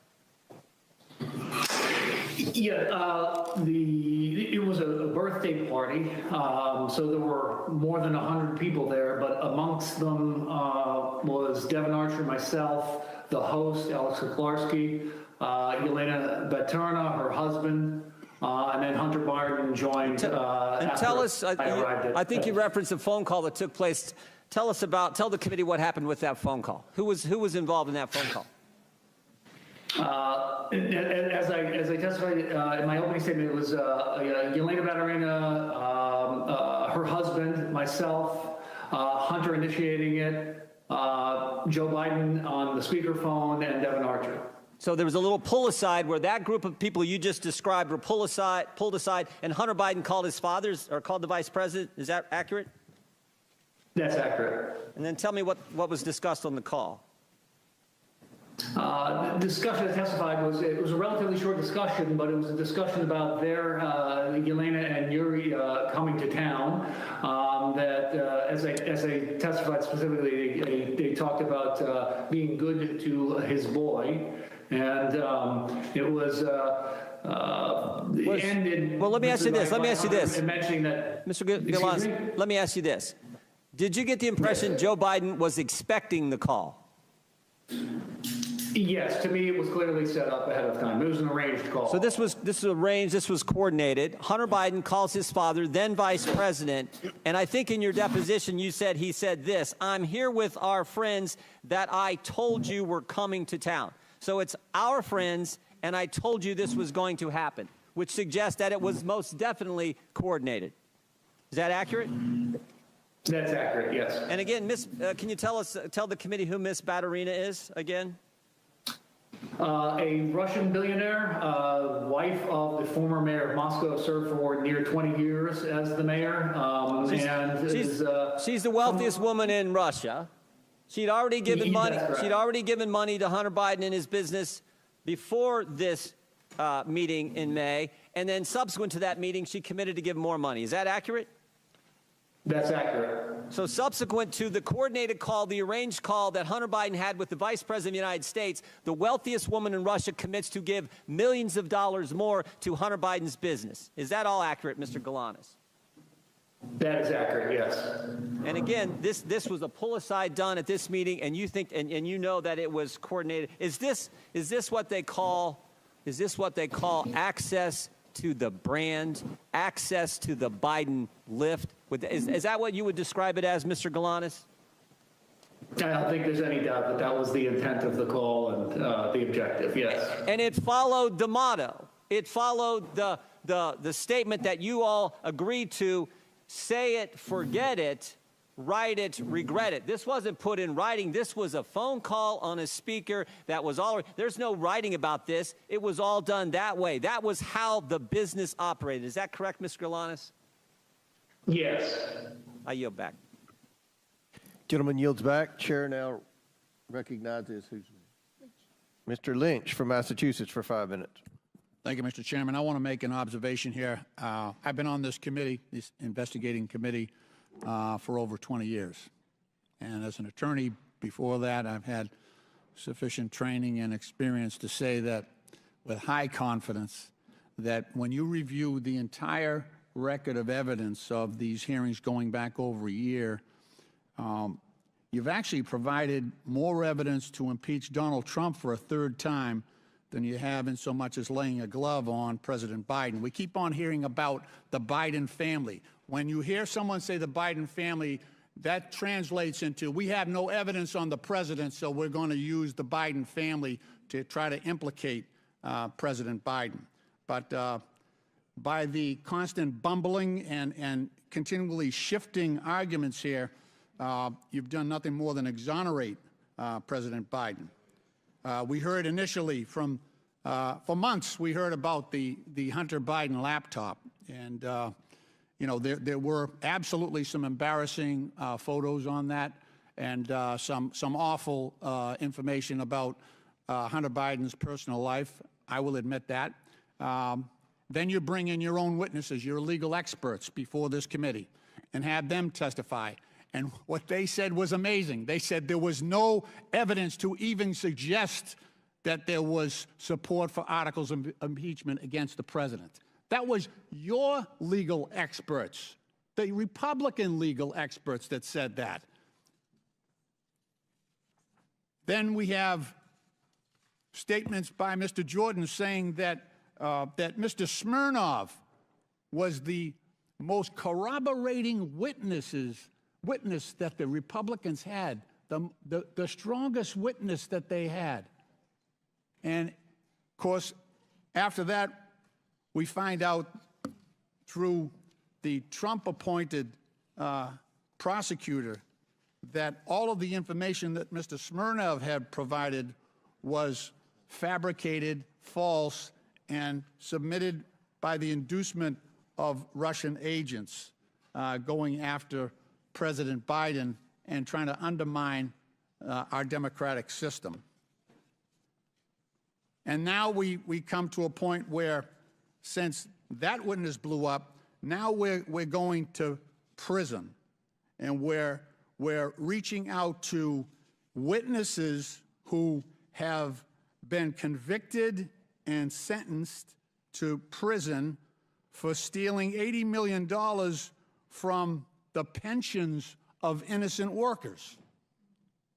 We can't get any lower at this point. That's your star witness. I want to remind people he's sitting in prison. That's why he can't be here today. He's sitting in prison for scamming workers' pensions. I mean, how low can you get? Then it's the Republicans' idea that this is the best guy they can get to testify against the president. This is the best guy they can get. A guy sitting in prison who can't even be here. Mr. Parnas, you've talked about your own direct involvement with Mr. Giuliani, and you said that your mission was to dig up dirt on President Biden. Can you talk to us about the coordination between yourself and Mr. Giuliani? Thank you for being here. Thank you, Congressman. So basically, it was a shadow diplomacy run by Trump and Giuliani, where Giuliani was the shadow diplomacy Secretary of State. I was his right hand and basically the point person in Ukraine to not only dig up, validate, search, whatever needed to be done to try to find up some corruption against Joe or Hunter Biden to be able to present.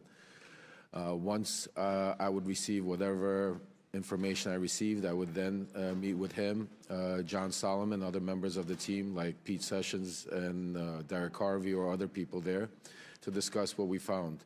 At that point, from there, Giuliani would then go to the White House and share with the president. And that was the line of communication. You said also in your testimony that members of this committee, the Republican leadership, should have known before Smirnov was indicted that this information was fabricated about President Biden. Could you talk about that? Congressman Lynch, not that they should have known, they did know. They knew exactly what was going on. They knew that the evidence was not vetted. This information was just coming in from anywhere from left, right field, and it was being pushed straight to the halls of Congress without zero verification of it. Okay, thank you. Mr. Chairman, my time has expired, and I yield back. Gentleman's time's expired. Before I recognize Mr. Palmer, I'd like to enter into the record the testimony of Tony Bobulinski with the committee on February 13th, 2024. It corrects the record of Representative Garcia's, who did not provide your entire testimony. On page 147, you told the committee about your understanding of who invited you to the events referenced by Mr. Garcia. So without objection, I'd like to enter into the record the entire transcribed interview of Tony Bobulinski. And Mr. Chairman, I'd like to enter for the record an article from today's Daily Beast entitled "Texts Reveal More Russia Ties for Key Anti-Biden Witness Bobulinski." Okay, Daily Beast. Without objection. Chair now recognizes Mr. Palmer from Alabama for 5 minutes. Mr. Bobulinski, I have very limited time and I want to get through a lot of information, so please answer these questions with a yes or no, if you don't mind. You have met Joe Biden, isn't that correct? Correct. In fact, you had a meeting with Joe Biden, isn't that correct? 2 of them. One of those times was before the Milken Conference in Los Angeles, May of 2017, is that correct? It was during the Milken Conference. You provided a great deal of documentation to this committee. I want to show you some messages between you and Hunter Biden, be on the screen here, in May of 2017 before you first had a meeting with Joe Biden. These are messages between you and Hunter Biden dated May 2nd, 2017. Do you recognize these? I do. At the bottom, Hunter wrote, "Dad, not in now until 11. Let's me and Jim meet at 10 at Beverly Hilton where he's staying." Jim is James Biden, President Biden's brother. Is that correct? Correct. The next set of messages is, if you put those on screen, is between another business associate of Hunter Biden's and you. His name is James. Do you recognize it? I do. At the top, you write, "About to meet Hunter, Jim, and I guess Joe at Beverly Hilton Hotel."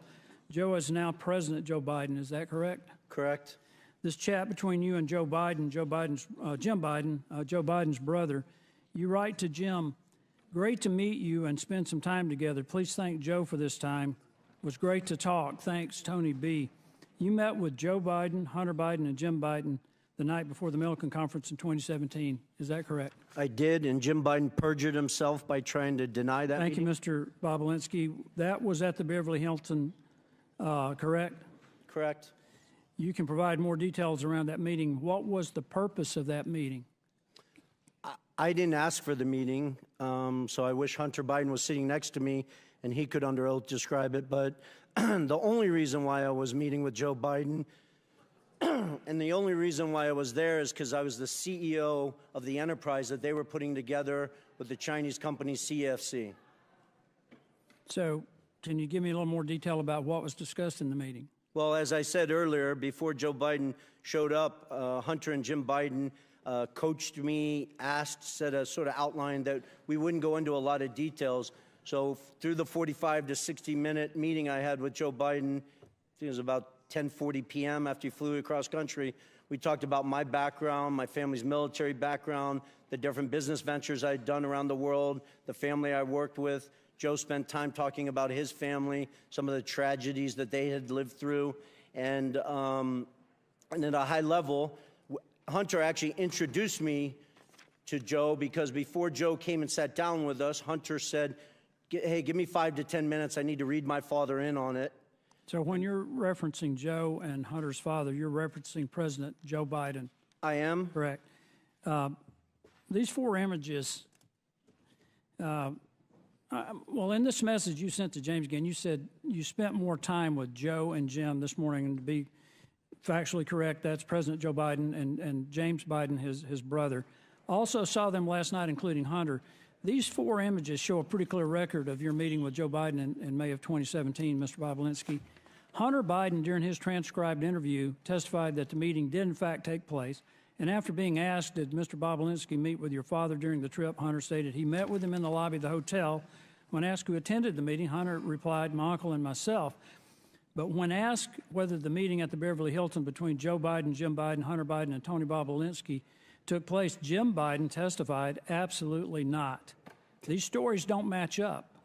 Mr. Chairman, Jim Biden also told the committee that Joe Biden did not meet the Chinese businessman Xi Jinping. Rob Walker, by knowns of friendly witness committee, said the opposite. So, Mr. Chairman, it appears to me that there are material inconsistencies between the witnesses' testimony. These witnesses' statements appear to me to be irreconcilable. In short, Mr. Chairman, someone appears to be lying to the committee. The inconsistent testimony seems to come from Jim Biden, the president's brother. Lying to Congress is a serious offense, Mr. Chairman, a criminal one, in fact. And if the Bidens or anyone else has come before this committee and lied to this committee I strongly encourage the committee to pursue criminal referrals to the Department of Justice. One last thing that I want to ask, and Mr. Bobulinski or Mr. Galinas, have either of you heard of any offer of a pardon for anyone involved or associated with or partner to the Biden family enterprise corruption investigation? I'm sorry, there was a question. Have I heard you anything heard of anyone being suggested that a pardon might be in order for anyone associated with this enterprise? I have not. Thank you, Mr. Bobulinski. Thank you, Mr. Chairman. I yield back. Mr. Chairman, I just have a parliamentary inquiry. We've heard for months now and seen the photo of that BlackBerry with the cracked screen. Does the committee have in its possession the data from Mr. Bobulinski's phone from which he's allegedly taken these pictures? Because I think we need the data that they keep referring to. And maybe Mr. Bobulinski could just turn it over to us, or we could subpoena it today. We have the images that we have shared with you. Right, I saw the picture of the cracked BlackBerry, but do we have the underlying texts that are being referred to by my friend Mr. Palmer?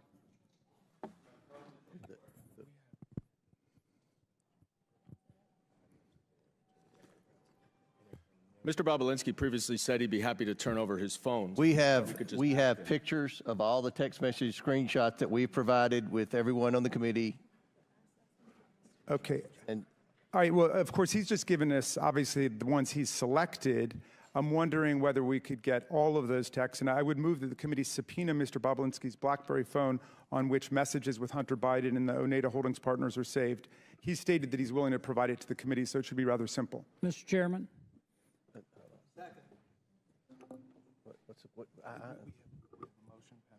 Yeah. Okay, there's a motion to subpoena Bobulinski's BlackBerry. Yeah, with the texts that were just referenced by Mr. Palmer. Chairman, I move the Chair recognizes Mr. Jordan. I move the table the motion. There's a motion to table. I request the motion is to table is not debatable. As many as in favor of tabling may signify by saying aye. Aye. All those opposed signify by saying no. No. In the opinion of the chair, the ayes have it, and the motion to table is agreed to. Mr. Chairman, what we're doing is we're tabling evidence here, which you keep relying on, so I'm going to ask for a recorded vote for that. Yeah. That just makes no sense. A recorded vote is ordered. We'll suspend for a moment. We don't, this is a committee hearing. We don't have the clerk. Will somebody go find the clerk? I know.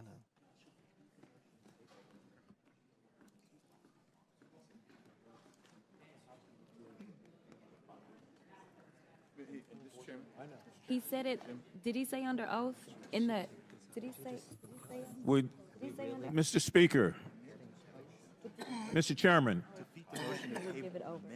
Mr.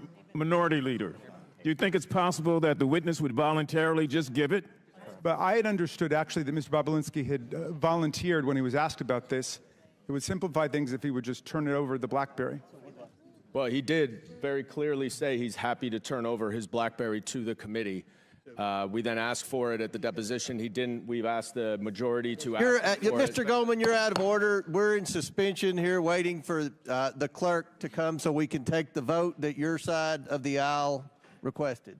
You can't make this stuff up. You can't. This is Jurassic Park. Gee.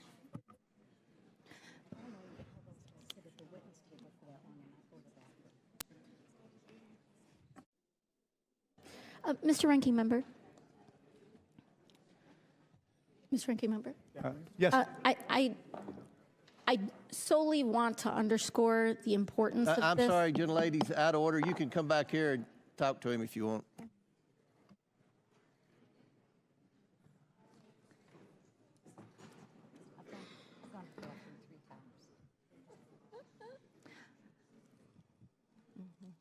Mr. Chairman. Mr. Chairman. Yes. We don't even have.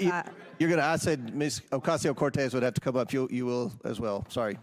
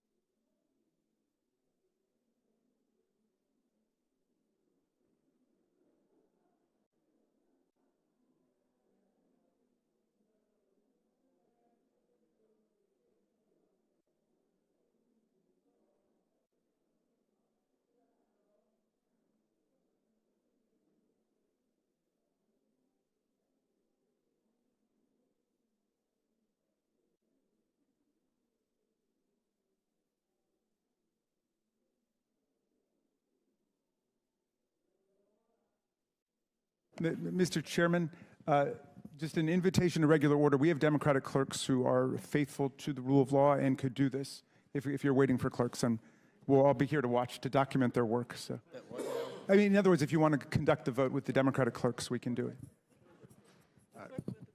Well, a recorded vote is ordered. The clerk will call the roll. Mr. Jordan. Mr. Jordan votes yes. Mr. Turner. Mr. Gosar. Ms. Fox. Mr. Grothman. Mr. Grothman votes yes. Mr. Cloud. Mr. Cloud votes yes. Mr. Palmer. Mr. Palmer votes aye. Mr. Higgins. Mr. Higgins votes yes. Mr. Sessions. Mr. Sessions votes aye. Mr. Biggs. Mr. Biggs votes aye. Ms. Mace.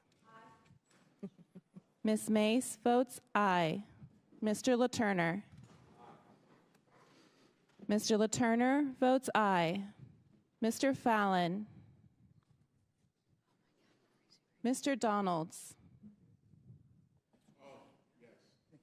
Mr. Donalds votes yes. Mr. Perry.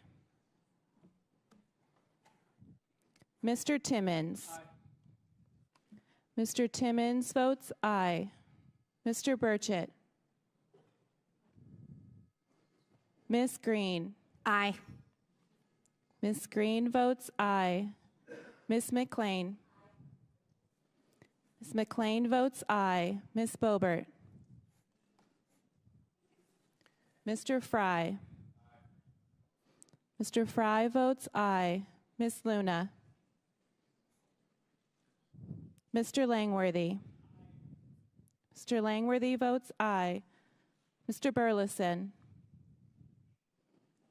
Mr. Waltz. Mr. Waltz votes aye. Mr. Raskin. No. Mr. Raskin votes no. Ms. Norton. Mr. Lynch. No. Mr. Lynch votes no. Mr. Connolly. Nay. Mr. Connolly votes nay. Mr. Krishnamurthy. No. Mr. Krishnamurthy votes no. Mr. Khanna. Mr. Mfume. No. Mr. Mfume votes no. Ms. Ocasio-Cortez. Nay. Ms. Ocasio-Cortez votes nay. Ms. Porter. Ms. Bush. Ms. Brown. Ms. Stansbury. Mr. Garcia. Mr. Garcia votes no. Mr. Frost. Ms. Lee. Ms. Lee votes no. Mr. Kassar. Mr. Kassar votes no. Ms. Crockett. No. Ms. Crockett votes no. Mr. Goldman. No.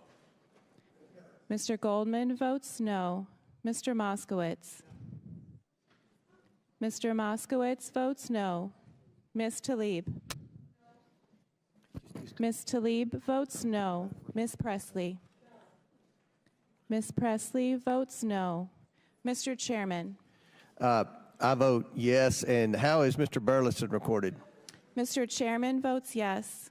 Mr. Burleson is not recorded. Mr. Burleson votes yes. How is Ms. Boebert recorded? Ms. Boebert is not recorded. Ms. Boebert votes aye. How is Mr. Turner recorded? Mr. Turner is not recorded. Mr. Turner votes aye. How is Mr. Frost recorded? Mr. Frost is not recorded. Mr. Frost votes no. Porter. How is Mr. Fallon recorded? Mr. Fallon is not recorded. Mr. Fallon votes aye. How is Ms. Porter recorded? Ms. Porter is not recorded. No. Ms. Porter votes no. Will the clerk tally the report?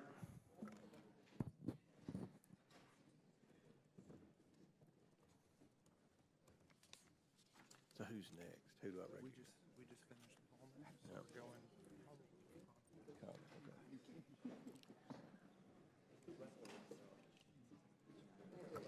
Mr. Chairman, on this vote, the ayes are 21, the nays are 16. The ayes have it. The motion passes. Chair now recognizes Mr. Conley for 5 minutes. Thank you, Mr. Chairman. Mr. Bobulinski, in your deposition, you were asked about taking a picture of your phone, and you said, and I quote, "I still have that phone. I could put that phone on this table right here, and every person in this room could look at that individual text and validate that it's a legitimate text and the date and time stamp on it." Are you willing to provide the committee voluntarily with the BlackBerry referenced and that phone?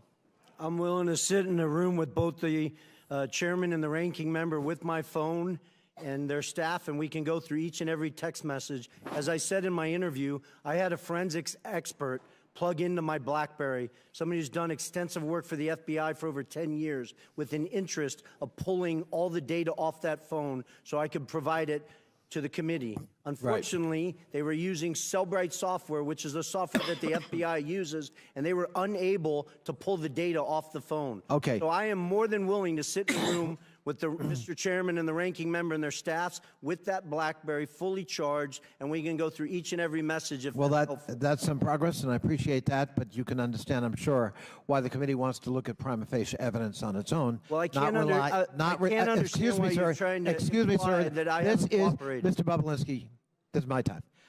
You can understand why we would want to look at evidence raw and unvarnished so that we can make our own determination. But thank you for your willingness to cooperate, at least at that level. Mr. Parmas, you observed back in 2023 in a letter you sent to Chairman Comer that there were flagrant examples of Giuliani interfering in Ukrainian politics, unquote. Why would Giuliani be interfering in another country's politics? I mean, Giuliani would do and say whatever he needed for the purpose of getting the information he wanted to secure Donald Trump 2020 election. So just a prime example of one of the things he did, he had a close relationship with then a boxer, Vladimir Klitschko, who was then the mayor in Ukraine. When the new president came over, there was rumors about maybe him not staying in office as mayor of Ukraine. Klitschko flew to New York, met with Rudy Giuliani, and then on a meeting that we had with Andrei Yermak in Spain that was relevant, had to do with President Zelensky announcing an investigation into Joe and Hunter Biden. At that meeting, he also brought up the Klitschko situation and basically told Yermak that if Zelensky got rid of Klitschko, President Trump and the American people would be very upset about that because we love him and he needs to be in there. So was Giuliani just doing this as a rogue on his own because he was a patriotic American who loved Donald Trump, or had somebody encouraged him to engage in this kind of political interference in another country? I mean, I think he was encouraged by Donald Trump. Personally? Personally, yes. That's your testimony? Yes, sir. Thank you. In your letter, you also said that Mr. Giuliani was to, quote, deliver a precise message in very strict words, unquote, with respect to the administration of the then newly installed president of Ukraine, President Zelensky. What did you understand a very strict message, or a message of very strict words, construed, and what was that message that you delivered that was in very strict words? Yes, Congressman. He basically told me not to be nice, to be very stern, and relay the message that unless Zelensky announced an investigation into the Bidens by Monday, this was Sunday, that there would be no cooperation, no aid to Ukraine from the United States, and the Vice President Pence at the time that was scheduled to appear for the inauguration would not appear to the inauguration. That would seem to corroborate that very famous and beautiful telephone conversation between President Trump then and President Zelensky basically saying, but I need a favor, and hinting that there'd be withholding of military aid until that favor was delivered. Is that fair? Oh, absolutely. I was a part of setting up that phone call, that famous phone call that Trump had with Zelensky. I think your testimony is very important, Mr. Parnas, and it's under oath. Yes, sir. I thank you. I yield back. Chair now recognizes Ms. Taylor Greene from Georgia for 5 minutes. Thank you, Mr. Chairman. Joe Biden continues to lie to the American people about his role in his family's businesses. In 2020, he stood up on stage of a presidential debate and told the American people that his family didn't take any money from China. That was a lie. Not only was it a lie, he knew it was a lie. He knew it because he met with his son Hunter Biden's Chinese business associates. I want to talk about CEFC, which is the China Energy Fund Committee. Mr. Bobulinski, who is Chairman Yi? Chairman Yi was the chairman of CEFC. Thank you. Jim Biden told the FBI and IRS that Chairman Yi was the protege of Xi Jinping, the leader of China and the Chinese Communist Party. Mr. Bobulinski, Rob Walker told this committee that Joe Biden met Chairman Yi. Are you aware of that? Yes or no? I am now. I wasn't at the time. And Joe Biden also met with you, is that right? Yes, he did. Twice. Who is Director Zhang?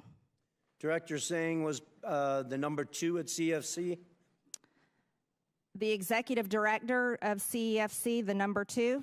Yeah, he was the number 2 executive, but really the point person that I worked with and the Biden family worked with, and he's the individual that Hunter Biden was shaking down at the end of July 2017, demanding that they fund the $10 million. They ultimately sent 5, but $10 million directly to Hunter Biden's account, Owasco. Thank you, Mr. Bobulinski. I want to show you a text message that Hunter Biden sent to you and his other business associates. I'm holding it right here.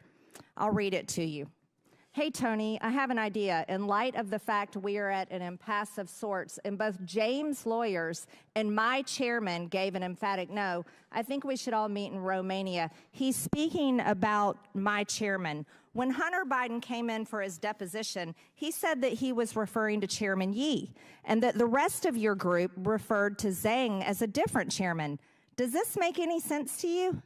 That's a lie. I never heard Director Zhang referenced as chairman, and I had direct communications with Director Zhang over WeChat, met him in Romania, met him in Moscow, met him around the world in New York, trying to develop this business, and he was never referred to as the chairman, first of all. Second of all, that makes absolutely no sense in the context of this message because we are discussing Oneida Holdings, LLC. Thank you. So he was not the chairman, just to clarify. Yes Correct. Or no? Okay. So I want to show you another text.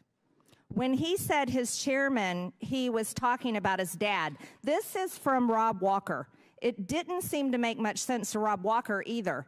So he said that when Hunter, he said this to you, when Hunter was talking about his chairman, he was talking about his dad. When Rob Walker came in to give his transcribed interview to the committee, he basically said, well, Hunter was high or confused or mad. And Rob Walker said that he was just trying to calm things down between you and Hunter. But that doesn't really answer the question about who Hunter Biden is talking about.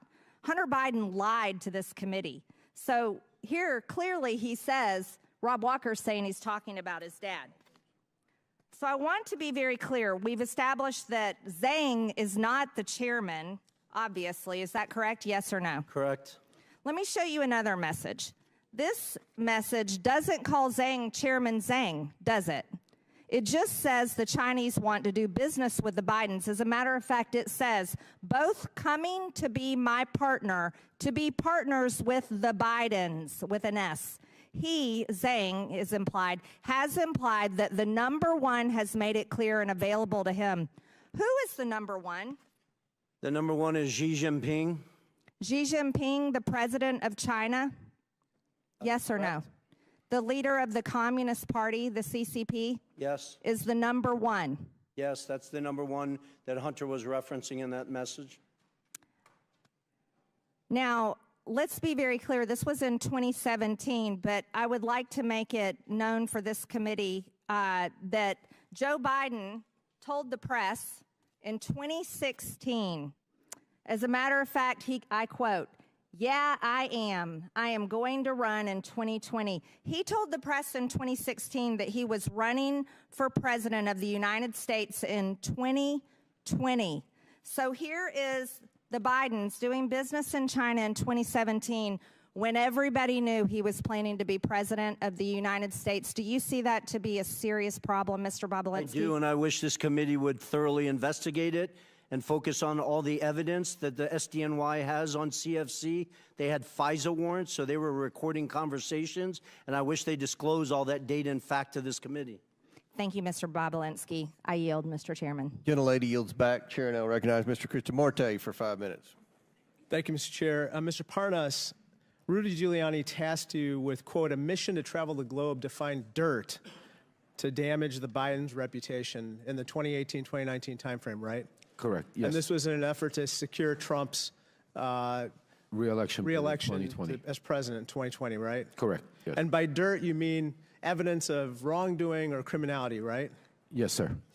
And in your travels, you found, quote, precisely zero proof of the Biden's criminality, right? Correct. And there was no evidence of the Biden's corruption in Ukraine because, as you said, there truly was none, right? Correct, yes, sir. Now, interestingly, you have looked for dirt around the world about the Bidens and specifically Joe Biden in particular, and you say the FBI, CIA, NSA have all failed to produce any evidence of criminal wrongdoing, right? Correct.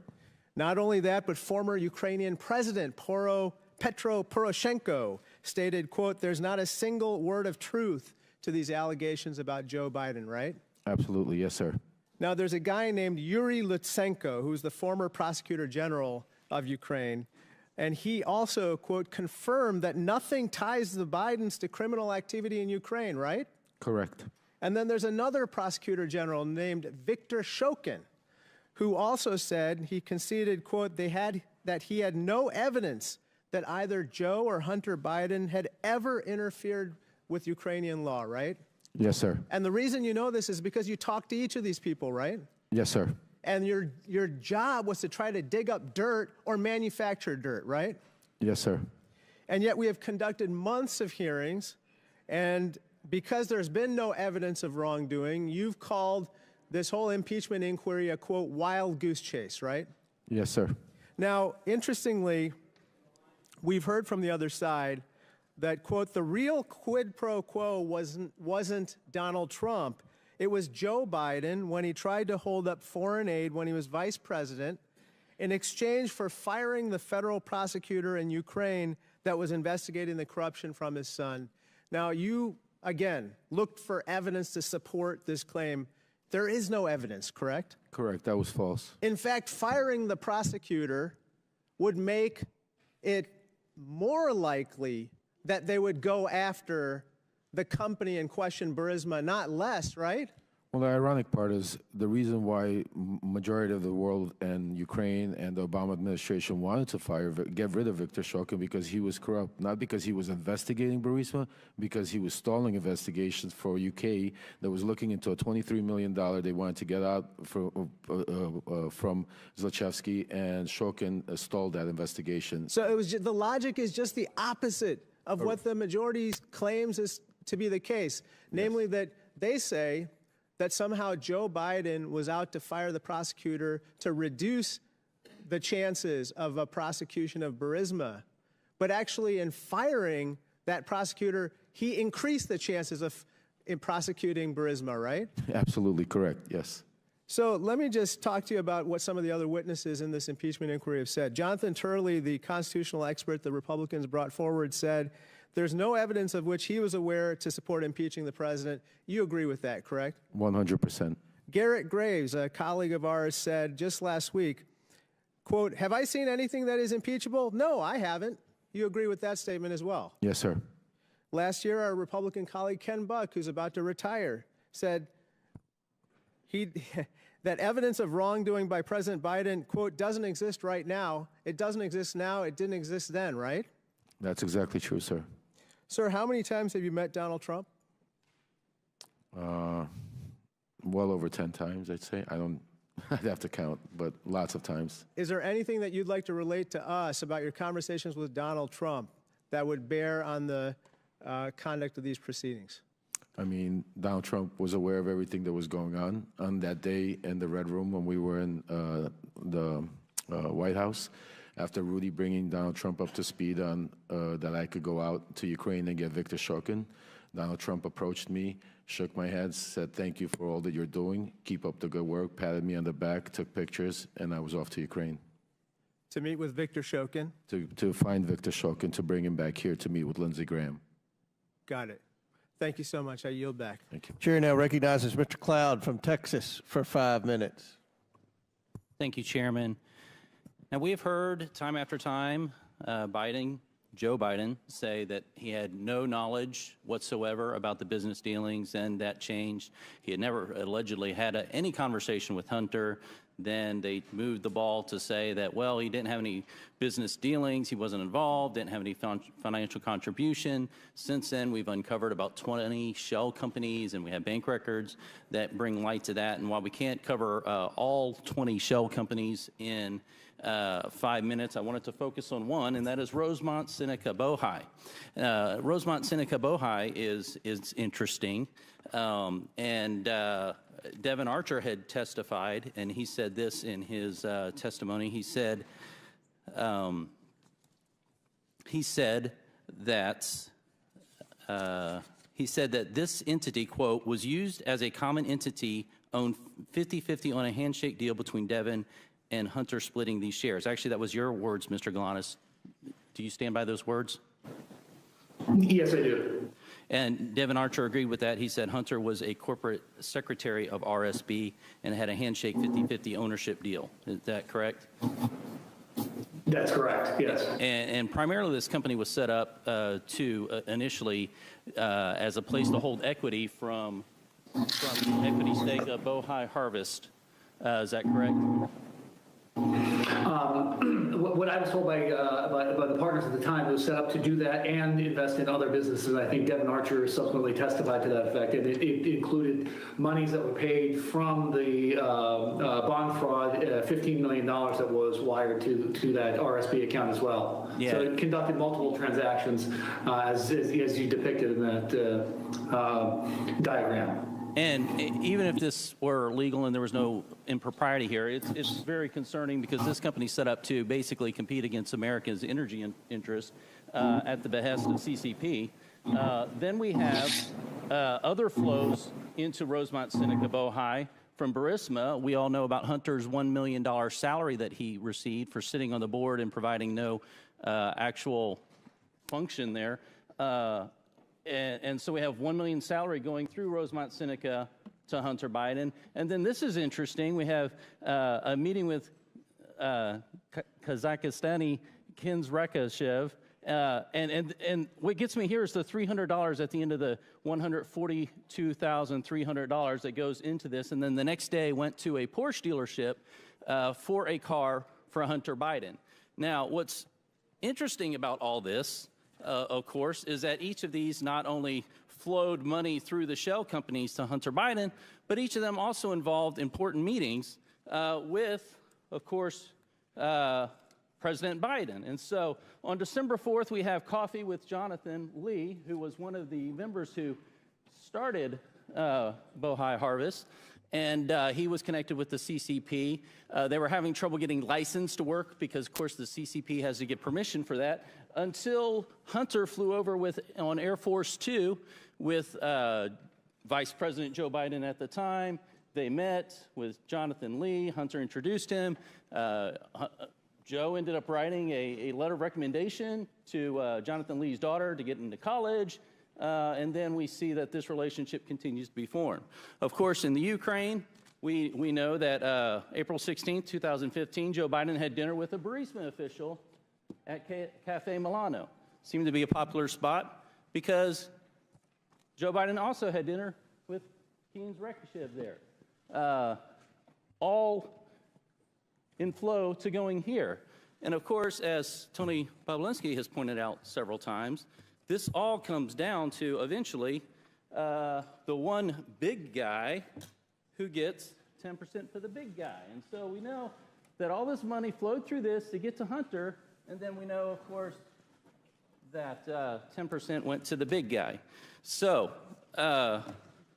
Bobulinski, does this general pattern of Hunter offering foreign access to Joe Biden, Hunter gets paid, and then Joe gets a share of that, is that basically what the general practice across many of these shell companies were?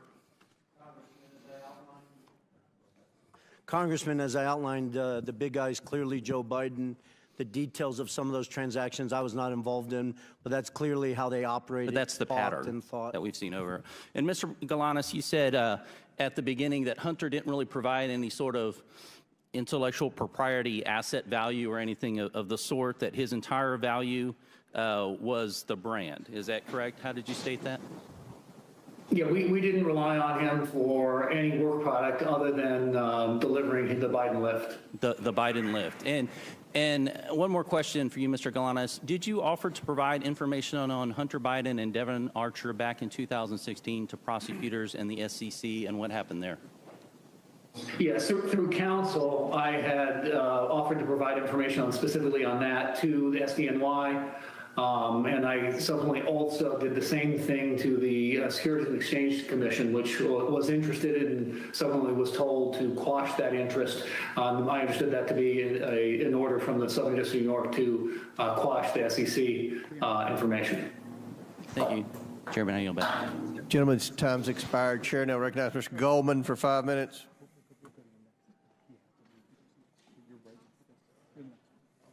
Thank you, Mr. Chairman. I only have 5 minutes, Mr. Bobulinski, so I'm going to try to move quickly, and I'd appreciate if you just answer the questions. You testified that Joe Biden was involved in your business venture related to Oneida Holdings and Hunter Biden. So I want to drill down on the crux of what your testimony is. Oneida Holdings is the business venture that you are referring to, correct? When I'm referring to what? Can you any business you did with the Bidens? My reference is the Sinohawk Holdings LLC, and Oneida Holdings LLC owned 50% of that. Right. And Oneida Holdings was the 50% that was on the American side of that Sinohawk deal, right? It was the 50% that was the Biden side of it. Some of the, James Gilliar is not an American, so. Sorry, fair enough. And it was a joint partnership memorialized in an incorporating document, correct? And it had equal shares divided among 5 partners. Is that right? Well, I can't. Well, are you asking me about what you're holding up? Because you're sir, was it an equal? Were there equal 20% shares among 5 partners? In what? Oneida Holdings. In the final signed documents? Yes. Is that what you're asking me? Yes. It is? Not complicated. Well, it is because. All right, you're just filibustering now. The answer is you're filibustering. I get it. That there were 5 partners: Hunter Biden, Jim Biden, Rob Walker, James Gilliar, and you. Each owned 20%. Do you? Well, they didn't each own. Their LLCs owned it, which is a material difference. Do you see Joe Biden or an LLC related to Joe Biden on this? I don't know if Joe Biden owned any of Jim Biden's LLC or Hunter Biden's LLC. I'll leave that up to the committee. Okay. And do you know when this agreement was entered into? The poster board that you're holding up, or the actual legal document that was signed? The agreement, sir. The agreement. The agreement was signed May 22nd, 2017. Who was the vice president then? May 22nd, you said? I think it was Mike Pence. And who was the president? Donald Trump. Okay. And when did you first meet Hunter Biden? I first met Hunter Biden in early 2017. When? When in 2017? A day or the month? An hour? Month is or good. A month?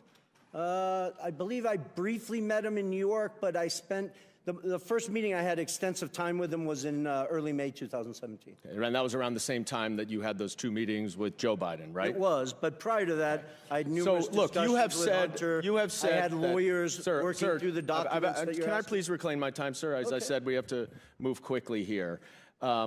Unfortunately, in your testimony earlier today, one of my colleagues asked you about that meeting at the bar, 45 minutes to 60 minutes. And you were also asked about that in your transcribed interview, and in neither of your answers did you mention any discussion that you had at that meeting with Joe Biden about the Chinese business venture.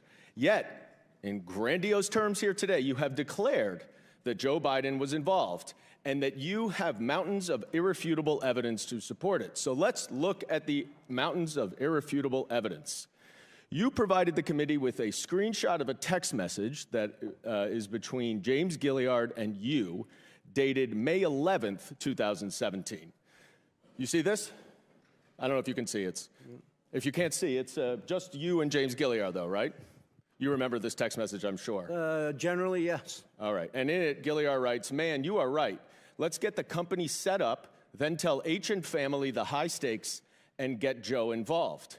And 2 days later, Mr. Gilliard sent an email to you, CCing Rob Walker and Hunter Biden, in which he suggested a division of the company and included a proposal of, quote, 10% held by H for the big guy, question mark. You remember that, right?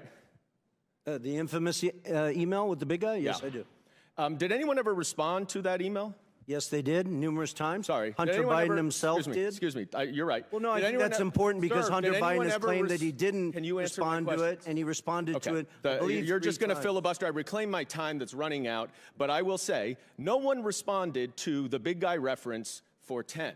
Thank you for making my point. They didn't have to respond because they all knew the big guy was Joe Biden. I reclaim my time. Mr. Chairman, please control the witness. I would like to get a little extra time, Mr. Chairman, because I want to read what Mr. Gilliard said to the Wall Street Journal. Quote, "I would like to clear up any speculation that former Vice President was involved with the 2017 discussions about our potential business structure.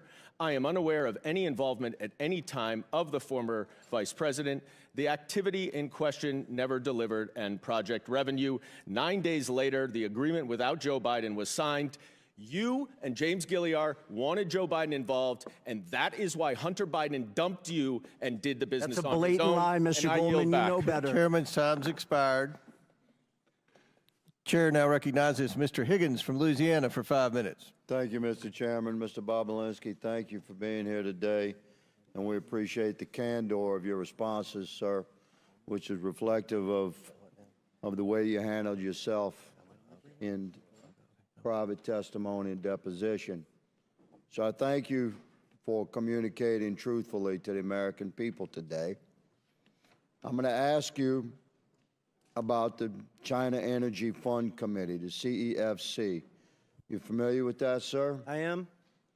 Was this a multi-billion-dollar company, like a Fortune 500 company at one time? It's even bigger than that. If you go back and look at its financials in 2016 and 17, it was probably one of the 5 largest private companies in China. So exactly. So this was a major operation that had a lot of money, and apparently, I'm going to hold up a memo here from this is a chart from the second bank memo, and it shows disbursement of a total of almost $24 million for diamonds.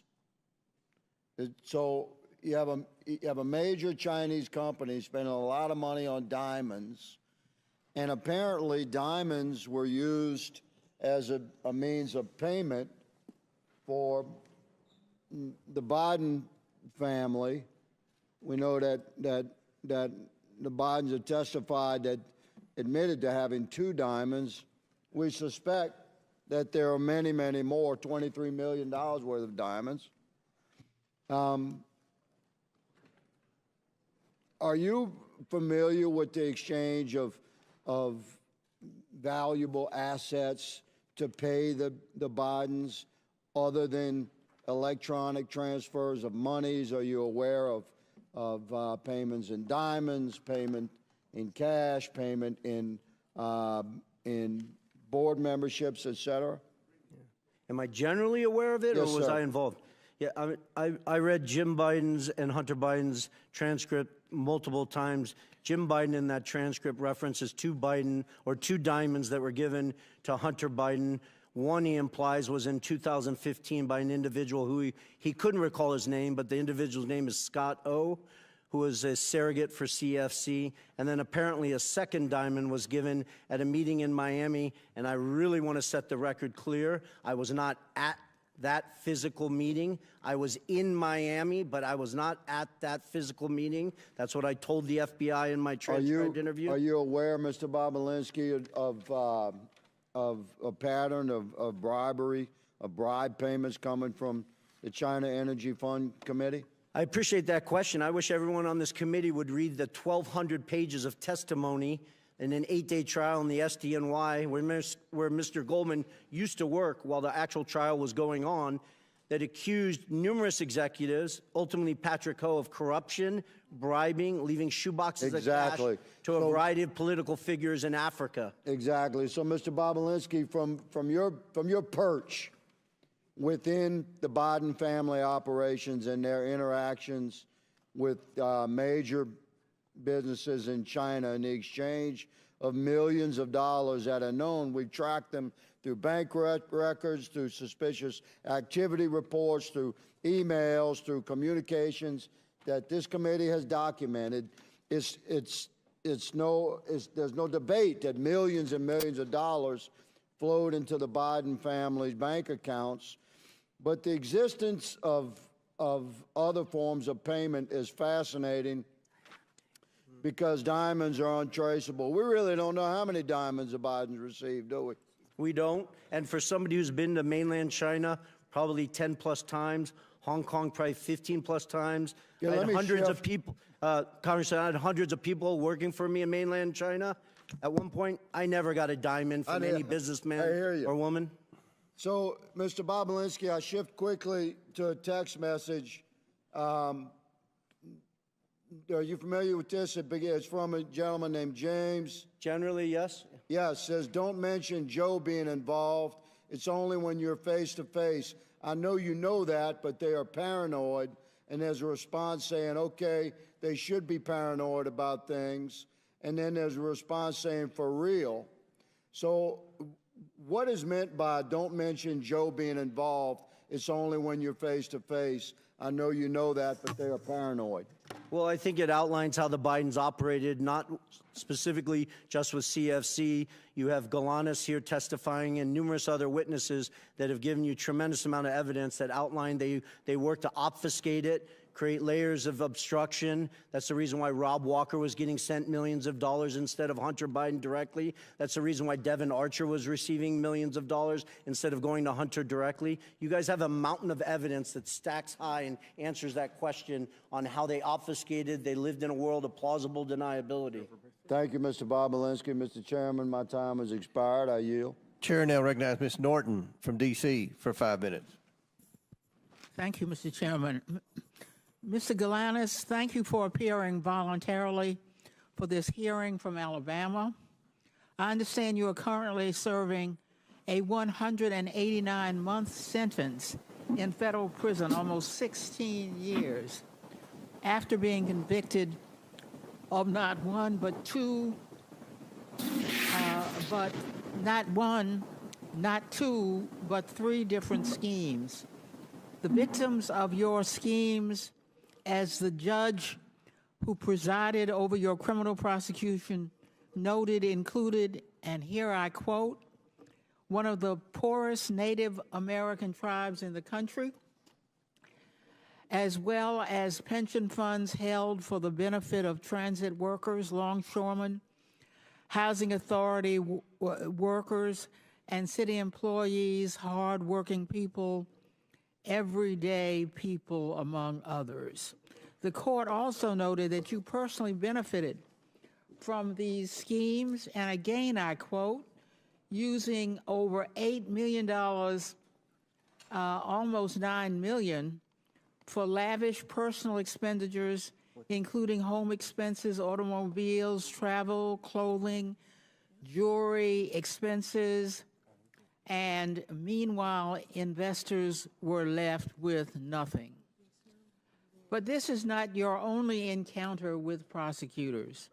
In another case, the Security and Exchange Commission charged you in 2005 with accounting fraud in connection with your involvement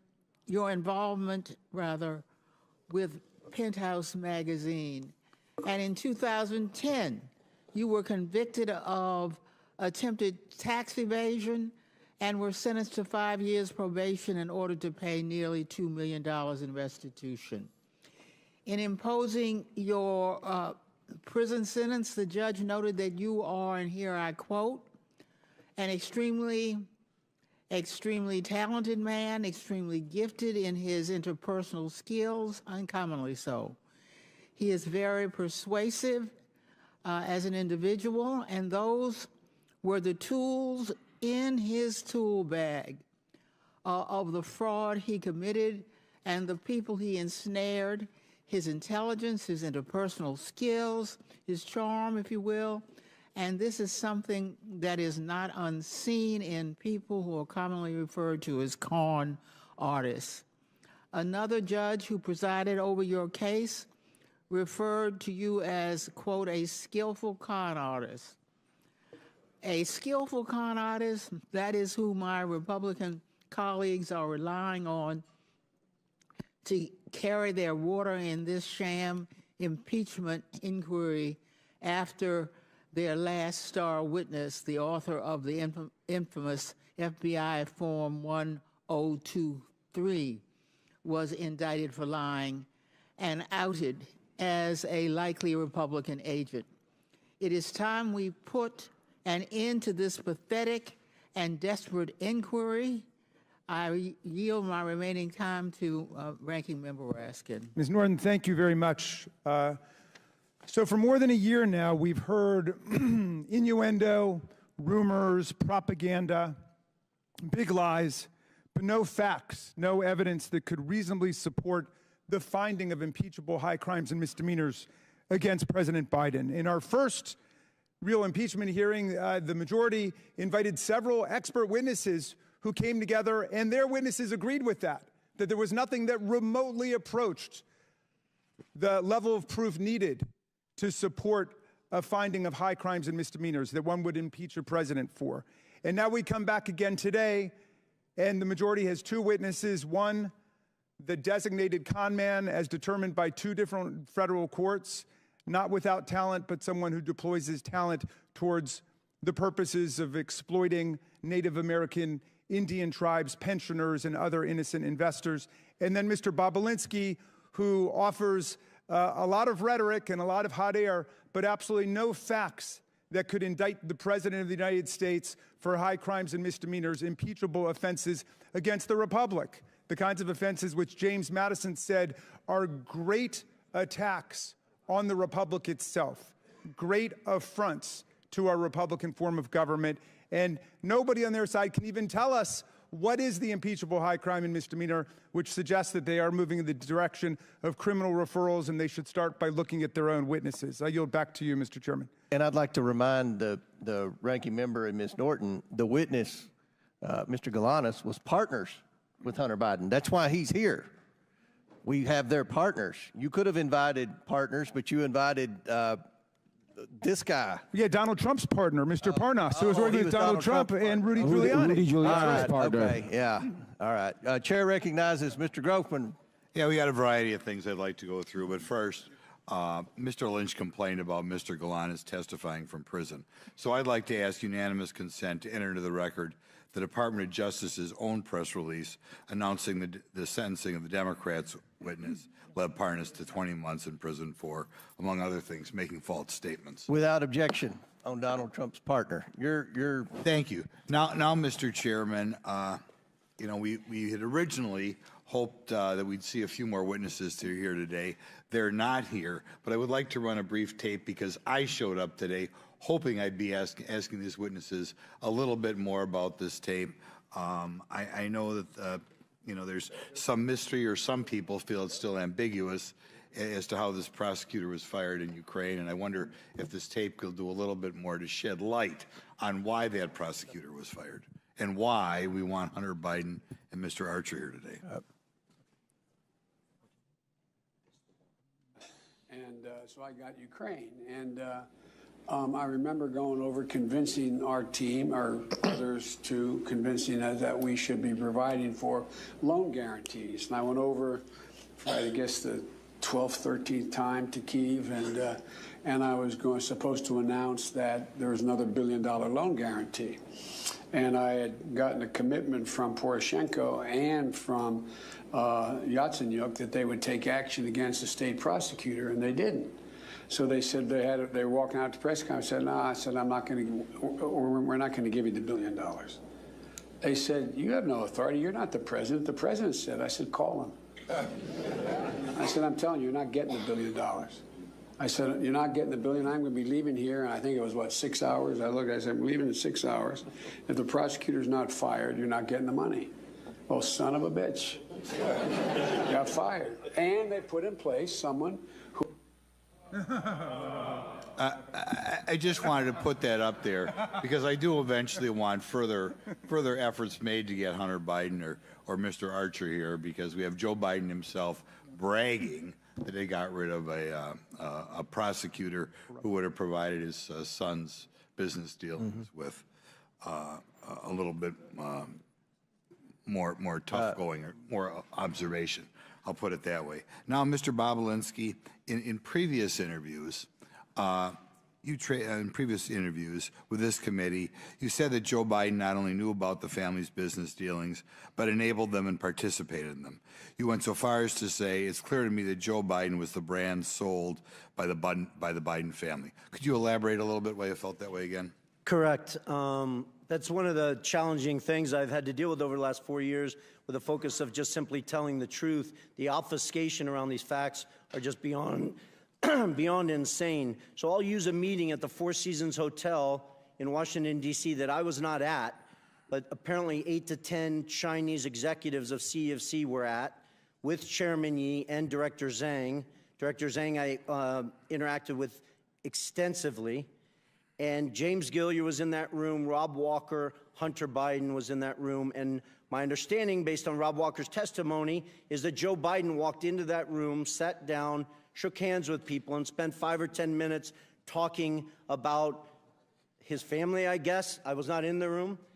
People have tried to obfuscate that meeting like Joe Biden was walking in there to ask about the weather, and Rob Walker said that the Chinese didn't even know that Joe Biden was the former vice president of the United States, which is beyond absurd. The power that those 10 Chinese individuals had to go back to mainland China and say that they were in a room with Joe Biden is the value of what they were giving. Okay. You stated that the Biden family concocted a scheme to give Joe plausible deniability. Could you elaborate on that a little bit? Well, I would just point to all the different text messages and communications. They call him the big guy. I wasn't involved with Mr. Galanis or Mr. Archer, but they're giving you numerous data points. There was obfuscation. They didn't use his name. They used the big guy. You weren't supposed to talk about it. It was just, you know. And you personally met with the vice president? I did twice. Okay, and it was obvious. Did he say anything that indicates that you wanted him to help his son, that sort of thing? Well, he thanked me for helping his son and his brother and asked me to keep an eye on them as I walked him out to his car after he gave his speech on the second meeting of the Milken Conference. Okay, just one other follow-up, and this is kind of maybe a vague question, but I'd like to know it. One of the things that disturbs me about that is the interaction with the Chinese, or that's what we're dealing with today, but obviously other countries as well, that apparently in their own mind, the way you deal with the United States is the way you deal with say, a corrupt city council or something like that. In other words, you know, you give them money and you get what you want. Do you want to comment on that, or did you hear any stories about that, or did you hear stories that they were surprised how easy it was to buy the U.S. government? Well, I think time's expired, but answer the question. But please feel free to answer the question. Yeah, I think CFC, and there's tremendous evidence, believed that they were bribing the Biden family, and they were doing it via Hunter Biden. It's kind of shameful. Thank you. Very good. Chair now recognizes Mr. Khanna for 5 minutes. Thank you, Mr. Chairman. Mr. Parnas, can you tell me about your meetings with Dmitry Firtash and why you believe the Trump campaign used his services? Yes, well, I was sent to meet with Dmitry Firtash because Dmitry Firtash had resources. He's an oligarch that was in Vienna waiting to be extradited to the United States. But he was very close with Vladimir Putin, Ukraine, and lots of characters in that part of the world. And my objective at the time was to have him help us lean on Mykola Zlochevsky and get dirt on the Bidens. And what type of dirt were you trying to get? We were searching for Hunter's hard drive that we were told was out there.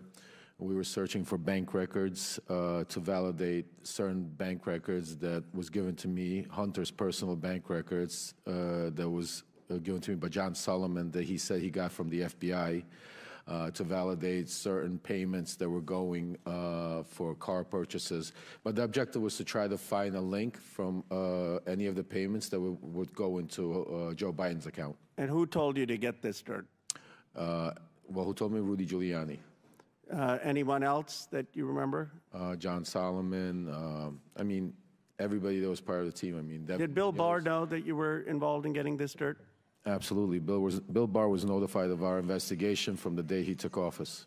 Did you ever have a conversation with Bill Barr of being lenient towards Dmitry in his role, in Bill Barr's role as Attorney General? I personally did not, but I was witness to Victoria Tunzing and Joe DeGeneva having a conversation with Bill Barr about Dmitry Firtash. What did they say to Bill Barr? Basically, they were telling him that the charges were false and that he needs to drop the charges and basically end the case.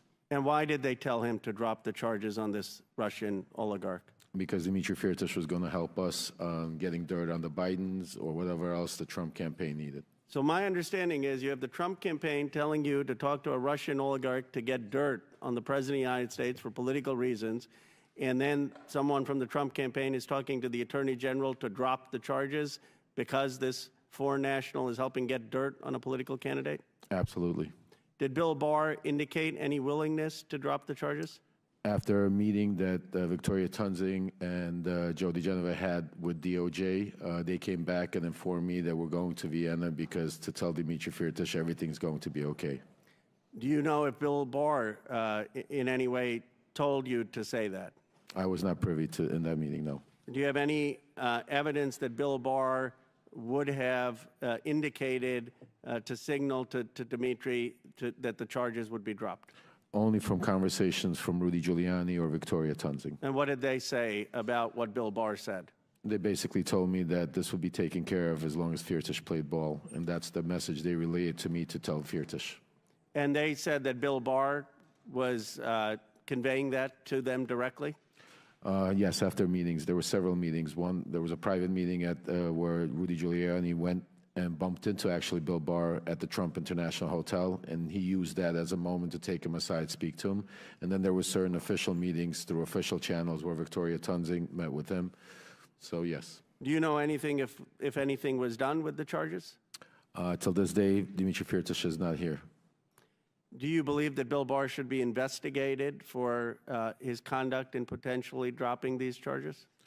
I absolutely believe that, but not only that, I believe Bill Barr should be investigated into the cover-up and trying to silence me to get the truth out of what really happened in Ukraine. And explain the cover-up and what you believe he should be investigated with your last minute. My arrest was set up strictly to shut me up, to seal my documents, take away all my information, and turn me into a crazy man that had no way to prove what was going on. But the real story was Bill Barr was trying to save Donald Trump from impeachment and use me as a scapegoat. What he didn't realize was Donald Trump was not going to stop and was continue doing what he wanted to do. And that's why it blew up in Bill Barr's face. He also hired special counsel at the time, Brady, to look into Ukraine. When we tried to reach out with my attorney to special counsel Brady, he never returned our phone call. Nobody wanted to hear anything I had to say that had to do with Ukraine, Donald Trump, or Rudy Giuliani. Mr. Chairman. Will the gentleman yield? Yes. Thank you. Mr. Parnas, I just want to say you have stuck to the facts today. We don't hear bombast and rhetoric from you, but you're telling a true story, and you've conducted yourself with great purpose and great dignity, and I know your son is here with you today, and I hope he and the rest of your family are proud of what you're doing for America. Yield back. Thank you. Chair now recognizes Mr. Donalds from Florida for 5 minutes. Thank you, Chairman. It's been an interesting hearing so far. Let's actually get to the actual paper trail of money flow from the CEFC into the bank account for President Joe Biden. And I want to start with a text message, July 31, WhatsApp text message between Hunter Biden and one chairman, Mr. Zhao. Real quick, Mr. Bobulinski, who is Mr. Zhao? Congressman Donalds, I'd just actually like to spend 20 seconds. If you noticed, Congressman Khanna scurried out of here very quickly, and I'm actually disgusted as I sit here that he didn't address me based on the fact that I'm sitting here in front of the world trying to testify to the truth. In October 2020, I have messages I'm willing to produce to both the Democrats and the Republicans that Ro Khanna sent to me saying, you have always demonstrated to me that you're nothing but an honest with the highest integrity individual, and I was begging for him to go on CNN and tell the world in October 2020. I have extensive emails with Congressman Ro Khanna in 2021 and 2022 where I begged him and his staff to sit down with me and look at my BlackBerry phones that the Democrats are so focused on, to hire forensics experts and go through all of the factual information I had. So the fact that he did not even address me and then scurried out of here is disgusting to me. All right. Sorry, Mr. Donalds. I'll answer your question now. All right, so we're gonna have to come off of that because now we're at 3 minutes, 30 seconds. Yep. Mr. Chairman, for the record, I want to submit into the record 2 different WhatsApp text messages. One, July 31, between Hunter Biden and Mr. Zhao of CEFC, which stipulates that Hunter Biden wants to be able to move on from and get the contract resolved, get the deal resolved, and that Mr. Zhao responds and says, yes, the CEFC is willing to cooperate with the family. On August 31, there's another exchange, this time August 3rd, 2017, between Hunter Biden and Mr. Ganwei Dong. And in this message, they're talking about the stipulations of the arrangement between the Biden family and CEFC. I want to submit both WhatsApp text messages for the record, Mr. Chairman. Without objection to order. Okay, now to the money flow, because this is where the rubber meets the road. On August 3rd, they actually stipulate through WhatsApp text messages the exact stipulations of the deal. On August 4th, $100,000 is wired into Owasco PC from CEFC infrastructure. Mr. Chairman, I want to submit for the record a portion of the bank statement for the time period August 3rd of 2017 to August 31, 2017, stipulating $100,000 going from CEFC into the bank account of Hunter Biden through Owasco PC. Without objection to order. On August 8th, 4 days later, $5 million is then transferred from the Northern International Capital account of $5 million to Hudson West III. Hudson West III is a bank account controlled by Hunter Biden and Mr. Ganwei, a.k.a. Kevin Dong, who is a CEFC associate. That money comes from the Northern International Capital bank account that is tied to the CCP. Mr. Chairman, I want to submit for the record the bank statement demonstrating that transfer. Without objection to order. Okay, moving on. On August 8th, the same time period, there is a wire transfer of $400,000 to Owasco PC from the Hudson West III bank account. That $400,000, Mr. Chairman, I have the transfer records in the bank accounts from the August time period. I want to submit that for the record. Without objection to order. Now, here's where the fun stuff comes in, everybody, and I got a minute to do it, so we're going to get this done. On August 14, there is $150,000 that is transferred from Owasco PC, which is controlled by Hunter Biden, to Lion Hall Group, which is controlled by James Biden. I have the records here, Mr. Chairman, of the $150,000 that has gone to Lion Hall Group from Owasco PC. I want to submit that for the record. Without objection to order.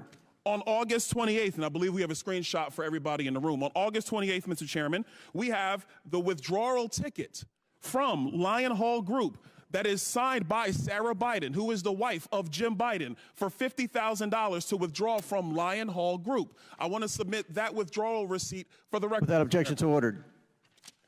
On September 3rd, on August 28th, actually, Mr. Chairman, we have the deposit reference into Sarah Jones Biden's account on the same day she withdrew it from Lion Hall. I want to submit that. Without objection to order. Last document. On September 3rd, 2007, from Sarah Biden's own personal account, there is a check that is written to Joseph Robinette Biden, Jr., the President of the United States today, for $40,000, signed loan repayment. A loan repayment, by the way, that Joe Biden's own personal accountant, Mr. Eric Schwerin, has no record for. I want to submit that for the record, Mr. Chairman. Without objection, so ordered. To the members of the committee, it is clear that the source of this money came from CEFC, and that CEFC is a company that is directly linked to the CCP and actually the chairman of the CCP, the chairman of the Chinese Communist Party, Chairman Xi Jinping. With that, I yield. Very good. Mr. Chairman, I've got a UC request, if that's okay. Go ahead. First, White House for sale, the staff report of the minority side, which details the CEFC's business interactions with Donald Trump. They own a $5.5 million unit in Trump World Tower and others. And then the Department of Justice press release announcing the sentencing of Jason Galanis in federal court to a term of 189 months in prison, ordering him to pay restitution of more than $80 million for 3 criminal fraud conspiracies against a Native American tribe, pension funds, and other investors. Without objection, so ordered. Chair now recognizes Mr. Mafume for 5 minutes. Mr. Chairman, thank you.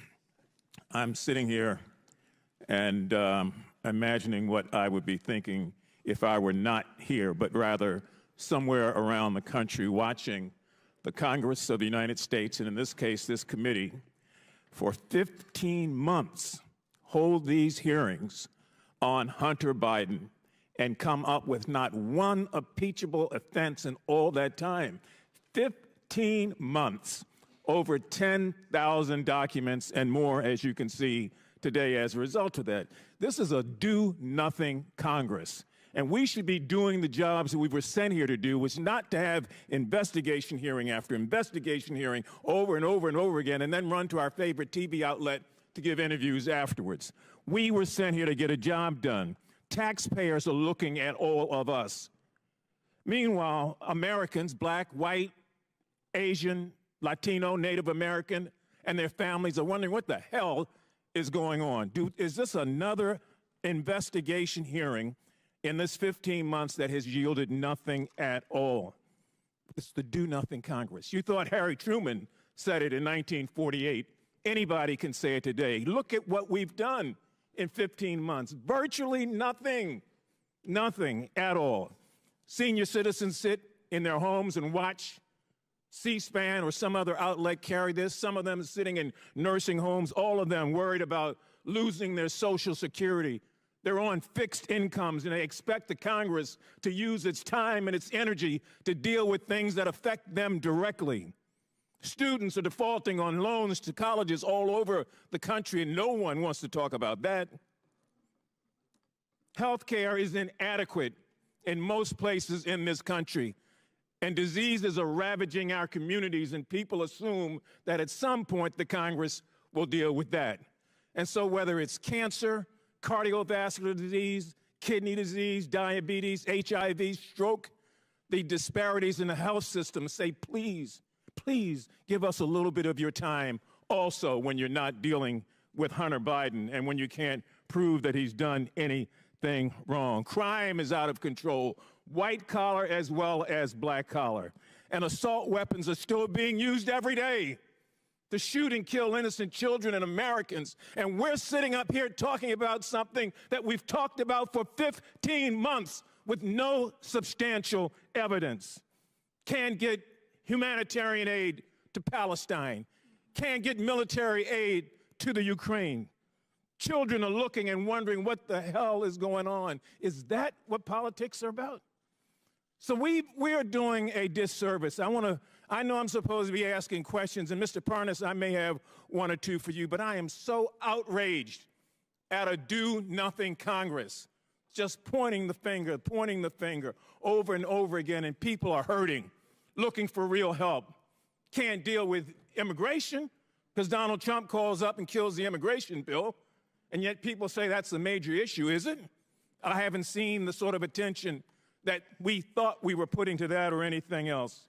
And so this particular hearing will probably be followed by another hearing and another hearing and another hearing until this Congress expires in January of next year. And we haven't done a damn thing to move the ball forward, except make accusations. Life is too short. Now, maybe some of you have a guarantee you're going to be around forever, but I don't. I came to this body first in 1987. I worked under Ronald Reagan and the first Bush and Bill Clinton and Donald Trump and now Joe Biden. This Congress is not doing anything. It's not like the previous Congresses, trust me. That's why people have such a low esteem of those of us who say, well, I'm Congressman so-and-so. People on the street don't buy that. They don't see the action. So I'm done. I know I've exhausted my time. Mr. Parnas, a couple of quick questions, and I'll let you go. Is it your understanding that Rudy Giuliani worked for an individual identified by the Trump administration as a Russian agent? Yes.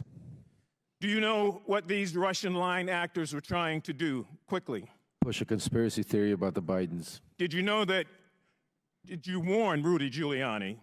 Yes, I did. And what was his response, succinctly?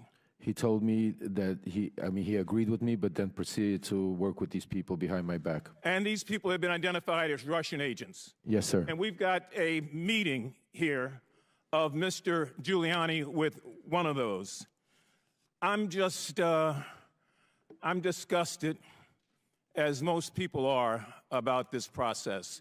And the only way we get to a point where we get things done is that we learn to talk to one another across the aisle without having another conspiracy theory after another one after another one. You don't buy trust that way. You buy contempt. I yield back. Chair recognizes Lisa McClain for 5 minutes. Thank you, Mr. Chairman. I want to start off by saying I think most Americans are taught at a very young age that you are who you surround yourself with. I think keep that in a premise. As I sat here and listened to everyone talk about how Hunter Biden is just this golden boy. I mean, are we really supposed to believe that Hunter Biden is the golden boy? His associates, such as Jason Galanis and Devin Archer, are felons convicted of fraud, yet he is the golden child. I want to talk about examples of Biden's influence peddling scheme. This time, it was Romania. It follows the same general pattern as we have seen with other countries like China, Russia, Ukraine, and Kazakhstan. Here's the pattern. It's really simple. A corrupt foreign oligarch needs access to the U.S. government. Hunter Biden sells influence to the U.S. government. The oligarchs pay up. So let's just take a deeper dive into this Romanian scheme.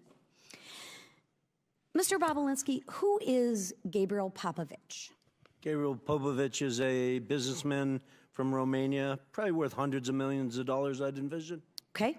Is it true that Gabriel Popovich faced corruption charges in Romania in 2015? It is. Thank you.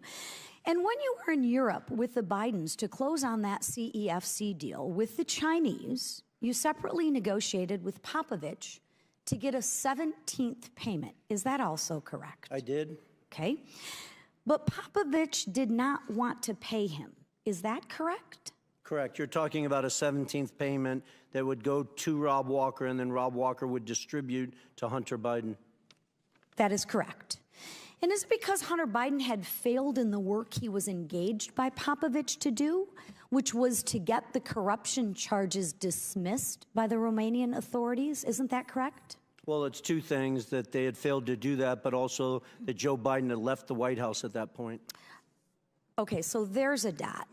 So I get 16 payments while Joe Biden's in the White House. Correct.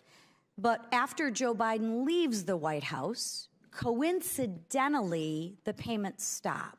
Correct. Okay, just want to make sure that we can connect the dots very simply. But obviously wasn't a coincidence. Right. I'm not much for coincidences, which neither are the American people. But, Mr. Bobulinski, what do you think Popovich wanted Hunter Biden to do? I don't have to think, because Gabriel told me personally he expected, and didn't want the details, he expected Hunter Biden Rob Walker and James Gillier to do whatever was necessary to impact his case in Romania. How do you know that? Because Gabriel Povich told me that. From his mouth? Yes. Okay, so there's another dot that we can connect. Would that be a conspiracy theory? That's not a conspiracy theory. Okay, thank you. I would encourage you to interview Gabriel Povich. Thank you. Lastly, after claiming he wanted a public hearing, Hunter Biden decided to skip today. Why do you think he skipped the hearing today? Is that a rhetorical or serious? Well, I don't think he wanted to sit next to me because obviously I've emphatically stated he perjured himself in his transcribed interview with the committee, as did his uncle, Jim Biden. And for every fact he claims or wants to say I was high on drugs or obfuscate, I can show a document, a text message, a recording that is confirmed that he's lying. Well, let's not let the facts get in the way of a good story, right? Here are the facts. Highly disappointing that he's not here, though. I would agree.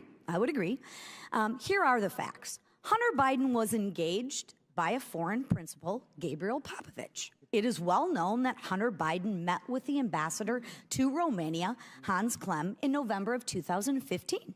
Hunter Biden was not registered under FARA. He stopped getting paid as soon as his father leaves office until you got Popovich to send Hunter Biden one more payment. Seriously, what services was Hunter Biden providing to the Romanian oligarchs for millions of dollars? We've yet to hear it. As far as the committee knows, Hunter Biden was never registered under the Foreign Agents Registration Act. If the Department of Justice applied the same standards it did in the Paul Manafort case, Hunter would be in more trouble than he is already in. Mr. Chairman, there are real FARA issues here that we need to continue to look at. And with that, I thank you for being here, and I thank you, Mr. Chairman. Absolutely. Thank you. Good job. Chair now recognizes Ms. Ocasio-Cortez from New York. Thank you, Mr. Chair. Mr. Bobulinski, I heard your opening statement. It's submitted to the record, part of our proceedings. I have a quick question. Simple. Is it your testimony today that you personally witnessed President Joe Biden commit a crime? I believe the fact that he was sitting with me while I was putting together a business deal. Did you witness the president commit a crime? Is it your testimony today? Yes. And what crime have you witnessed? How much time do I have to go through it? It is simple. You name the crime. Did you watch him steal something? Corruption statutes, RICO and conspiracy. What is it? What is the crime, sir? Specifically. You asked me to answer the question. I answered the question. No. RICO, you're obviously not familiar with. Corruption statutes. Excuse me, sir. RICO is not a crime. It is a category. What is the crime? It's a category of crimes that you're then charged under. You have charges. A long 100. You have charges. Sir, please want me to name the exact statute under RICO? Yes. Well, it's funny. In this committee room, everyone's not here. There's over 18 all right, sir, I reclaim my lawyers time. that went to law school. I reclaim my time. You guys okay, to thank define you, the sir. I statute reclaim my under time. RICO. Clearly, what we are seeing here today is a continuation of the 15-month saga of the Republican majority lost in the desert. Impeachment 101. The majority party, or whomever is raising impeachment, must accuse the president of a high crime, a specific high crime or misdemeanor. I would like to submit to the record HRES 918, the House resolution to open this impeachment inquiry. Without objection to order. This resolution does not outline a high crime or misdemeanor. It's not here. Now, when we compare the chairman's opening from his previous opening, he's talking about Ukraine and Barisma and all of this. This entire inquiry is based on a blockbuster piece of information that was in a classified SCIF room. And inside that room was a document alleging President Biden directly of a $10 million bribery scheme, a $10 million bribery scheme, extremely serious. What happened? What happened a month ago, Mr. Chairman? That document, the FBI arrested the person who offered those allegations for falsifying his testimony to the FBI. This entire impeachment inquiry is based on an actual, provable individual who has lied. Now, responsible leadership would withdraw an inquiry based on that. Withdraw it.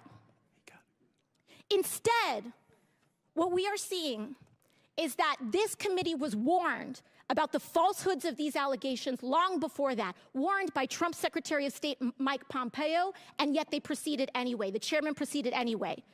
This committee was warned by Rudy Giuliani associate right here, Lev Parnas, after that document about the falsehoods of this. Then held hearings where your own expert witnesses said that there was no grounds for impeachment, and you proceeded anyway. And finally, as if none of this was enough, the FBI arrested the individual who was the source of the entire, to quote the chairman, heart of the matter, to launch this impeachment inquiry, and proceeded anyway. At this point, the story is not the fact that the basis of this impeachment inquiry is wrong. The story is why it's proceeding anyway. Why is this committee proceeding based on false charges? And by the way, no charges. I have yet to hear in the chairman's opening the allegation that they are specifically charging the President of the United States with. I'm hearing about Biden family. I'm hearing about this and that. I am not hearing the specific allegation by this committee. What is it? It's not here, and that is the problem. The story is when this committee knew that they were working with falsified evidence. That's the story.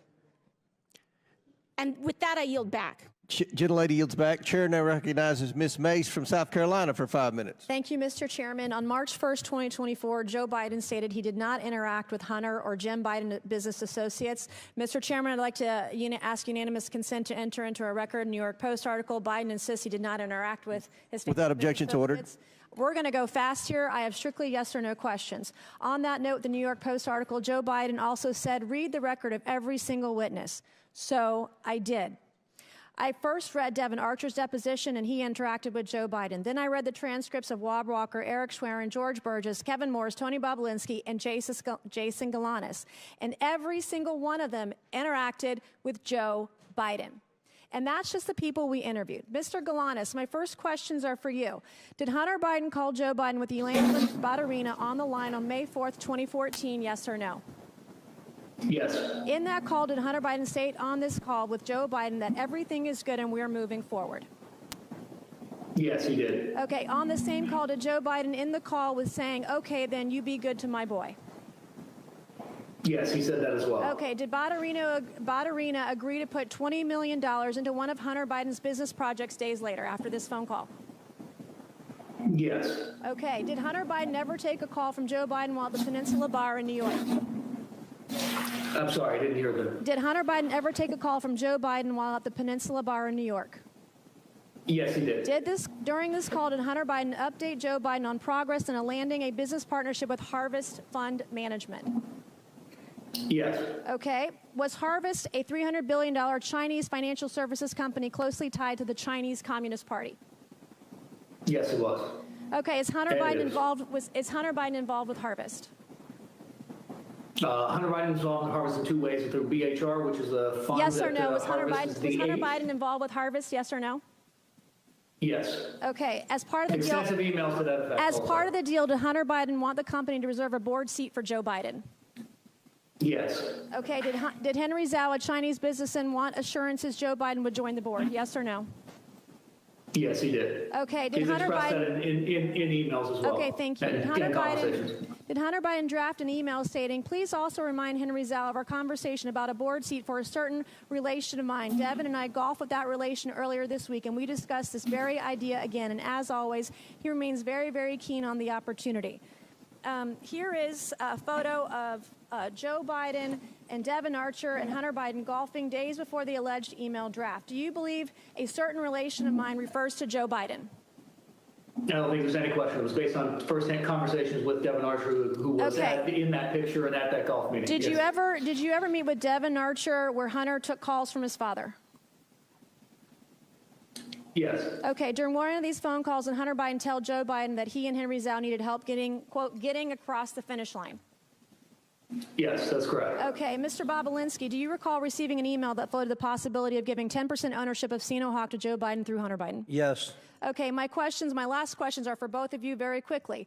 Mr. Bobolinsky and Mr. Galanis, you both stated you were told not to use Joe Biden's name in communications, correct, Mr. Bobolinsky? Correct. Mr. Galanis?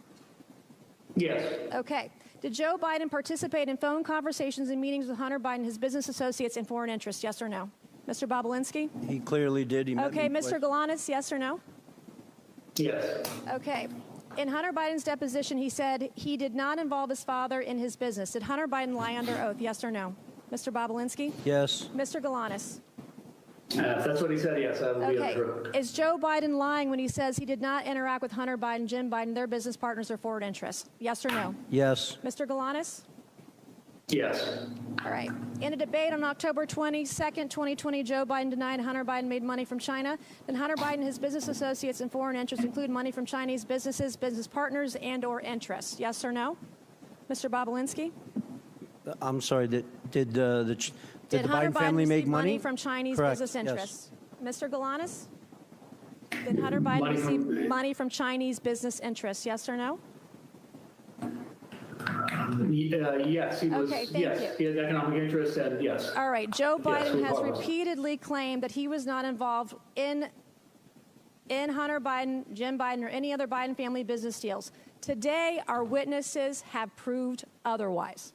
Today, we've established Joe Biden lied about interacting with Hunter Biden's business associates. It is my belief Joe Biden is the closer for Hunter Biden, Jim Biden, and their business associates and foreign interests. Good luck to the left proving otherwise. Thank you, and I yield back. Gentlelady yields back. Chair now recognizes Ms. Porter from California. The title of this hearing is Influence Peddling, Examining Joe Biden's Abuse of Public Office. Look, the impeachment inquiry is dead. If it was on life support, my colleague Ocasio-Cortez just killed it. There is no allegation of a specific crime. President Biden didn't do anything wrong. There's zero evidence of that. And still, both Democrats and Republicans and the media treat these hearings like the Super Bowl. But no one ever wins, and Americans always lose.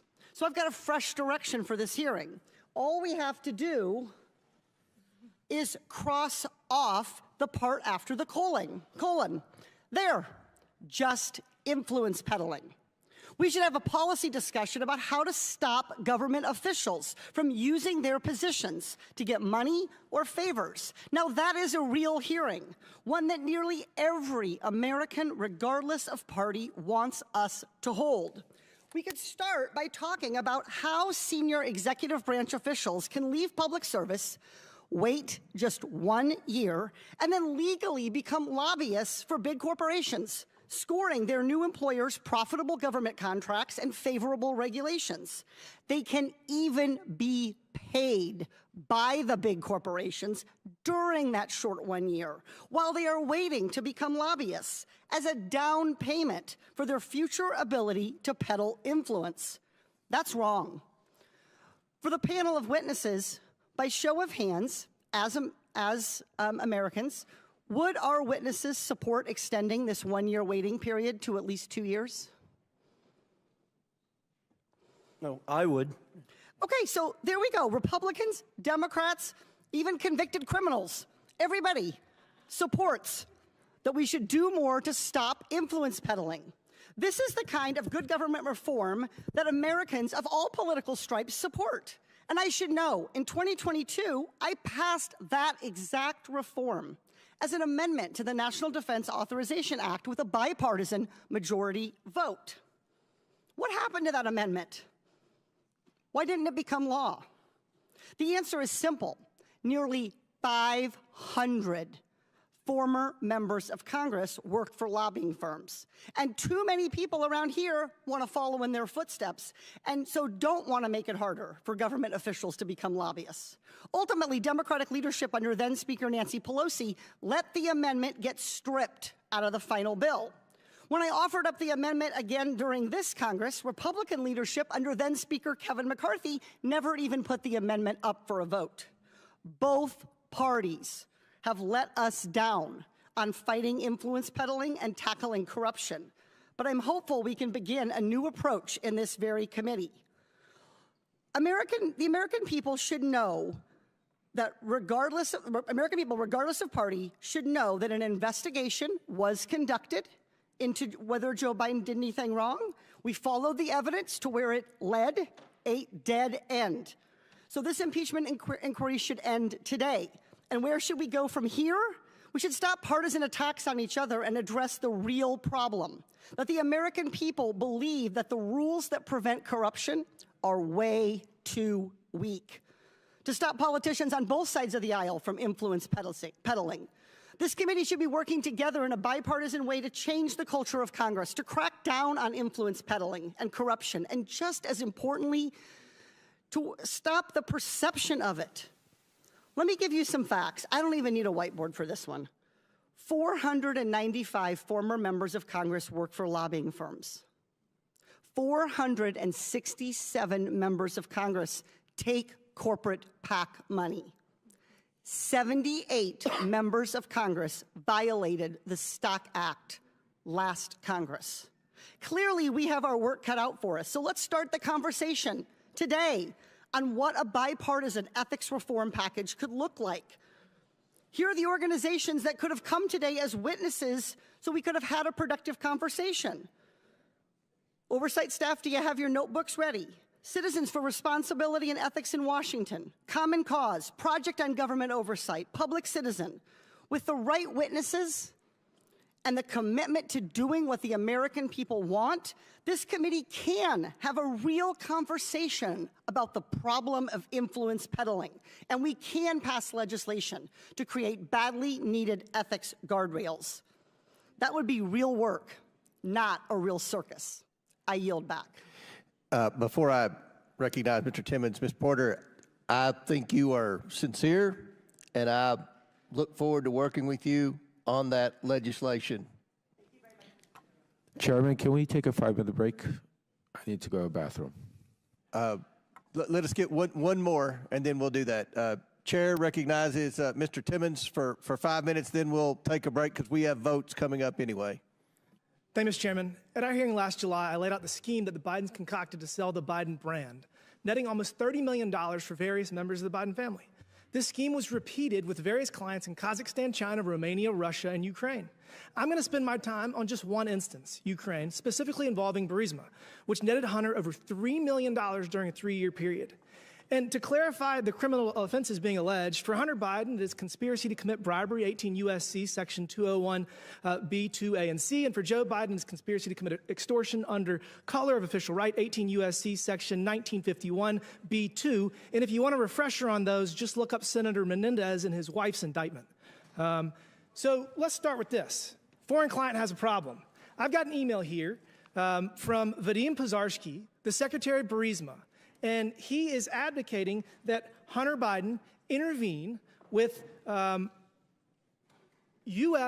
U.S. officials to facilitate meetings and communications expressing their positive opinion of Zlochevsky, the president of Barisma, to the Ukrainian president, chief of staff, prosecutor general, with the ultimate purpose to close down any cases against Zlochevsky in Ukraine. This is dated November 2nd. Now, keep in mind, and again, foreign client has a problem. Zlochevsky is being investigated by Viktor Shokin, the Inspector General of Ukraine, and he needs help, the Biden brand. So here we got bank records galore of Hunter Biden receiving, prior to this email, over $1 million. After this email, $2 million.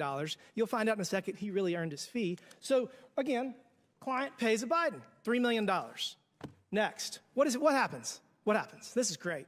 11 days later, we have the U.S. Embassy in Ukraine announcing that Vice President Biden is traveling to Ukraine on December 7th. Oh, interesting. Vice President Biden travels to the country. Here we got a great photo of him touching down. They're very proud of themselves. So Vice President Biden leverages U.S. policy to achieve a favorable outcome for the client.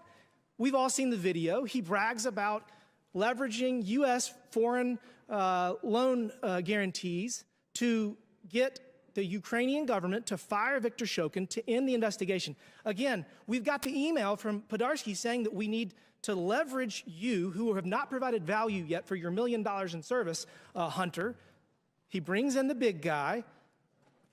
Biden leverages U.S. influence, withholds $1 billion in loan guarantee to fire Shokin. So if that's not enough, we got the victory lap here. We got an email just a few months later saying, whoa, we won in less than a year.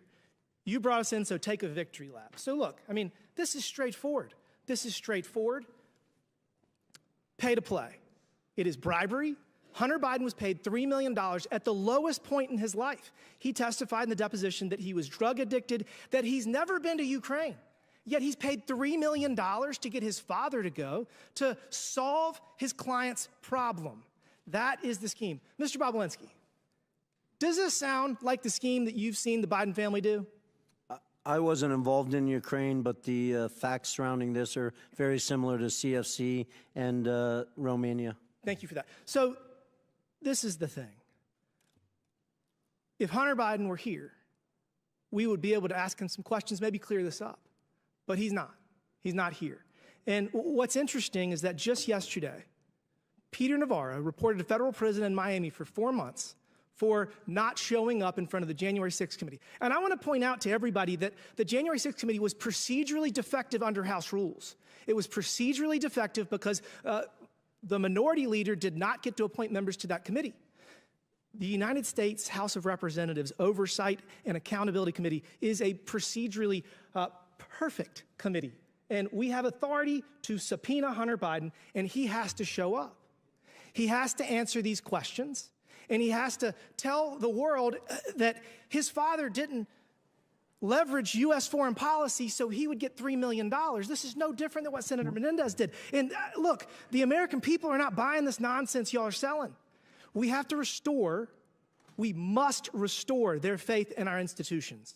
And we have to stop this ridiculous two-tiered system of justice where the Department of Justice persecutes President Trump and hides Hunter Biden behind every corner. I mean, this is not the United States of America that the American people deserve, and we have to get our country back on track. With that, Mr. Chairman, I yield back. Mr. Chairman, parliamentary inquiry. Did the committee subpoena Hunter Biden today? Chair recognizes, pursuant to the previous order and at the request of the minority witness, the chair declares the committee in recess for 10 minutes. Then we're going to come back in here, and then we may have to recess again for votes. Thank you, Mr. Chairman. Today's hearing is another unfortunate attempt by my Republican colleagues to muddy the water in an election year with no proof, no evidence, no wrongdoing at all by President Biden. The American people are tired of this charade. As I said before, my Republican colleagues simply grasp at straws that do not exist. While House Democrats in the Biden-Harris administration work to cut costs of prescription drugs, expand student loan forgiveness, and mitigate the threat of gun violence, Republican members of Congress continue to chase after Russian disinformation campaigns from the 2020 election, which have been thoroughly debunked again and again. And as usual, in this committee, we know who is in charge. It is the bondless, broke bluffer, twice impeached, 4 times indicted, insurrection initiator, election denying, self-declared dictator on day one, and puppet for Putin. The one who wants to terminate the Constitution and defund the FBI. The one who romanticized exchanging of love letters with North Korean dictator Kim Jong-un. The one who just last week embraced autocrat Orban of Hungary to discuss their diabolical plans to destroy our democracy. The one who proposed a policy to ban Muslims from this country. The one who just this week said any Jewish person who votes for a Democrat hates their religion and Israel.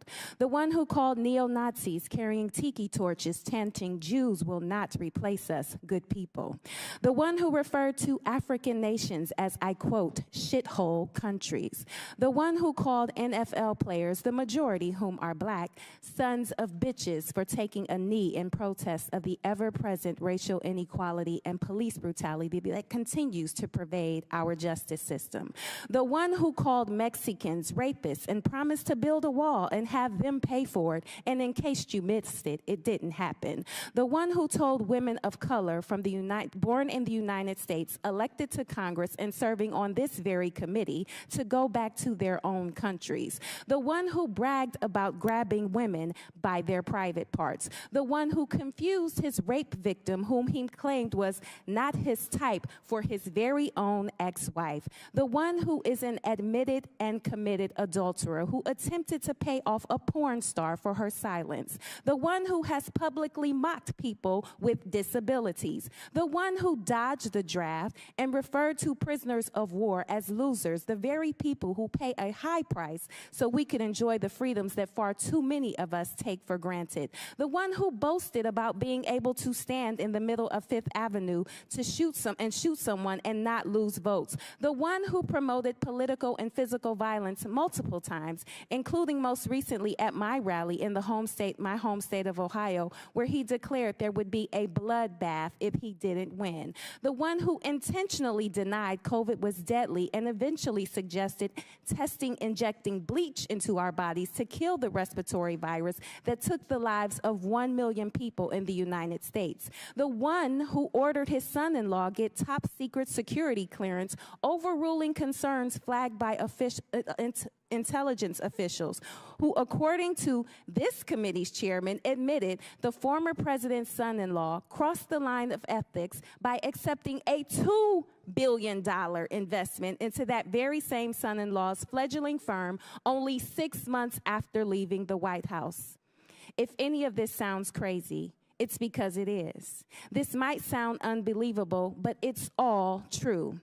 These are facts, indisputable facts, a thing that is known and proven to be true. This may be a foreign concept to some of my colleagues, but for those of us who still have a relationship with the truth, please know this is not an exhaustive list of inappropriate, unethical, and questionable behavior by the maniacal manipulator of Mar-a-Lago, because I could go on, but I only have 5 minutes. Yet here we are again, trying to make sense out of nonsense. I would humbly, respectfully ask my Republican colleagues on this committee to stop falling over yourselves to win the approval of one, because millions of people are depending on you to defend our delicate democracy. And with that, I yield the remainder of my time to Chair now. The ranking member. 7 seconds.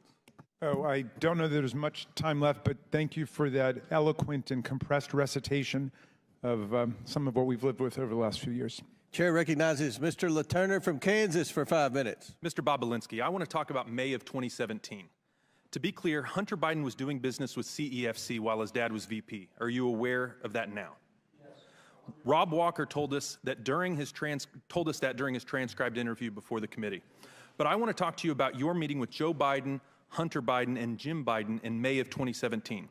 Other members are going to bring up the meeting you had with Joe Biden at the Beverly Hilton the night before the Milken Conference, but I want to talk about the next day when you went as Joe Biden's guest to the Milken Conference.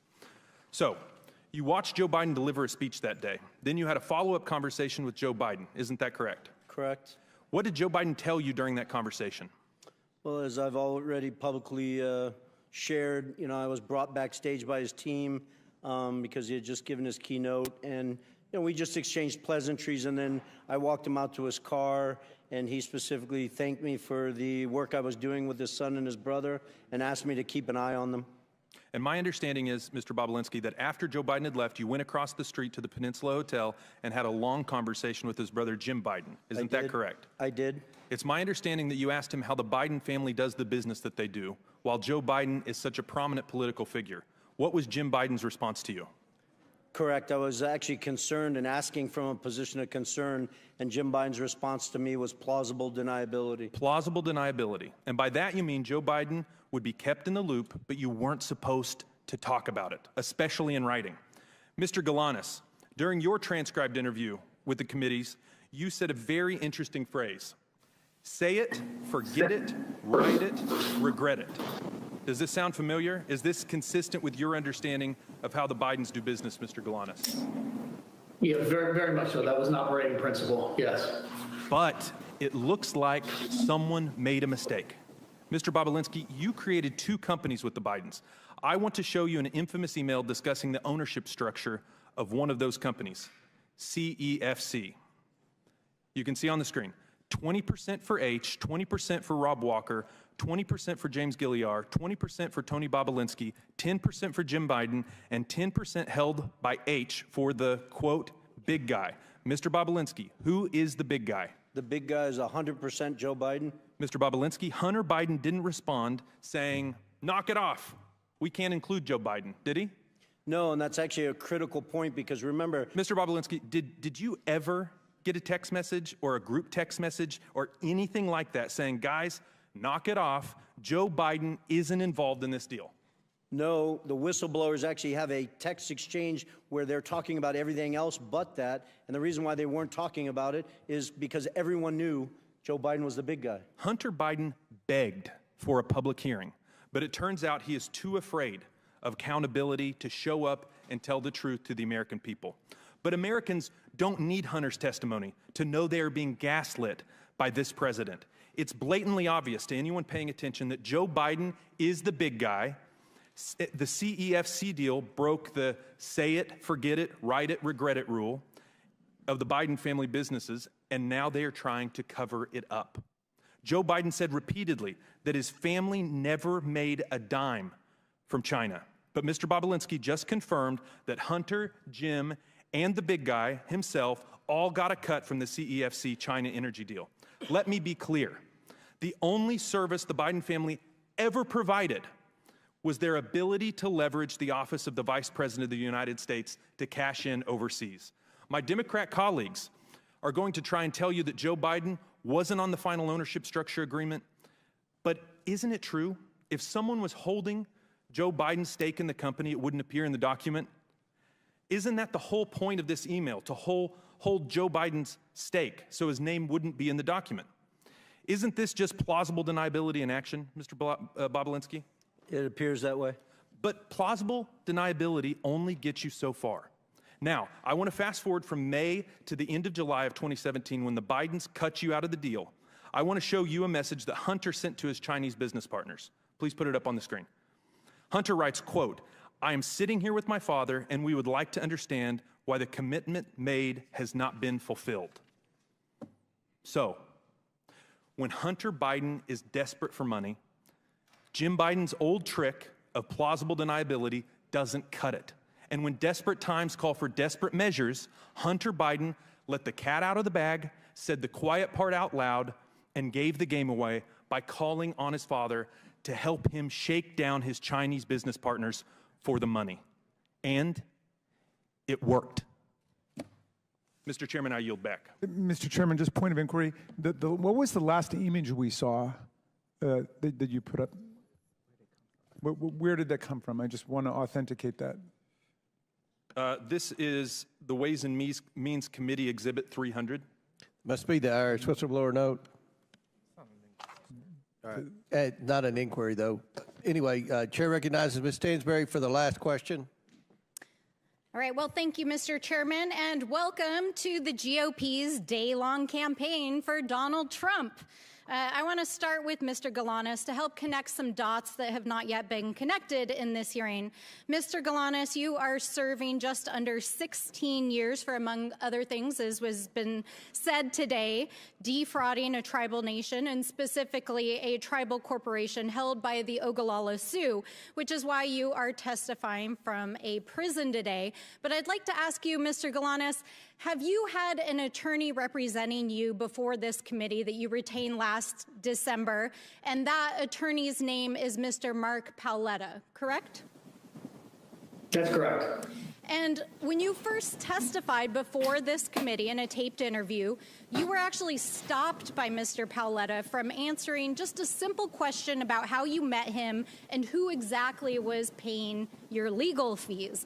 Now, I want to make sure that the American people understand exactly who Mr. Paoletta is, because he is, in fact, a former lawyer to Donald Trump, who served in the administration in the Office of Management and Budget, and was at the center of the Ukrainian pressure campaign for which Donald Trump was impeached. And in fact, Mr. Paoletta was Trump's chief OMB lawyer when he withheld aid to Ukraine to try to extort the Ukrainian government into investigating Joe Biden to support Donald Trump's campaign. And Mr. Paoletta literally wrote the memo to help withhold those funds.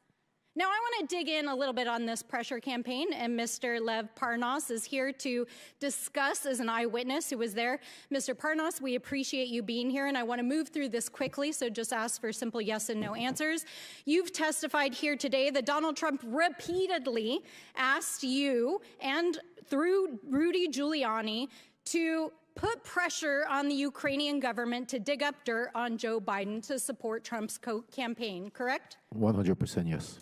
And as we can see here in this picture, you were very much a business associate of Rudy Giuliani during this time. And as established in your testimony, you traveled to and met with Ukrainian officials and told them that the White House would withhold its support and aid to Ukraine if it did not cooperate with this bribery, essentially. That's correct.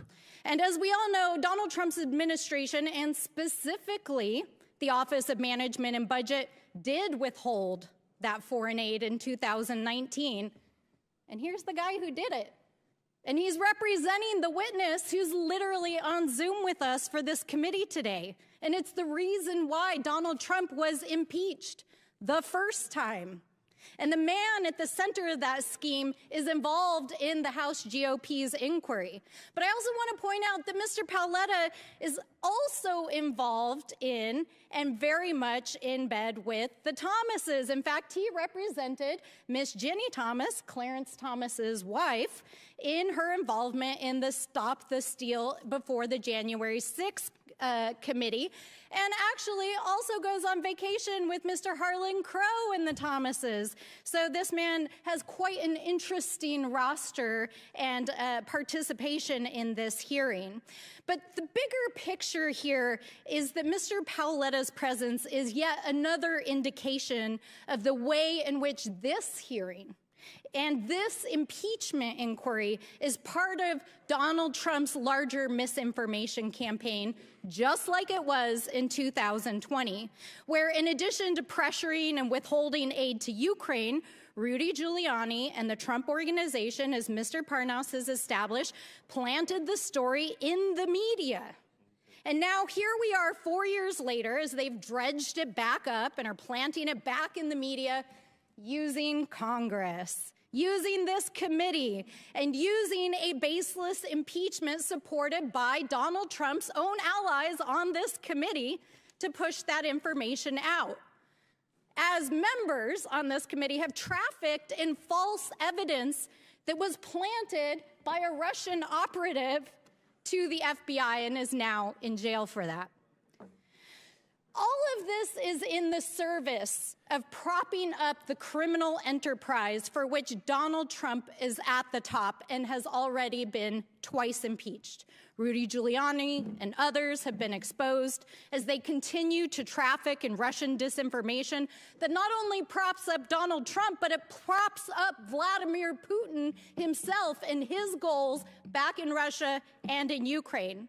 So I just want to point out here that once again, as I said when we had a false impeachment hearing a few months ago, that once again we see the time's expired, gentlelady's time's expired, little hands of Donald Trump all over this hearing. And just want to state, you made a mistake and said that Mr. Parnas was a Republican witness. He is very much your witness, not a Republican witness.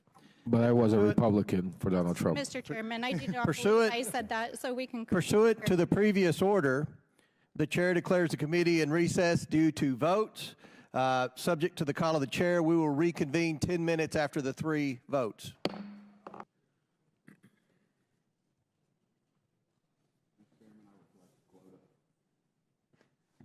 All right, committee will reconvene. Chair now recognizes Mr. Perry from Pennsylvania for 5 minutes. Well, thank you, Mr. Chairman. Mr. Galanis, I'm going to turn my questions to you. I hope I can see you on the screen here shortly. Are you there, Mr. Galanis? There you are. Okay. If we can jump right into another Biden-Chinese deal made while Joe Biden was in office, a deal I think you described in your interview as a quid pro quo, where the Chinese sent millions in exchange for a post-VP job for President Biden. Can you tell us what was Burnham? Yeah, so Burnham was an 85-year-old financial services company based in New York that owned an asset management firm and a securities dealer. But relative to the Chinese, it was an unimportant, small player. I'll give you scale, $1.5 billion versus $300 billion Chinese company. So what was Hunter Biden's interest in working with them, knowing that that was the situation? I think Hunter Biden was already working with them through the fund that was created. The BHR, Harvest was the H, and is described in some of Hunter's emails that I had provided to the committee. He described the activity with BHR, meaning the Harvest activity, as one of his only focuses, and his other focus would be the activity between Harvest directly and Burnham directly in a combination. So his stated objective, in his own words, in writing, was those were to be his only focus and his only priority in working with the Chinese on a go-forward basis. Did you also say that he said the interest in working with Burnham was to make billions instead of millions? Is that right?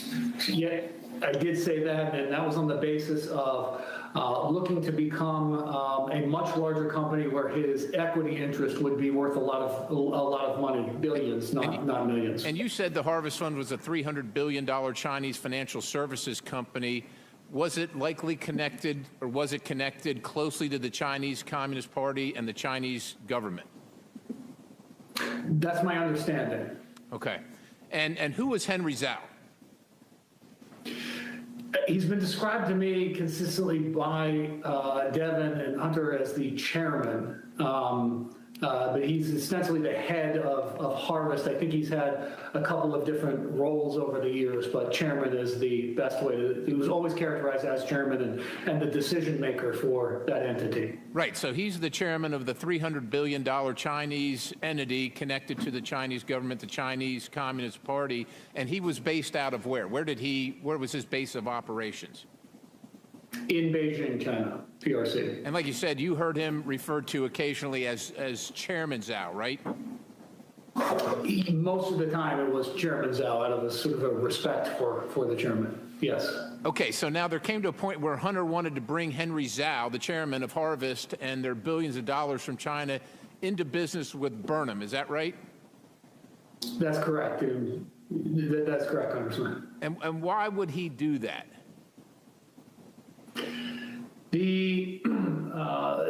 It was a financial decision. Chinese offered money, and he offered political access. Okay. It was in exchange. Fair enough. It's pretty obvious what Harvest brings, right? $300 billion. But why would Harvest be interested in Burnham versus other financial institutions? I'm sure there are other ones out there, and like you said, it was fairly small. Harvest is $300 billion. Why would they care about this small Burnham? What was the interest for them? I mean, the self-evident answer is the political access, and then sort of underscoring that is there are at least 2 emails produced that talk about exactly that, the influence or what Hunter had characterized as Henry Zhao's interest in the access vehicle. So that was sort of explicit and in writing. Okay, so Joe Biden was going to sit on the board of a Chinese company connected to the highest levels of the Chinese government, the Chinese Communist Party. Stepping back in your dealings with Hunter, what was the value that Hunter brought to the table? It was the access to the inducement to induce companies like this Harvest Group to participate in Burnham. So it was we'll call it relationship capital that he brought to the table, not financial capital. Relationship capital, economic value to the business. Relationship capital that you described as the Biden lift. What was the Biden lift? Biden lift was simply Hunter's access to his father and his father's power and prestige in influencing the growth of a financial services business, which was largely reliant on its reputation and ability to attract other clients. I'm running out of time here, but it sounds like a quid pro quo to me. Sir, what did Harvest did in fact invest money in Burnham? You called it a material inducement. Can you explain what that means? And do you know how much the Chinese paid? I believe I was out of the picture toward the end of 2015. I believe that they ended up paying $4 million into Burnham. I believe, though, as a result of legal entanglements that I encountered, that the transactions didn't happen in the way people expected or that they had written about in terms of what the Chinese were expected to do. All right, Mr. Galanis, I just want one last question. I'm going to show you a draft email that you provided to the committee. Mr. Chairman, I yield. Objection on time. Good job. Chair now recognize Ms. Crockett for 1 minute, or 5 minutes. 1 minute. All right. First of all, Mr. Bobulinski, do you know who Elections LLC is? Yeah. Mike.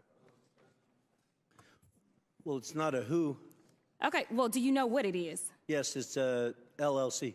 Okay. And is it the LLC that your attorney works for? I believe so, yes. You believe so. Okay.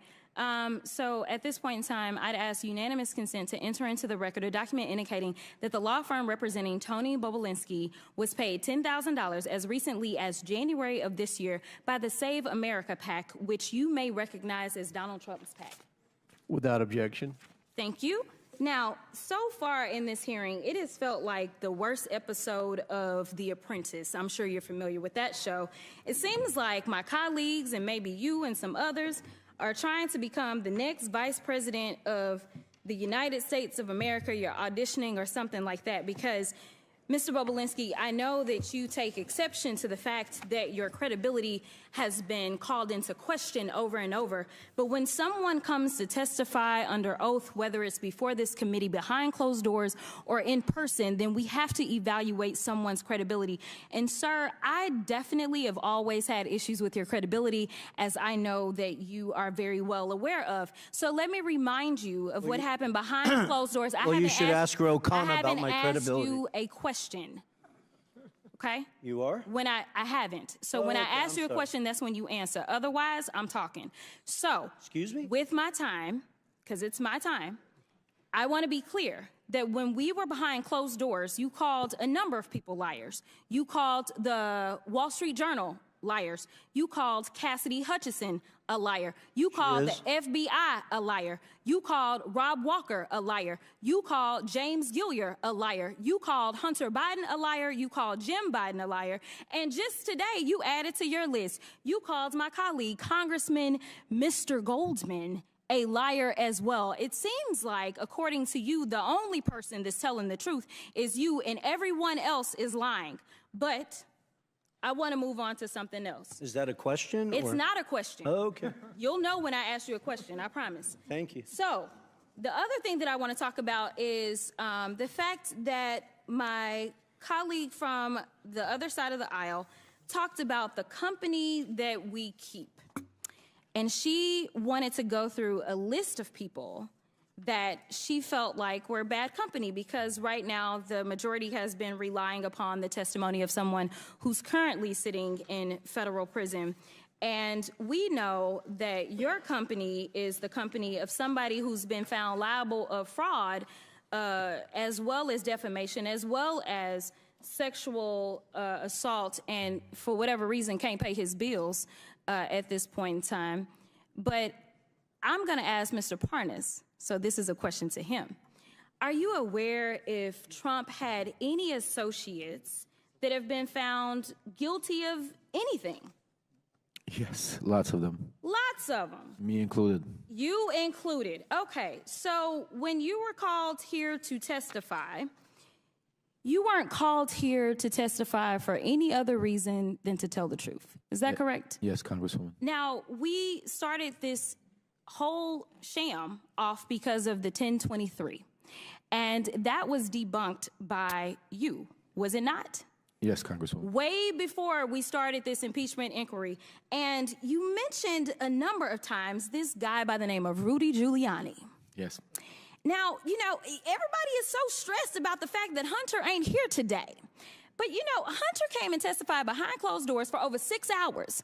And every single one of them, they weren't limited to 5 minutes. They could ask whatever they wanted to. And there's a full transcript of his testimony. So I don't know what else they wanted to do besides the fact that they wanted to put on a show. But let me tell you something. This whole thing is based upon something that Giuliani came up with. Yes. And we tried to subpoena him, that's what I remember, if anybody else remembers. We asked, we said, hey, we should subpoena Giuliani. But, you know, kind of like when we were trying to get his cell phone, they shut it down, right? Like, they don't want the facts. But you would agree with me that considering the fact that you were working under Rudy Giuliani at the time that you went over to Ukraine, that he has maybe some valuable information that he could offer this committee as to whether or not there's anything that we should be investigating in the first place. Absolutely, Congresswoman. I wish that this committee would subpoena Rudy Giuliani, put him under oath alongside me to get to the bottom of the truth of what actually happened in Ukraine and to the manipulation that Trump and Giuliani and the team went to do. I agree with you, but somehow it doesn't look like we're going to get there, and I thank you for your time. With that, I'll yield. Time's expired. Chair now recognizes Mr. Biggs from Arizona. Thank you, Mr. Chairman. Mr. Galanis, on May 9th, 2014, you received an email from Devin Archer confirming, or you wrote an email confirming that Ms. Barisma was investing with Burnham Investments, $15 to $20 million. Is that true? Yes, Congressman. And let's talk about the predicate for that. Ms. Barisma is the richest woman in Russia, and you knew her. And were you invited to a party that she attended? Yes, in Brooklyn, yes. Let's have the invitation up, please. And here's a copy of the invitation that you received. Is that right? Don't yet see it, Congressman. I did receive an email invitation, so yeah, yes. An email invitation. And did you go to that party? Yes, I did attend that party, yes. And was Hunter Biden at that party? Yes, he was. And we know that he was because we have a confirmation of his calendar, which is the next exhibit. It was noted on there, and he showed up there. And so all of that's true. It's all verified right there. And Yelena Baturina and her then husband Yuri, they were at the party, right? Correct. With Devin Archer as well? That's correct. And during that party, you guys, Hunter pulled you guys, the people we just named, pulled them away from where the party is, and you go to a separate little area where it's quieter because there were over 100 people at that party. Is that true? That's true, yes. And all of a sudden, Hunter says, okay, I'm going to make a phone call. He makes a phone call, does he not? He does. To whom? He called his father. then Vice President Joe Biden, who was Vice President at the time. What was said on the call, please? Wait a second. Before you tell us, the reason you know it is because he put it on speakerphone, right? He did. After he said hello, and then he put it on speakerphone. So I was first party to hearing it. And initially, please sum it up. I'm sorry, Congressman, I talked over you. The video conference. Please sum up. Please sum up that phone call for us, Mr. Galanis. Okay. It was a relatively short call, but it was he indicated that our friends had come in from out of town. That then the exchanges it testified was related to they were going to proceed. Things were going to proceed. And he said the vice president had said, "You look after my boy." And it was 5 days after that party that you received word from Devin that Ms. Baturina was in for $15 to $20 million with you guys, right? That's correct. Let's go to a different issue. Let's go to the harvest issue. And I'll just refresh everyone's recollection. When Devin Archer was there, because at that time he had to come in. He came on in, and we had this great conversation with him. I said, hey, did Hunter ever indicate to you that the Chinese anticipated that after his father was out of office, he might join their company with one of their companies as a paid advisor? Mr. Archer says, did he intimate that? I said, did he indicate that to you? Mr. Archer, I don't recall, but potentially. I don't recall, but potentially. And I said, you don't recall, but it's not new to you. The concept is not new to you. Is that what you're saying? He said, no, it's not new to me. Why wasn't it new to him? Why wasn't it new to him? It wasn't new. It's because that was... Yeah, go ahead. It was an explicit discussion amongst us that was an inducement to the Chinese to invest in the Burnham business. That being the VP's position post his position, official position. On a board of advisors, paid board of advisors. Of the Chinese company, Harvest, yes. And when you say us, who was the us that was discussing that? What I was referring to and just making that comment was Hunter, Devin, and myself. Let's go to something else. There was a broader sort of circulation group about that, and that was reflected in an email from a staff member at Thornton Group who circulated the draft email that also reflected he had a similar conversation and drafted a letter based on that understanding. How long have you been incarcerated, Mr. Galanis? I've been incarcerated for 8 years, Congressman. And you offered to tell the Southern District of New York and SEC about Hunter Biden's company, Rosemont Seneca Bohai, and they rejected your offer, didn't they? On multiple occasions, that's correct. And why do you think they rejected that offer? Chairman, I think he's over. Time's expired, but please answer the question. Answer the question, Mr. Galanis. All I can tell you is what counsel said to me. Which was? Counsel had indicated to me that he had never seen a prosecution reject information, particularly paper-based information, that could have corroborated my verbal statements. Thank you. My time has expired. Thank you. Very good. Chair recognizes Ms. Bush for 5 minutes. Thank you, Mr. Chairman. St. Louis and I are here today once again to focus on the real issues that affect our communities instead of this partisan circus. Let me start by saying that influence peddling is absolutely a very serious issue, full stop. But we all know the truth. Donald Trump is the quintessential influence peddler in chief.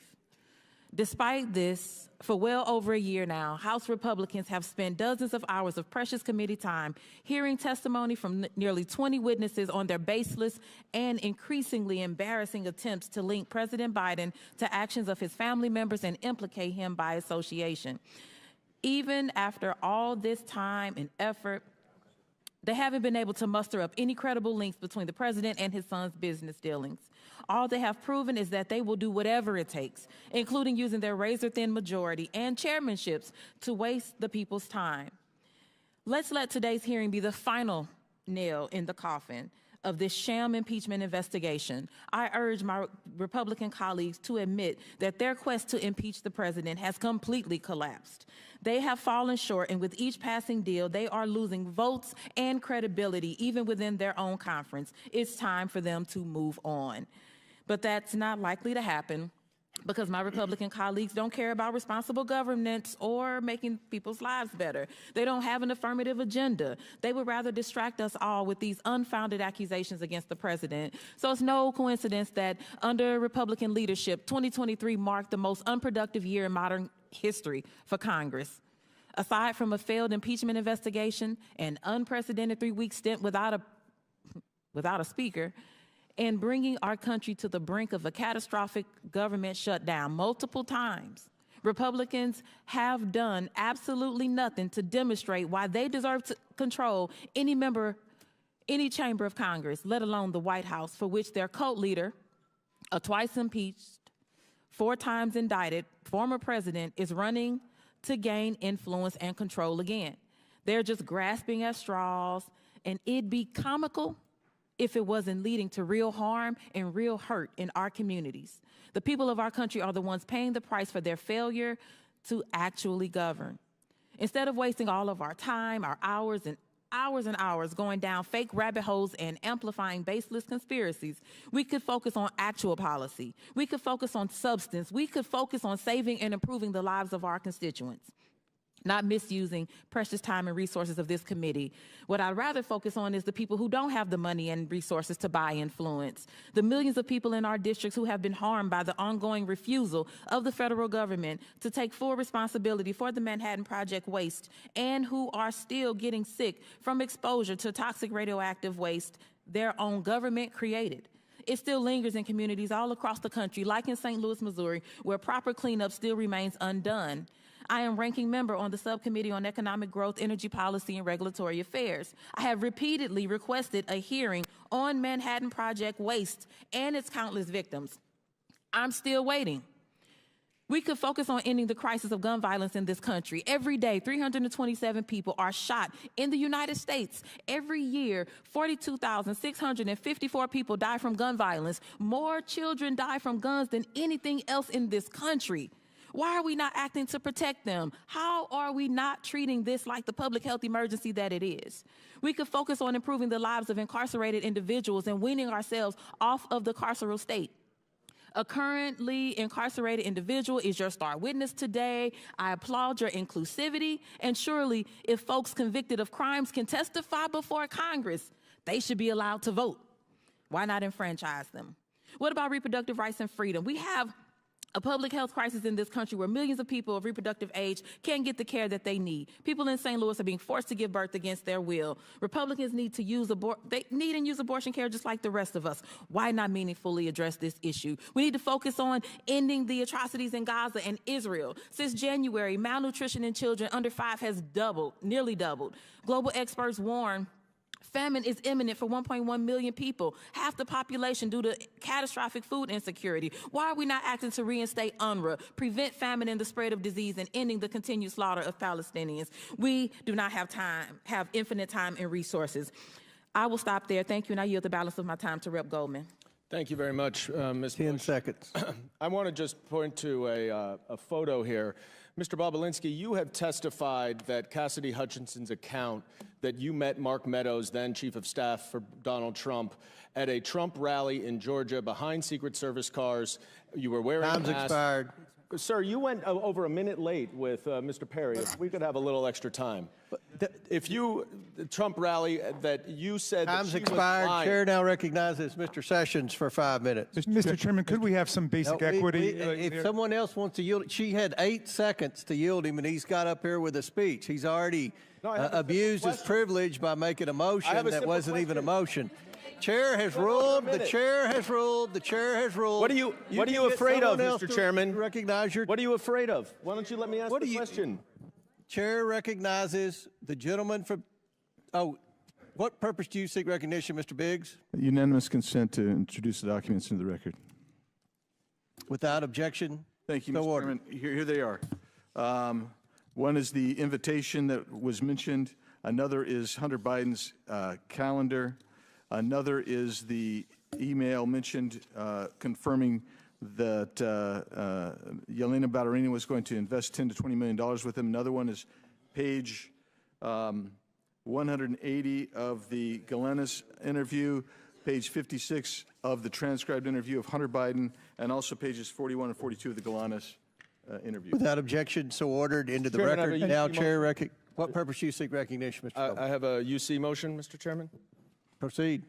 I would like to enter into the record the portion of the Devin Archer transcript where he says that Yelena Baturina never had any business dealings with Hunter Biden and that money went into their joint account was done by mistake.